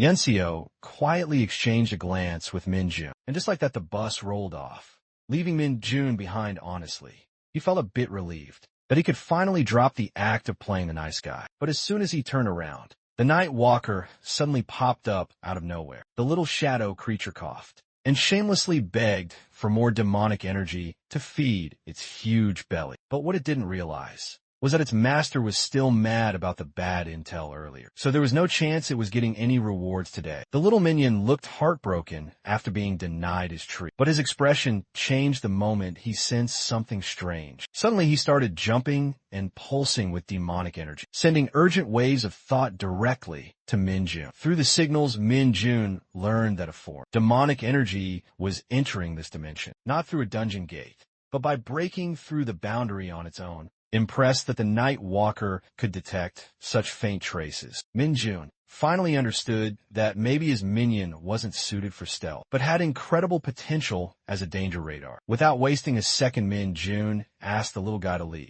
the way. A few minutes later, the two of them reached deep into the forest. As a reward, Min Jun summoned a small burst of demonic energy and offered it to the minion. But before he could relax, the air around them started to twist, and a demonic portal cracked open right in front of them. Slowly, a figure began to emerge. The moment the man stepped out and laid eyes on Min Jun, his entire face lit up with joy, and he shouted, "Master Minold," with tears streaming down his face. Min Jun, however, was not thrilled. He immediately backed away and told the man to keep his distance. But when the guy clumsily tripped over his own feet, Min Jun instinctively rushed to check on him. Frustration flickered across his face as he knelt beside him, asking why on earth he followed him here, when he was explicitly told not to. The man, still overwhelmed, could only sob with joy, overjoyed to see his master again. Min Jun lets out a deep sigh as memories of their first meeting flood back. Back in the other world, this same guy had been on the brink of death, lying helpless in the middle of a deserted dungeon. A monster had appeared ready to deliver the final blow to someone who had already given up hope. But something unexpected happened out of nowhere. A wave of demonic energy tore through the creature, saving him at the last second. When he looked up, he saw Min Jun standing tall above him, surrounded by a dark aura. The man immediately assumed he was Master Minho. Min Jun had no idea how this stranger even knew that name. But one thing was obvious. The guy was weak beyond reason. Before turning to leave, Min Jun had told him to avoid dungeons like that, unless he had a death wish. Just out of curiosity, he'd asked for his name, and was stunned when the man said he didn't have one. So Min Jun casually named him Li Bonggu on the spot. Now back in the present, Min Jun grabs Bonggu by the collar and shakes him, calling him insane for trying to cross dimensions on his own. Bonggu desperately tries to explain that after Min Jun disappeared, everything back home started falling apart. The cult was crumbling without their master. But Min Jun never asked for any of that devotion in the first place. He never wanted followers or to be worshipped. So why would he tell anyone about his departure? In frustration, Min Jun shoves Bonggu to the ground. Bonggu starts bawling, saying, the least Min Jun could have done was take him along as his right-hand man. Min Jun can't even stay angry at the guy's pathetic state. Shaking his head, he sighs again and reaches out, pushing a small amount of demonic energy into Bonggu to help him recover some strength. Just like that, Bonggu feels alive again and swears to repay his master's kindness with his life. But Min Jun doesn't have time for dramatic vows and just wants to know how Bonggu really got here. Dropping the formal act, Bonggu admits that his arrival in this world was a miracle, fueled by his faith in Min Jun and his desperate desire to stay by his side. Min Jun rolls his eyes, tired of the nonsense, and demands the real answer. None of it adds up. There's no way someone with Bonggu's skills could cross dimensions on his own unless someone powerful like the Saintess was involved. That's when Bonggu finally explains. After Min Jun disappeared, he stayed behind to keep an eye on the giantess. Because of some strange rumors, apparently ever since that day, eerie noises had been coming from the temple every night. Word spread that large numbers of monsters were being caught. But when Bonggu checked for himself, there were no bones, no meat. Nothing, just empty space. That's when it hit him. They weren't killing the monsters. They were sending them somewhere else to Min Jun. Hearing this, Min Jun is stunned, realizing just how dirty the Saintess is willing to play. Now convinced that she's behind the recent demonic attacks, he wonders if Bonggu knows anything about the strange item he found. A few days ago, he pulls out a piece of steel he had retrieved from inside. A troll monster. Bonggu takes one look at the shape and confirms that it looks like a broken fragment of a temple guard's blade, most likely belonging to the guard captain himself. On the flip side, Min Jun can't stop thinking about how reckless Bonggu really is. What if that gate had dropped him into a completely different world? If he'd been even a second late, he could have ended up stuck in the dimensional gap, dead and gone without a trace. But clueless Bonggu clearly had no idea how close he was to disaster. Shaking his head, Min Jun eyes the blade fragment again, his thoughts spiraling. He still can't wrap his head around what the Saintess is really up to. And that unknown is starting to crawl under his skin. Like a splinter he can't dig out. 1,224 days before Min Jun returned to Earth, during a beautiful sunset in Isgard, the Saintess stood quietly staring at something in the distance. She was interrupted when she heard a familiar voice behind her, asking what was going on and why they had been called there. As she turned around, she was greeted by none other than Min Jun. The Saintess offered him a warm smile, commenting on how nice it was to be outside and feel the breeze. But Min Jun was clearly irritated, pointing out that he'd been sleeping outdoors for days. So what exactly was so special about this moment? Realizing her words may have come off the wrong way, the Saintess apologized, though she reminded him that she couldn't leave the temple's territory. Then she mentioned hearing that several of Min Jun's so-called colleagues were seriously injured at the Parka's dungeon. She was just about to mention their ridiculous cult name when Min Jun cut her off, making it clear that none of those idiots were his colleagues and that there was no cult to begin with. He told her they just followed him on their own and got wrecked by some dark hounds, but they've been treated and would survive. The saint has smiled at the mention of dark hounds, amused at learning yet another term from him. As Min Jun stepped a little closer, he explained that in his world, Something like a cass is referred to as a hound, so he chose to call the Parcuses dark hounds. Although he kept dragging the topic, it was only because he genuinely wanted to know if there was really no connection between Isgard and the monsters that kept showing up on Earth. The Saintess assured him that there wasn't. She explained that Gates and monsters have been appearing in Isgard for hundreds of years, and if there was any link to his homeworld, it was simply that both were suffering from the same phenomenon. She understood why he was suspicious, considering he'd seen the same monsters back home, and even ended up in Isgard through a gate himself. Still, she reminded him that dimensional travel wasn't something easily done. Even summoning him had required an incredible amount of effort. So the idea of transporting entire dungeons and armies of monsters was ridiculous after hearing all that. He didn't argue, he just turned and walked off. But before leaving, he told her not to back out. When the time finally came for him to return home, now back in the present, Min-jun recalls how he never really trusted the Saintess to begin with. He'd done his own digging and confirmed that Isgard had been dealing with gate-related issues long before he ever arrived. He even learned that transporting something as large as a dungeon to another dimension wasn't impossible, but it definitely wasn't easy, not even for someone like the Saintess. What still bugged him was why she would waste so much holy power just to keep sending monsters. Was she trying to lure him back? Or was she burning through holy relics for some other twisted plan? It was all speculation, because the only person who knew the truth was the Saintess herself. While his thoughts spiraled, his attention shifted to the idiot kneeling in front of him, still ready to die for his so-called master. Min-jun was beyond done with this religious nutcase, but figured he couldn't send him back now,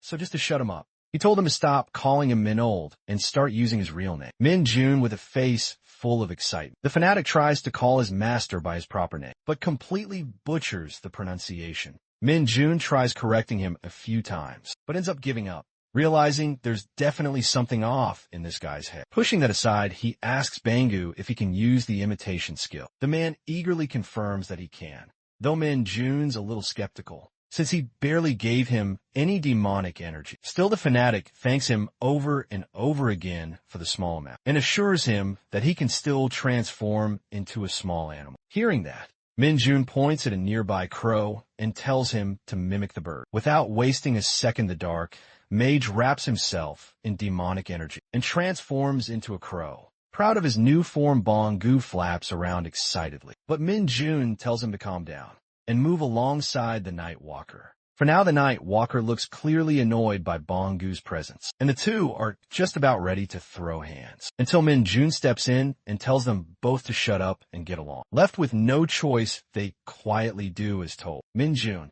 then tells Bangu to get his instructions from the Night Walker, while the Night Walker keeps an eye on him and makes sure he doesn't try anything reckless. With that, both of them take off, and as Min-jun watches them fly away, he lets out a sigh of relief, though his rumbling stomach quickly reminds him that he's way overdue for food.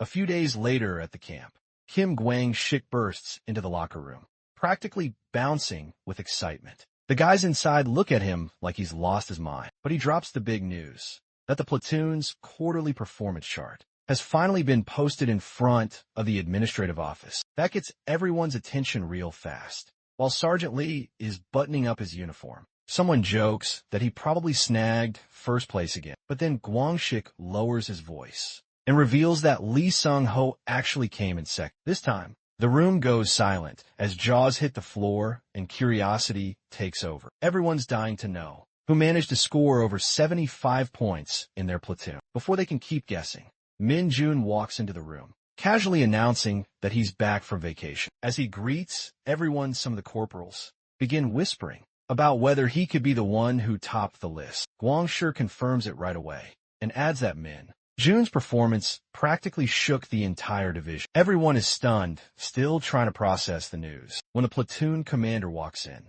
and the whole room snaps to attention. With a salute, the commander steps forward holding a badge, the symbol of a sergeant, and announces that Min-jun is being promoted. The room goes completely still, as no one can believe he's getting another special promotion this quickly, but the commander confirms. The documents just arrived from division headquarters that morning, stating that Min-jun was officially named the best soldier in the entire division during the Hunter field maneuvers.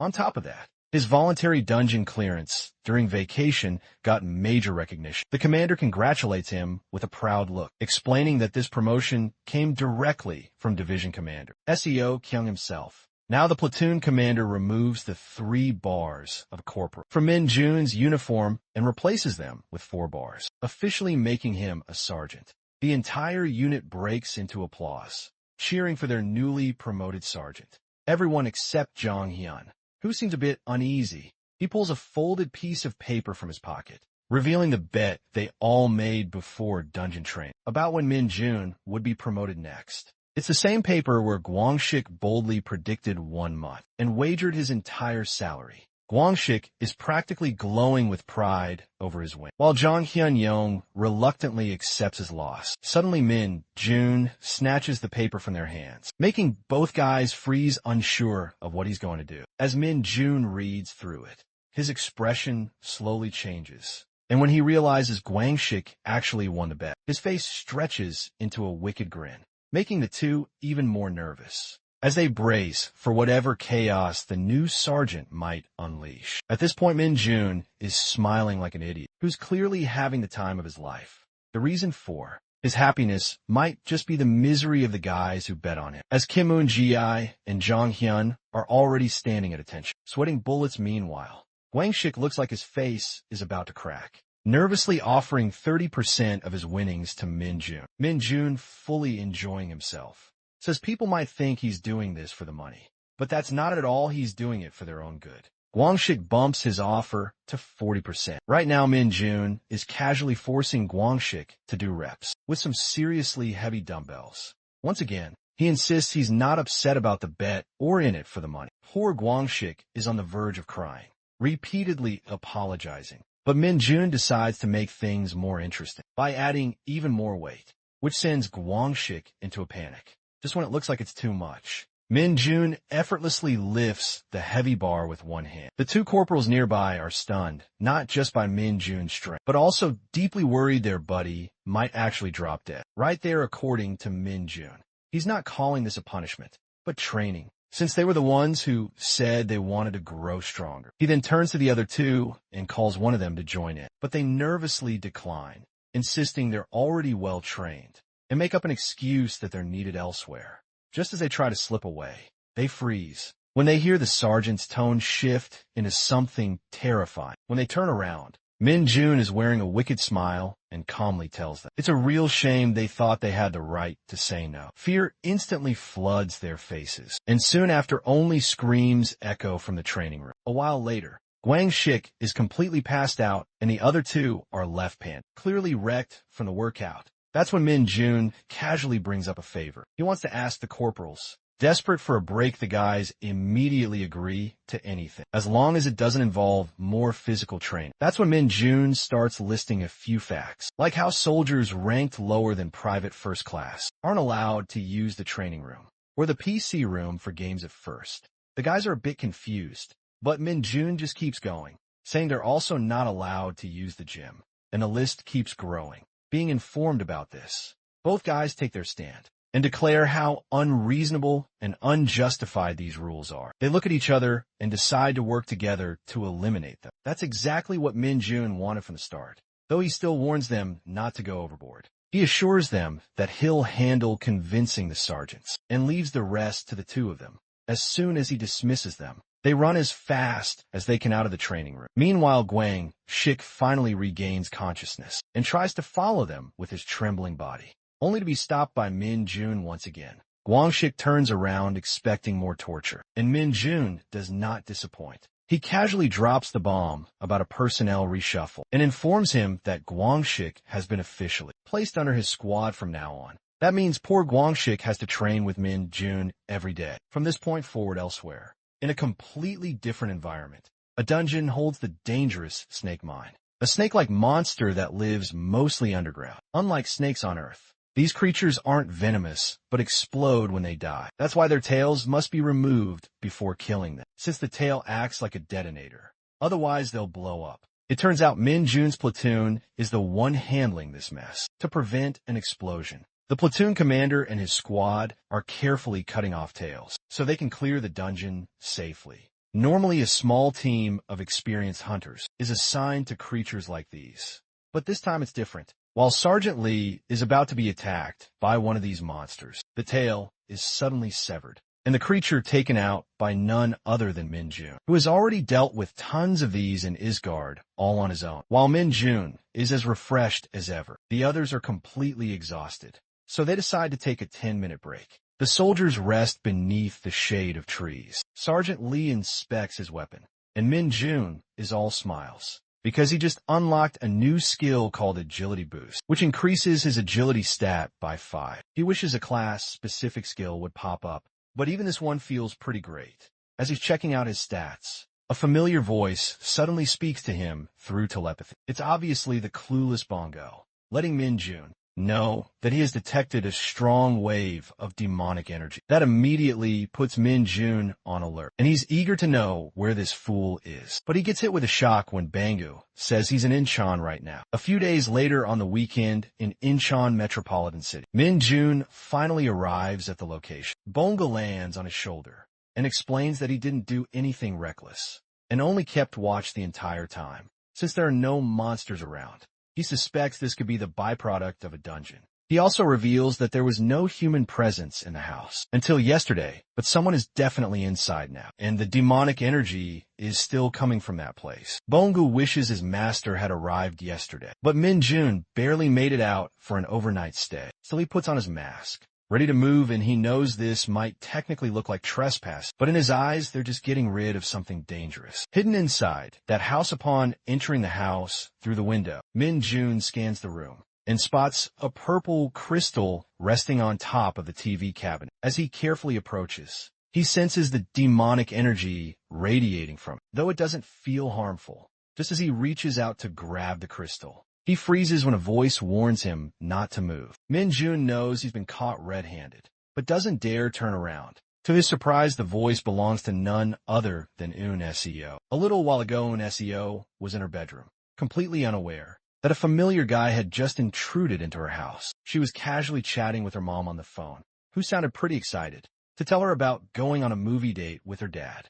Eun Seo couldn't help but smile, thinking how her dad can be cute sometimes. While she was typing a message, a strange rattling sound echoed through the house, immediately putting her on alert. Wasting no time, she opened the door and peeked outside. When she realized the noise was coming from downstairs, she quietly snuck down to check it out. And that's when she spotted a hooded man approaching the crystal. Without hesitation, she told the intruder not to move, and convinced that no one these days would be dumb enough to be a thief, she demanded he reveal his identity and what he was doing there. Min Jun slowly turned around, eyes wide with shock. He never imagined he'd run into Eun Seo again. Especially like this, the whole situation felt ridiculous. He had come looking for a dungeon by product giving off demonic energy, and the house just happened to be Eun Seo's. To top it off, Bongu quickly pointed out that it was the dumb night walker, who detected it first, not him. Well, it's no surprise to find this item at the division commander's house, considering his role in the Hunter Corps.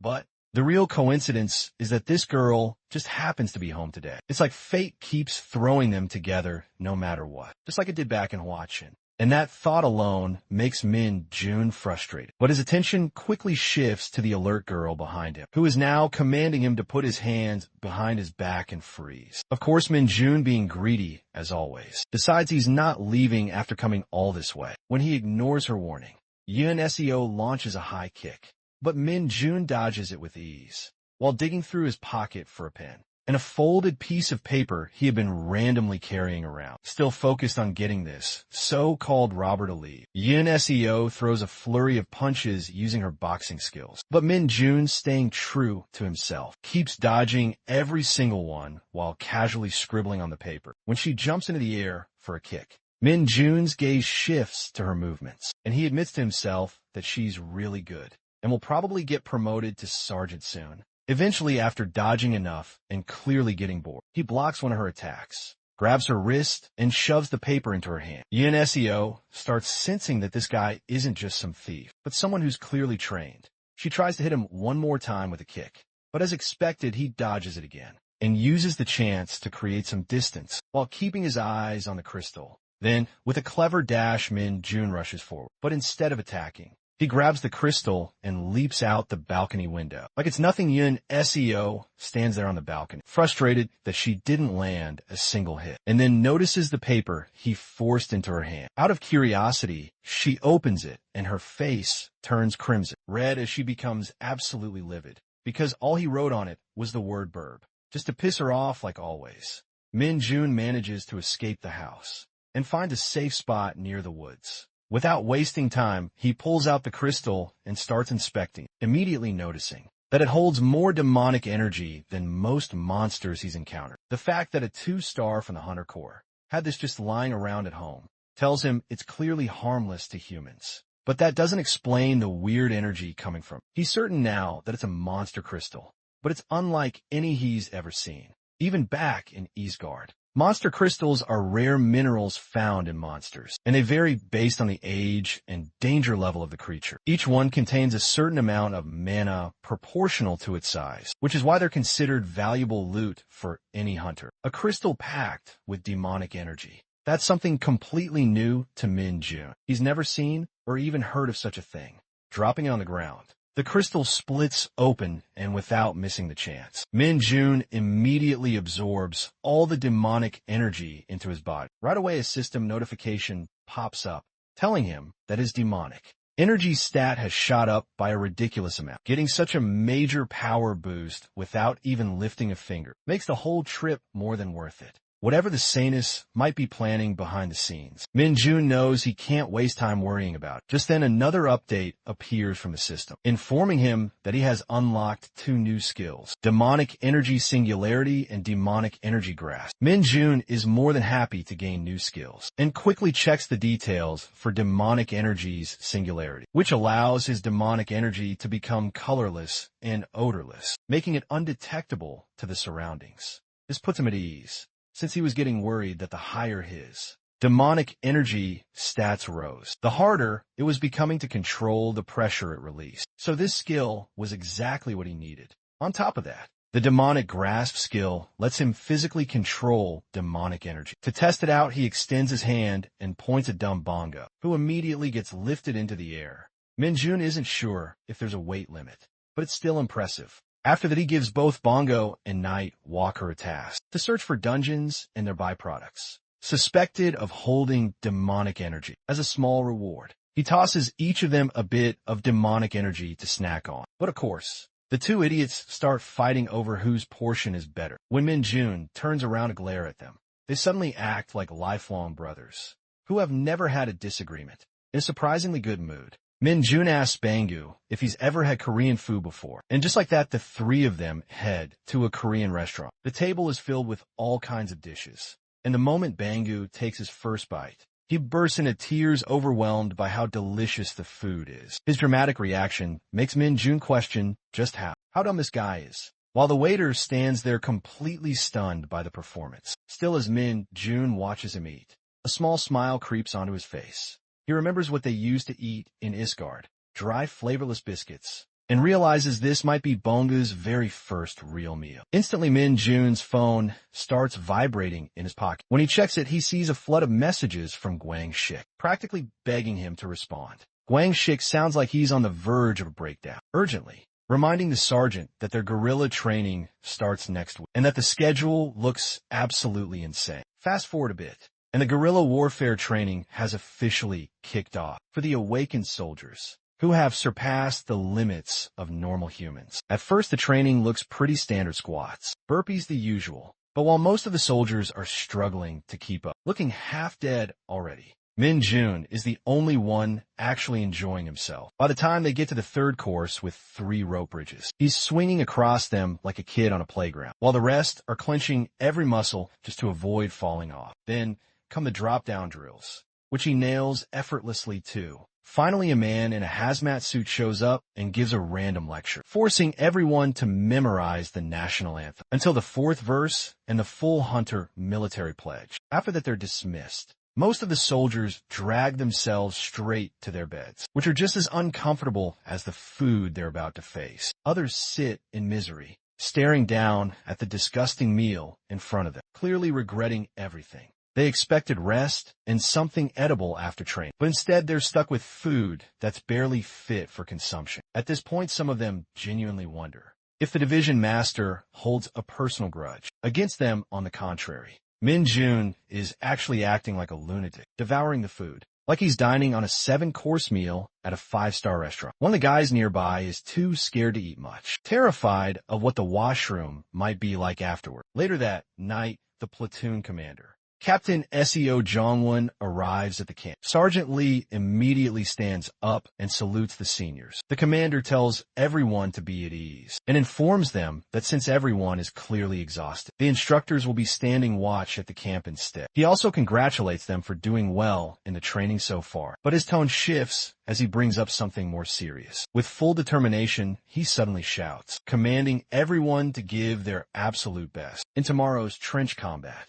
The next morning, each platoon is hyped up, cheering on their own squads. The trench combat itself is pretty straightforward. In a square arena meant to simulate a trench, the objective is to either push your opponent out or defeat them within the bounds. 2 heavy soldiers are currently dominating, throwing people around like ragdolls and slamming them into the ground. The losing soldiers pile up one after another as the referee calls an end to the match. It's the 16th round, 3rd fight, and the 1st Battalion, 2nd Company. 1st Platoon, 1st Squad takes the win. No weapons are allowed, and no one is allowed to bring in outsiders. It's all about raw, physical strength. Despite how it looks, trench combat holds special meaning for the 4 battalions of the 104th Division. During this hunter guerrilla training, the 2nd Battalion commander, Colonel Lee Jun-beom, is stunned to see them win, finding their strength insane, especially since these are the same guys who dominated last year. Colonel John Sung-kyun from the 2nd Battalion agrees and reminds him that these guys were just corporals last year, and now they're sergeants.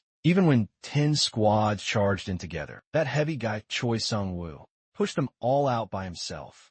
But then the 3rd Battalion commander, Colonel Ko Jong-cheol, casually drops the info that Sergeant Choi Sung-woo recently passed his promotion exam, yet the 1st Battalion has been stalling it. This instantly sets off Jun-beom, and he starts yelling at Sung-kyun, accusing him of delaying the man's promotion, just so he could keep using him in trench combat, since a higher rank would have made him ineligible. Sung-kyun loses it too, denying everything and insisting he never agreed to any of that. This kind of clash was expected. Trench combat always turns into a proxy war between battalion commanders. While Colonel Ko Jung-kol watches with a smug grin, enjoying the chaos, the 4th Battalion commander Yoo-ji keeps quiet when a referee announces that next up is the 4th Battalion, 4th Company, 4th Squad.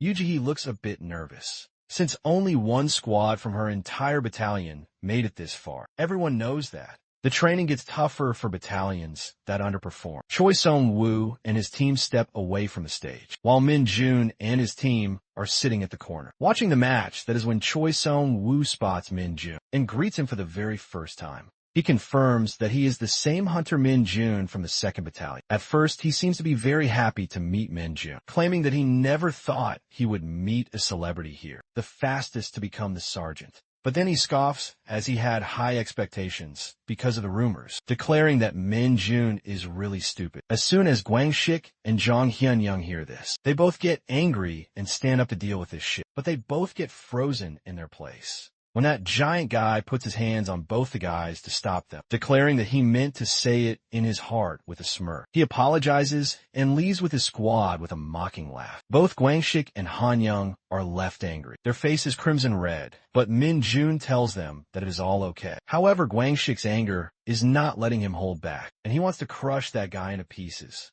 Meanwhile, Min Jun, who seemed to look calm seconds ago, is now like a red tomato who is going to explode anytime. But still he manages to control his unbearable anger, assuring them that it is okay, because they will get to meet this bull-like guy again soon enough. The trench combat resumes and the 4th Battalion, 4th Company, 4th Platoon, 4th Squad is now on standby. Corporal Shomari sits quietly, clearly annoyed. She's irritated because she doesn't see the point of these fights. They're exhausting, and worst of all, they involve physical contact, which she finds absolutely disgusting. Corporal Yun Heeju agrees, saying the whole thing feels unfair. and they always get trashed if they don't perform well. She doesn't understand why they even need to do all this, just to crown some so-called gorilla king. But while Hiju vents, Mari is more concerned about their battalion commander being pissed, especially since they're the only squad from their battalion that made it this far. As Marie glances toward their commander, she gets uneasy seeing her stern expression. But at this point, what's done is done.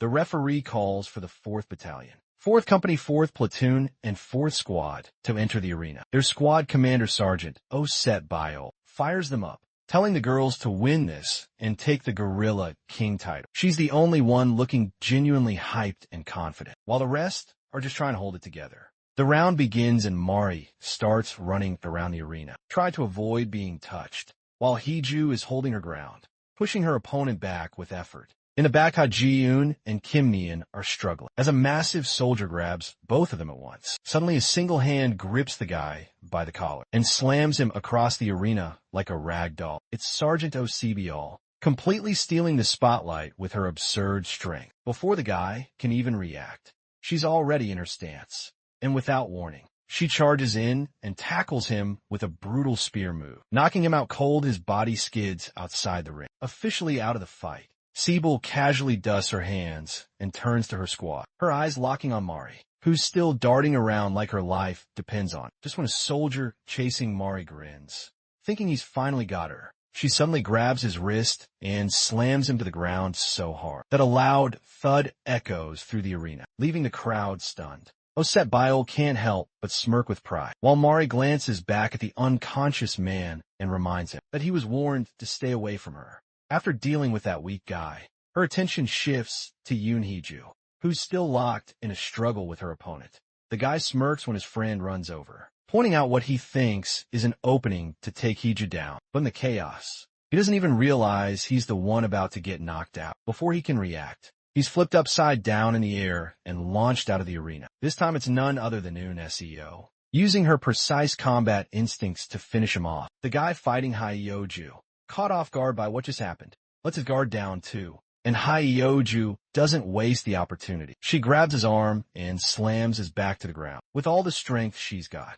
Now that the small fries are out of the picture, only 2 massive bulky guys remain. They never imagined the girls would manage to push even one of them out. But now that it's happened, they're ready to take things seriously. With confidence, they charge in, claiming they'll be the ones to win this round. But before they can even land a proper hit, both are stopped dead in their tracks by Osif Bio, who's holding them back with both arms. The guys laugh at first, thinking she's crazy for trying to take them on alone. But that laughter fades fast when they realize they can't even budge her, as they struggle to comprehend just how strong this girl really is. The rest of the squad charges in, and together, they launch both bulky guys out of the arena in a single sweep, leaving everyone watching in complete shock. The referee announces their victory, and the whole squad erupts in celebration. At this moment, Min Jun quietly observes from the sidelines, acknowledging that the girls actually have solid teamwork. And on top of that, they're clearly well-trained and skilled. Even Gwangshuk and Han Yong nodded in agreement, convinced that this squad will be the one to go up against that giant. Bull Choi Sung-woo in the quarterfinals. They're both excited at the idea of watching that beast finally lose. Still, Han Yong hopes Sung-woo makes it to the finals, because he wants to face him himself and teach him a lesson. But looking at how strong the girl squad is, they start wondering if they'll even get that chance. Then again, they remind themselves they've got Min Jun and Lee Sung-ho on their side, so there's no way they're losing. Just then Mari spots her crush, Min Jun, and instantly waves at him, who stays serious as usual. Meanwhile, Gwang Shik and Han Yong both blush like fools, assuming she's waving at them instead. Eun Hai-ju, completely fed up, tells Mari to stop being such a simp, while the guys are even worse simps, now deciding to cheer for the 4th Battalion instead of focusing on fighting that giant bull. Watching them act like this, Min Jun lets out a quiet chuckle, fully convinced that these two are absolute idiots. At the judges' panel, Colonel Lee Jun-beom looks visibly disappointed, especially since he had high expectations for the boys. He points toward the 4th Battalion commander, asking if she's proud now, but she stays silent and doesn't give him a response. Next up, the referee calls out the next 2 squads for the battle, and this time it includes Min Jun's squad. At that moment, Yuji's gaze shifts to Minjun. As she remembers, he's the same guy Seo Kyung is oddly obsessed with. Her curiosity kicks in, and she becomes genuinely interested in seeing what he's capable of. As all the boys walk toward the arena, Hanyang casually informs Minjun that if they take first place in this competition, their squad will earn a vacation. The second he hears that Min Jun's mood drops, he has zero interest in going on a trip with a bunch of idiots. Wang Shik and Han Yong burst into laughter at his reaction, joking that maybe they should just give up on first place. Ignoring their nonsense, Min Jun keeps his eyes locked on the arena, a smirk tugging at his lips, as he confidently declares that they'll still enjoy that vacation. But separately, the test begins. As both teams stand face to face waiting for the signal, the coach tells them to get ready, and the moment the whistle blows, the match kicks off. Han Yong and Lee Sung-ho charge straight at their opponents, while Sergeant Kim Min-jun stays perfectly still. Lee Sung-ho grabs two opponents by the waist and starts pushing them back with ease. Guangshik locks onto another guy, grabbing him by the waist and remarking how light they feel. He and Brownhead lift their opponents effortlessly. But among the other team stands a guy built like a tank muscle man. He sizes up Han Yong and then Lee Sung-ho, clearly trying to decide who to go after. Just then Min Jun finally steps forward. As he approaches Muscle Man, he sizes him up, thinking the guy might be pretty useful for testing something. Muscle Man doesn't hesitate and charges at Min Jun with a small grin. Min Jun admits his control still needs work, but at the very least he can mess with balance. He activates his E-rank skill, Demonic Energy's Grasp, and instantly throws Muscle Man off balance, making him crash to the ground. Confused and pissed, Muscle Man gets back up and charges again. Min Jun calmly uses his ability once more, yanking the guy's arm and slamming him to the ground again. Now Muscle Man is both shaken and terrified, unable to make sense of what's happening. But Min Jun knows better than to keep using the skill in plain sight. He figures if he keeps messing with a guy like this, someone might start getting suspicious. He signals for his opponent to get up and come at him again. This time, Sergeant Kim Min-jun doesn't rely on his ability, and instead puts his faith entirely in his agility and physical strength. As soon as Muscle Man stands, Min-jun charges in at full speed, grabs him by the waist, and throws him back, ending the match with ease. Their team wins and advances smoothly to the final round. However, Min-jun points out that even though they won, they won't be facing the fourth squad from the 4th Battalion in the final. Contrary to what Guangshik and Han Young had hoped, the coach announces that the final battle will begin shortly and instructs both teams to head to the arena. The opposing team features a powerhouse named Choi Sung-woo, known for his strength as both squads make their way into the arena. Han Young turns to Guangshik and asks if Choi Sung will used to be a wrestler. Guangshik confirms that Sung-woo wrestled until high school, only quitting because of his awakening.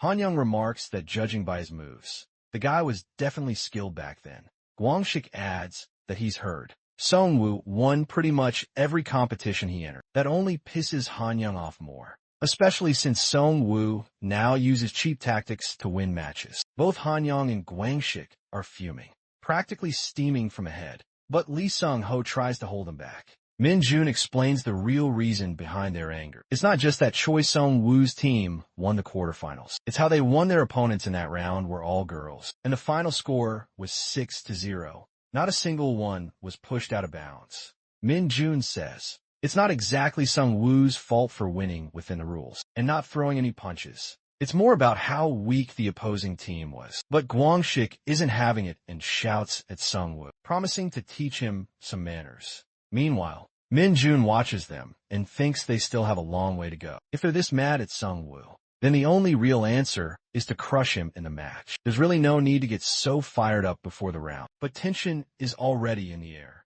Both teams finally step into the arena and stand face to face. Han Yang glares at Choi Sung-woo and asks if he plans to take them all on by himself too. Choi Sung-woo smirks and replies that he wouldn't dare, in the presence of the infamous Sergeant Lee Sung-ho, but then mocks them by asking if they could even win, even if he did go solo. That smug grin instantly sets off both Han Yang and Guangshik, but Sung-ho keeps them in check. Then Choi Sung-woo shifts his gaze to Sergeant Kim Min-jun and says he thought beating up Min Jun's little girlfriend might get a reaction, but the guy looks completely unfazed. That statement throws the whole team off. Guangshik, utterly confused, asks what he's talking about. Sung-woo casually mentions the pink-haired girl from the 4th Battalion, saying she seemed real hyped to see Min-jun and was cheering like crazy. Gwang-shik, half blushing and half furious, yells that she wasn't waving at Sergeant Kim Min-jun. Han-young jumps in and says, "It's true, Min-jun doesn't care about girls.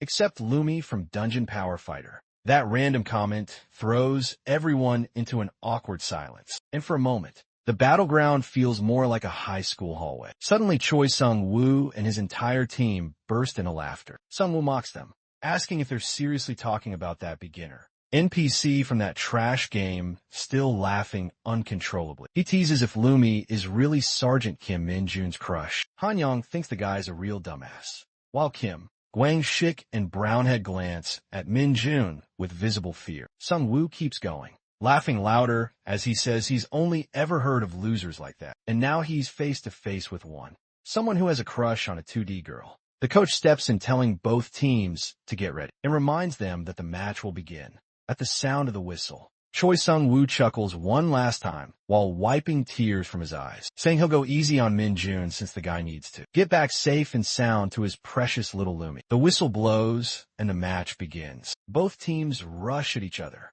but Sergeant Kim Min-jun remains perfectly still. Choi Sung-woo charges straight at him, grinning and asking if Min-jun is still spacing out. Out of nowhere, Min-jun tilts his head and slams it right into Sung-woo's face. The sound of the slam echoes across the entire arena, making everyone freeze. Choi Sung-woo's forehead starts turning red and swollen, but he quickly brushes it off, claiming he just took a wrong step and asks the coach to let it slide. This once the coach glances toward the judges for a decision, and they give a silent nod. He then tells both teams that this one will be overlooked, but reminds everyone that striking is banned, and they're expected to avoid it from now on.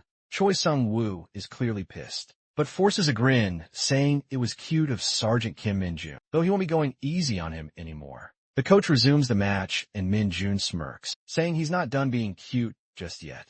He jumps away from Sung-woo and dashes toward Han-young and his opponent, slamming into both and throwing them out of bounds, even though Han-young is his own teammate. It's clear Min-jun's still pissed at him for mentioning Lumi. Nuna Sung-woo is stunned, watching as Min-jun begins taking out his own squad members along with their opponents. Next, Min-jun charges at Kim Gwang-shik and his rival, and tosses them both out effortlessly. Then he moves toward Lee Sung-ho and his opponent. Unlike the others, Sung-ho holds his ground, calling Min-jun a psycho bastard, while reinforcing his body and preparing to counter. He manages to hold Min-jun off for a bit, but eventually gets overpowered and tossed out too. Now the arena holds only two people, Sergeant Kim Min-jun and Choi Sung-woo. Min-jun is grinning darkly, a sinister mist seeping from his mouth, his eyes pure white, and every muscle in his body flexed and brimming with power. Choi Sung-woo is scared to even look at him,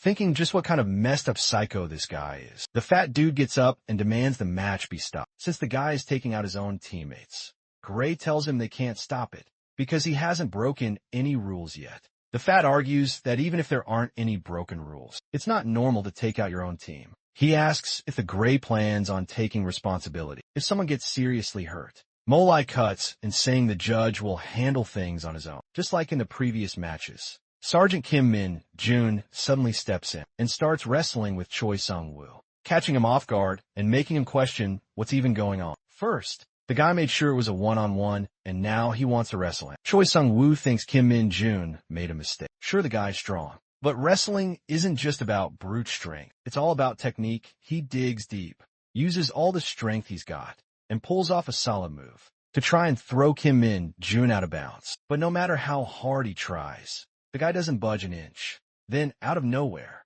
Kim Min-jun lifts him clean off the ground and slams him hard. He tells him to get back up. Choi Sung-woo gets back up and thinks this guy is seriously dangerous. He chuckles nervously and says he's going to surrender. But before he can even finish the sentence, Sergeant Kim Min-jun grabs him again and hits him with a suplex. He locks him by the waist and lifts him up, saying he can't let him surrender just yet. He pulls him up and throws him again, before he can do it a third time. Choi Sung-woo quickly says he gives up and he's stepping down. Sergeant Kim Min-jun looks him straight in the eye and tells him to listen closely. He says Lumi Nuna isn't just some two-dimensional character. She's his absolute favorite. Then he slams Choi Sung-woo to the ground one last time, as foam starts dripping from his mouth. The coach announces that the match is over, and declares the 2nd Battalion, 2nd Company, 2nd Squad, 2nd Platoon the winners. Sergeant Kim Min-jun steps off the stage and looks toward his team, the same guys he threw out during the match.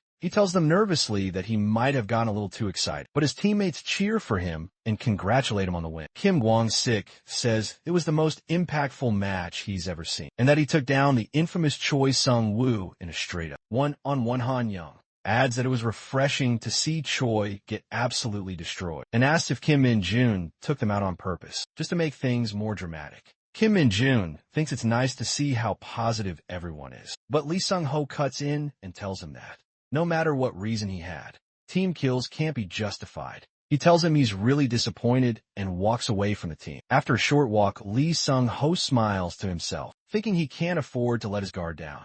He might be the next target. He tells himself that next time he'll be the one to beat Kim Min-jun. Meanwhile, the winners are awarded medals for their performance by Molai. At the same time, Sir Hunter steps out of the tent to use the bathroom, wondering why they have to go through guerrilla training during times like this when they're part of the Hunter Corps. Just then a voice calls out to Eyebrows from behind. He turns around and blushes as he sees Un Seo standing there. The next day, right after the short but intense guerrilla training of the 104th Division, the gang starts plotting something. Kim Kwang-sik says they need to approach this carefully. Han Young adds that even if they get punished for it later, they still have to push forward. Brownhead looks nervous because of his sergeant, but Kim Kwang-sik tells him not to be scared now. He says they just need to lure them to the rendezvous point, and once they're there, they won't be able to do anything. Hin Young turns to Mohawk and says his role is the most important, asking if he can handle it. Mohawk stays silent. They were already scheming before the exhaustion from training had even worn off. Kim Kwang-sik reminds them they don't have much time and need to stay as efficient as possible.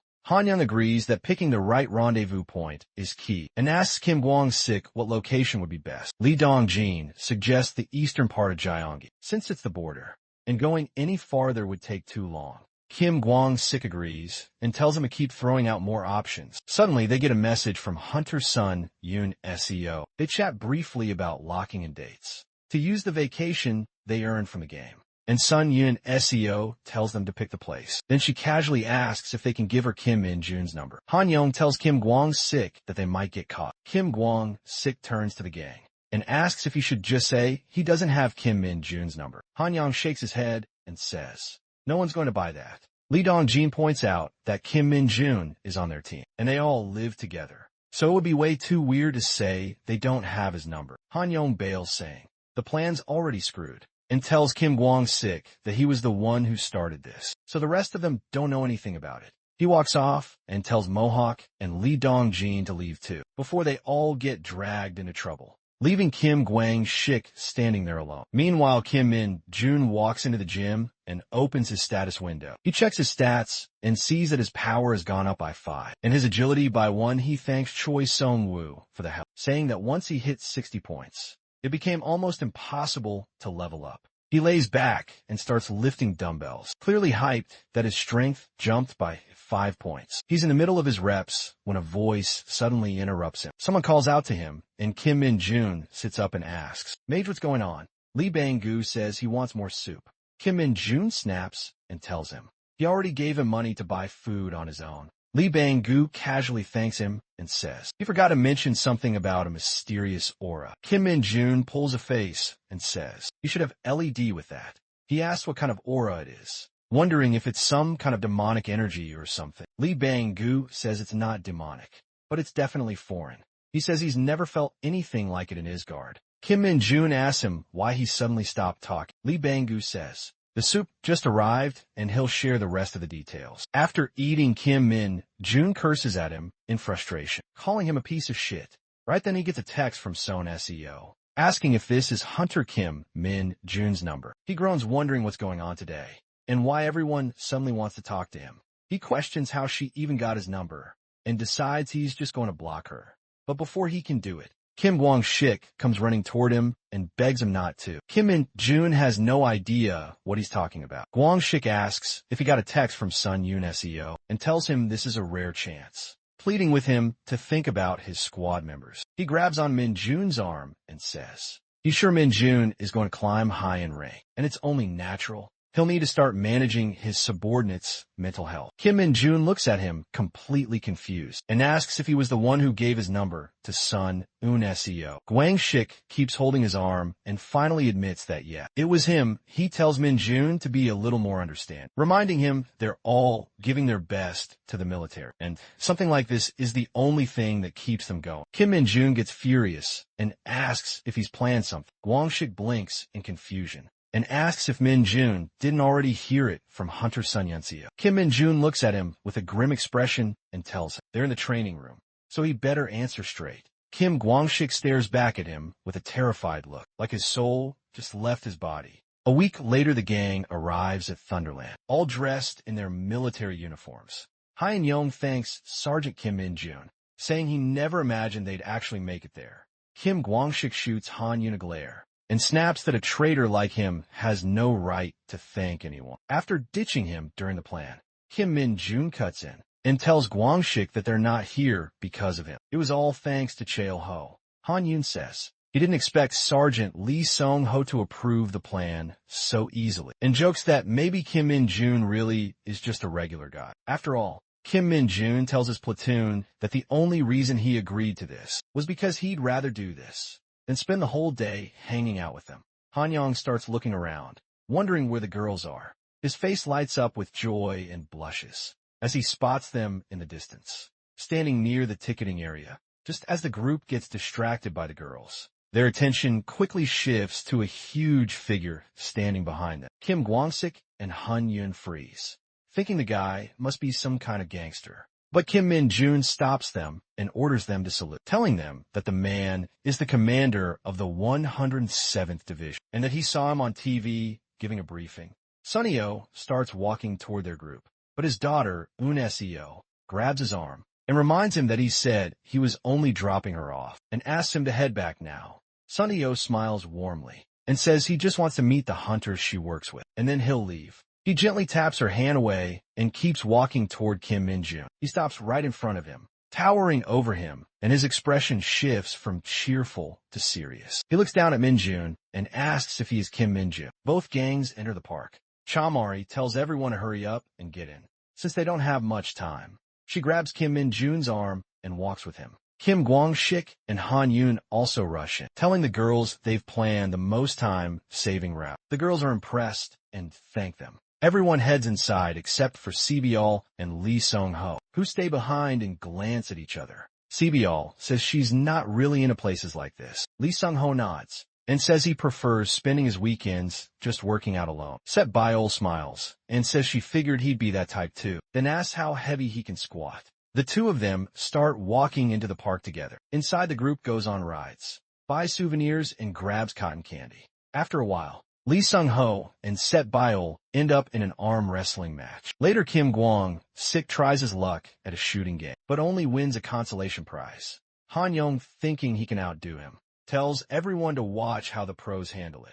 He plays the same game and ends up with the same prize. The girls in the background burst out laughing, while Kim Gwang-sik reminds him not to forget their bet, that the loser has to pay. Hanul complains that something must be wrong with the gun. Meanwhile, Kim Min Jun walks over and notices that the second prize for the same game is a dungeon. Power Fighter First Anniversary Limited Luminuna Key Ring. He grabs the rifle, fully determined to win the prize no matter what. With sharp focus, he hits all the targets in quick succession. The store owner tells him there's still one shot left in the gun, but Kim Min Jun replies that he doesn't need it. His goal was to win the second prize from the start. Emerald and Ginger talk among themselves, with Emerald pointing out how cleanly he hit every target, while Ginger wonders why he didn't bother with the last one. The store owner hands him the Lumi Nuna key ring. The girls look on, confused about what the prize even is. Meanwhile, Kim Min Jun is visibly thrilled, saying it was totally worth coming here. Han Yang and Kim Gwang-sik laugh in their usual weird way, while Cha Mari simply smiles, happy to see him enjoying himself. The rest of the team moves ahead, but Kim Min Jun lingers behind, staring at his prize. Just then, Un Seo calls out to him and asks what he talked about with her father. In a flashback, Kim Min-jun is seen standing in the parking lot with her father. Sun Tae-ho apologizes for pulling him away, even though he's technically on vacation. Kim Min-jun says it's no problem and asks what he wanted to discuss. Sun Tae-ho looks at him seriously and places a hand on his shoulder, tightening his grip, but Kim Min-jun stays calm and doesn't flinch. After a moment, Sun Tae-ho lets go and says it seems Kim Min-jun is well-trained. He then reaches into his car and mentioning that his daughter, Osmin-jun, pulls out an item from a dungeon. He explains that the item is typically meant for general rank hunters, but he's going to hand it over to Min-jun anyway. He adds that the military's evaluation system isn't always 100% accurate, and the item should boost his stats in random proportions. He gives him a bracelet. Kim Min-jun grins on the inside, thinking he just hit the jackpot, but keeps a straight face on the outside and thanks Sun Tae-ho. Sun Tae-ho tells him he's only giving it to him under the condition that he keeps up with his training. Sun Tae-ho tells him not to mention this to anyone, then adds that if Kim Min-jun ever visits Taejun, he should give him a call so he can treat him to a meal. Finally, with a serious look, he warns him that if he tries anything funny with his daughter, he'll kill him. Kim Min-jun calmly replies that it won't happen, slipping the bracelet into his pocket. Back in the present, Kim Min-jun tells Yin Seo that he didn't talk much with her father. He just said to give him a call if he ever visits Daejeon, so they can grab a meal. Yin Seo asks why her father would invite him for a meal, and Min-jun says it might be because he saved her once, so maybe he wants to repay him. Yin Seo remembers clinging to him back when he rescued her, and blushes slightly. She apologizes that he had to deal with her father, but Kim Min-jun flashes the card Sun Tae-ho gave him and says he's going to make sure it's a really expensive meal. Just then the rest of the gang shows up. Kim Gwang's sick turns to Cha-mari and asks why she suggested they all hang out. She says it's because she wanted to repay Kim Min-jun for getting revenge on Choi Sung-woo after he crushed her team during trench combat. Sabil joins in, agreeing with her and telling the guys that lunch is on them today, so they can order whatever they want. The boys stare in disappointment, realizing that this whole outing was planned just for Kim Min-jun, and even the so-called revenge he took wasn't for them. It was all for Lumi Nuna. Meanwhile, back in Taejun, a group of soldiers stands outside a dungeon gate as a crow with glowing purple eyes perches nearby. The 107th Division's 3rd Battalion commander, Colonel Lee Sang-jin, looks down at his tablet and sees a report showing 100 kilograms of mana stone inside the cave-type dungeon. He smirks, his face full of greed, while the crow watches silently from the pole behind him. Meanwhile, both platoons wrap up for the day and say their goodbyes outside Thunderland. Afterward, the boys head toward the bus station to return to base. Kim Min-jun gets called out by Lee Bang-gu, who says there's a problem. Kim Min-jun warns him that if he's about to ask for food again, he's going to kill him. But Lee Bang-gu quickly says it's about a dungeon. It turns out the crow that was spotted near the dungeon in Taejun was actually Lee Bang-gu.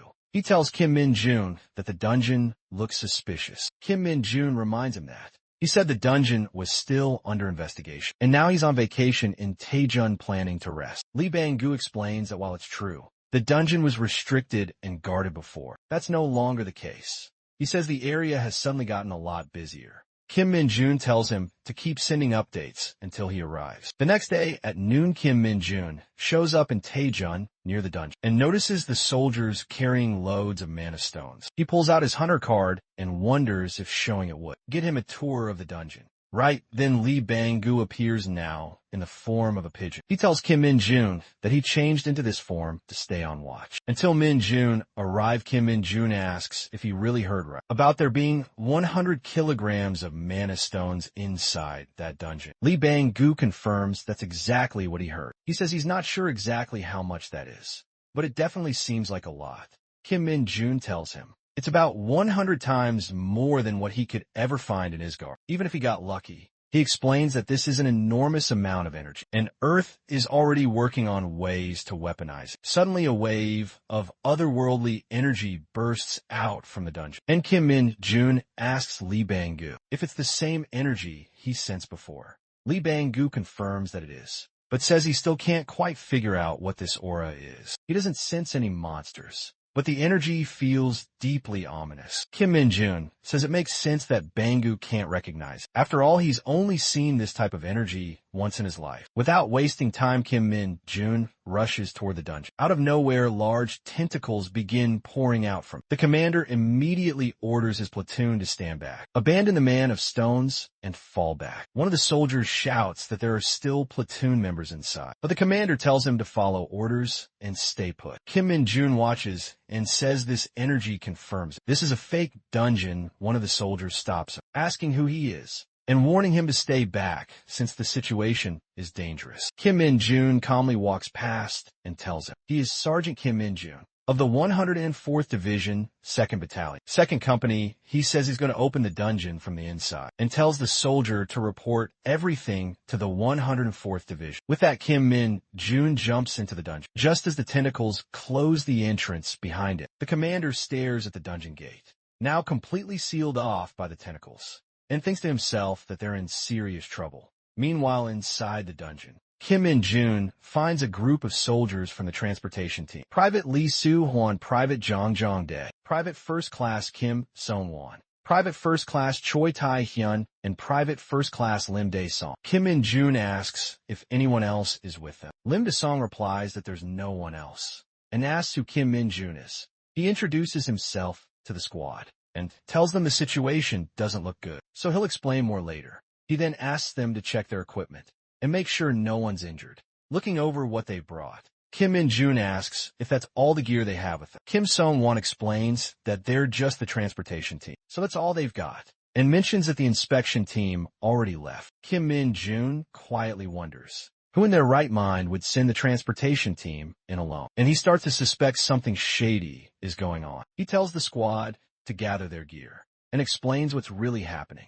He says they're inside a fake dungeon, a rare and dangerous phenomenon. To put it simply, they're inside a massive monster that lures people in and swallows them whole, and this time the bait was mana stones. He tells them not to panic and assures them that he's taking full responsibility for getting them out of this mess. The squad asks Kim Min-jun if he really knows how to get them out of there. He tells them that as long as they follow his orders properly, he'll make sure they all get out safely. He instructs them to kill any monsters they encounter and keep moving toward the center of the dungeon. Just then, goo-like monsters start to appear behind the squad. Kim Min-jun steps in front and tells them to stay behind him. He takes out each monster with a single punch, clearing the path effortlessly. Watching an Lim Dae-song turns to his squad and says that Kim Min-jun is exactly the guy. Everyone in the hunter community talks about the one who became a sergeant in record time, the invincible monster of the hunter corps. Outside the dungeon, Sun Tae-ho arrives and grabs Lee Sang-jin by the collar of his uniform, furious that he sent the transportation team in alone. He demands to know what Lee Sang-jin has been doing. Lee Sang-jin nervously explains that he was just trying to retrieve mana stones from the dungeon. Sun Tae-ho yells at him, asking if he was ever ordered to do that. He reminds him that the directive was to investigate the dungeon, so how dare he deploy soldiers without a raid team, especially into a fake dungeon. Lee Sang-jin, clearly shaken, stammers that after 2 weeks of investigation, it was confirmed the dungeon was empty, which is why he decided to send the team.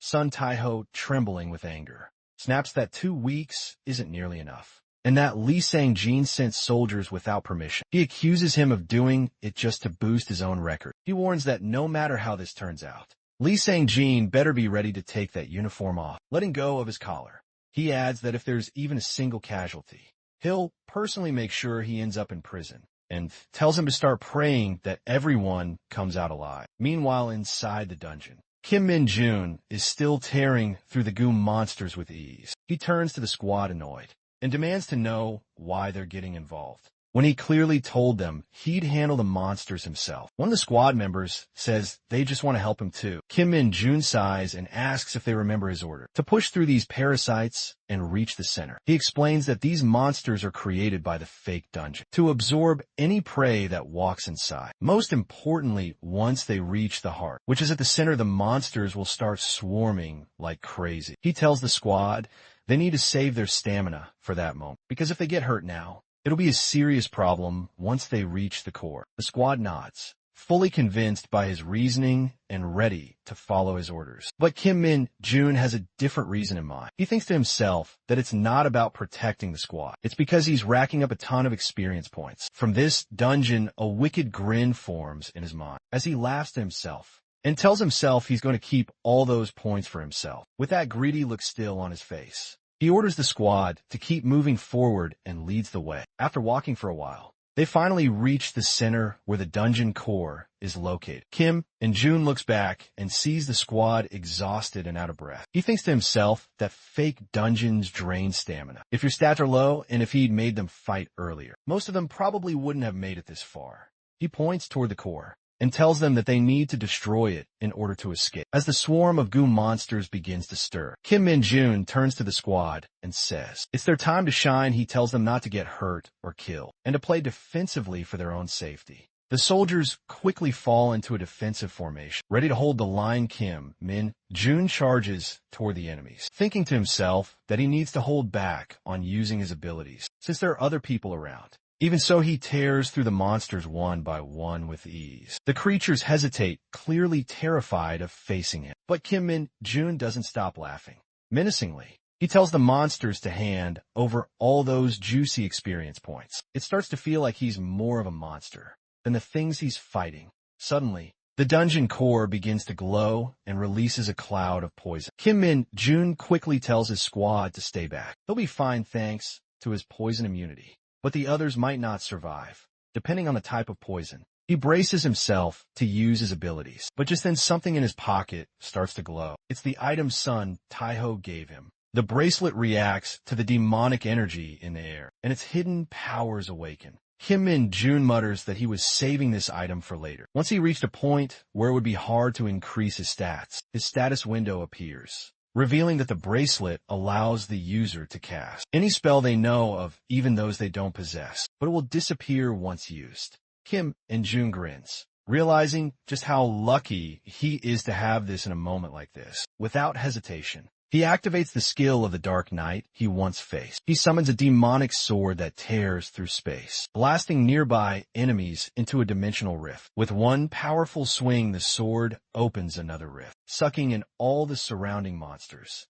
and landing a heavy blow on the dungeon core. As the battlefield quiets for a moment, Lee Bang-gu rushes over and tells Kim Min-jun they have a problem. The soldiers outside have planted a mana bomb at the dungeon gate. Kim Min-jun tells him not to panic, assuring him they're heading out soon. Just as he smashes the last remaining pieces of the core outside the dungeon, the bomb is successfully installed. A soldier hands the trigger to Division Commander Sun Tae-ho. He holds it, thinking it would be great if they could use it to force the gate open. But the dungeon's reaction is too unpredictable to ignore. Just then he's informed that Kim Min-jun from the 104th Division has gone inside. Another soldier confirms it, saying it's been verified that Kim Min-jun is in the dungeon, along with their personnel. Sun Taiho yells, asking why he went inside when this isn't even his area of duty. The soldier explains that according to witnesses, Kim Min-jun charged in after stating his affiliation. Sun Taiho asks if contact has been made with the 104th Division, and the soldier replies that their commander is already on the way. Another soldier informs Sun Taiho that all troops have been evacuated to a safe location. Sun Taiho thinks to himself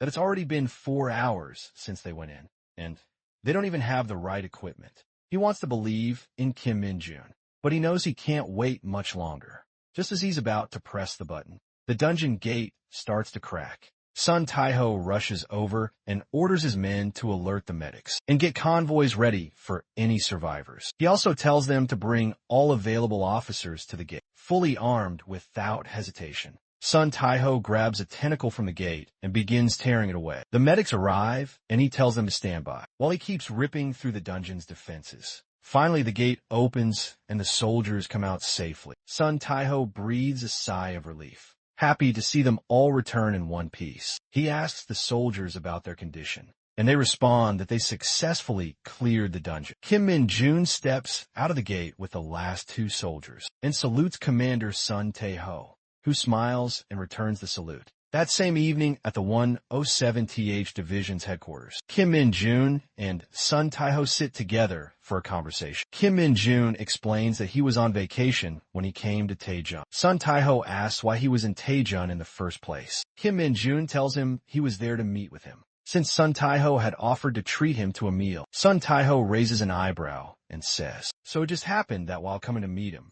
Kim Min-jun passed by the dungeon, and when the incident broke out, he jumped right in with a confident and cheerful smile." Kim Min-jun admits that's exactly what happened. He adds that when he saw the anomaly, his body just moved on its own before he even had time to think. Sun Tae-ho chuckles and says the more he looks at Kim Min-jun, the more eccentric he seems.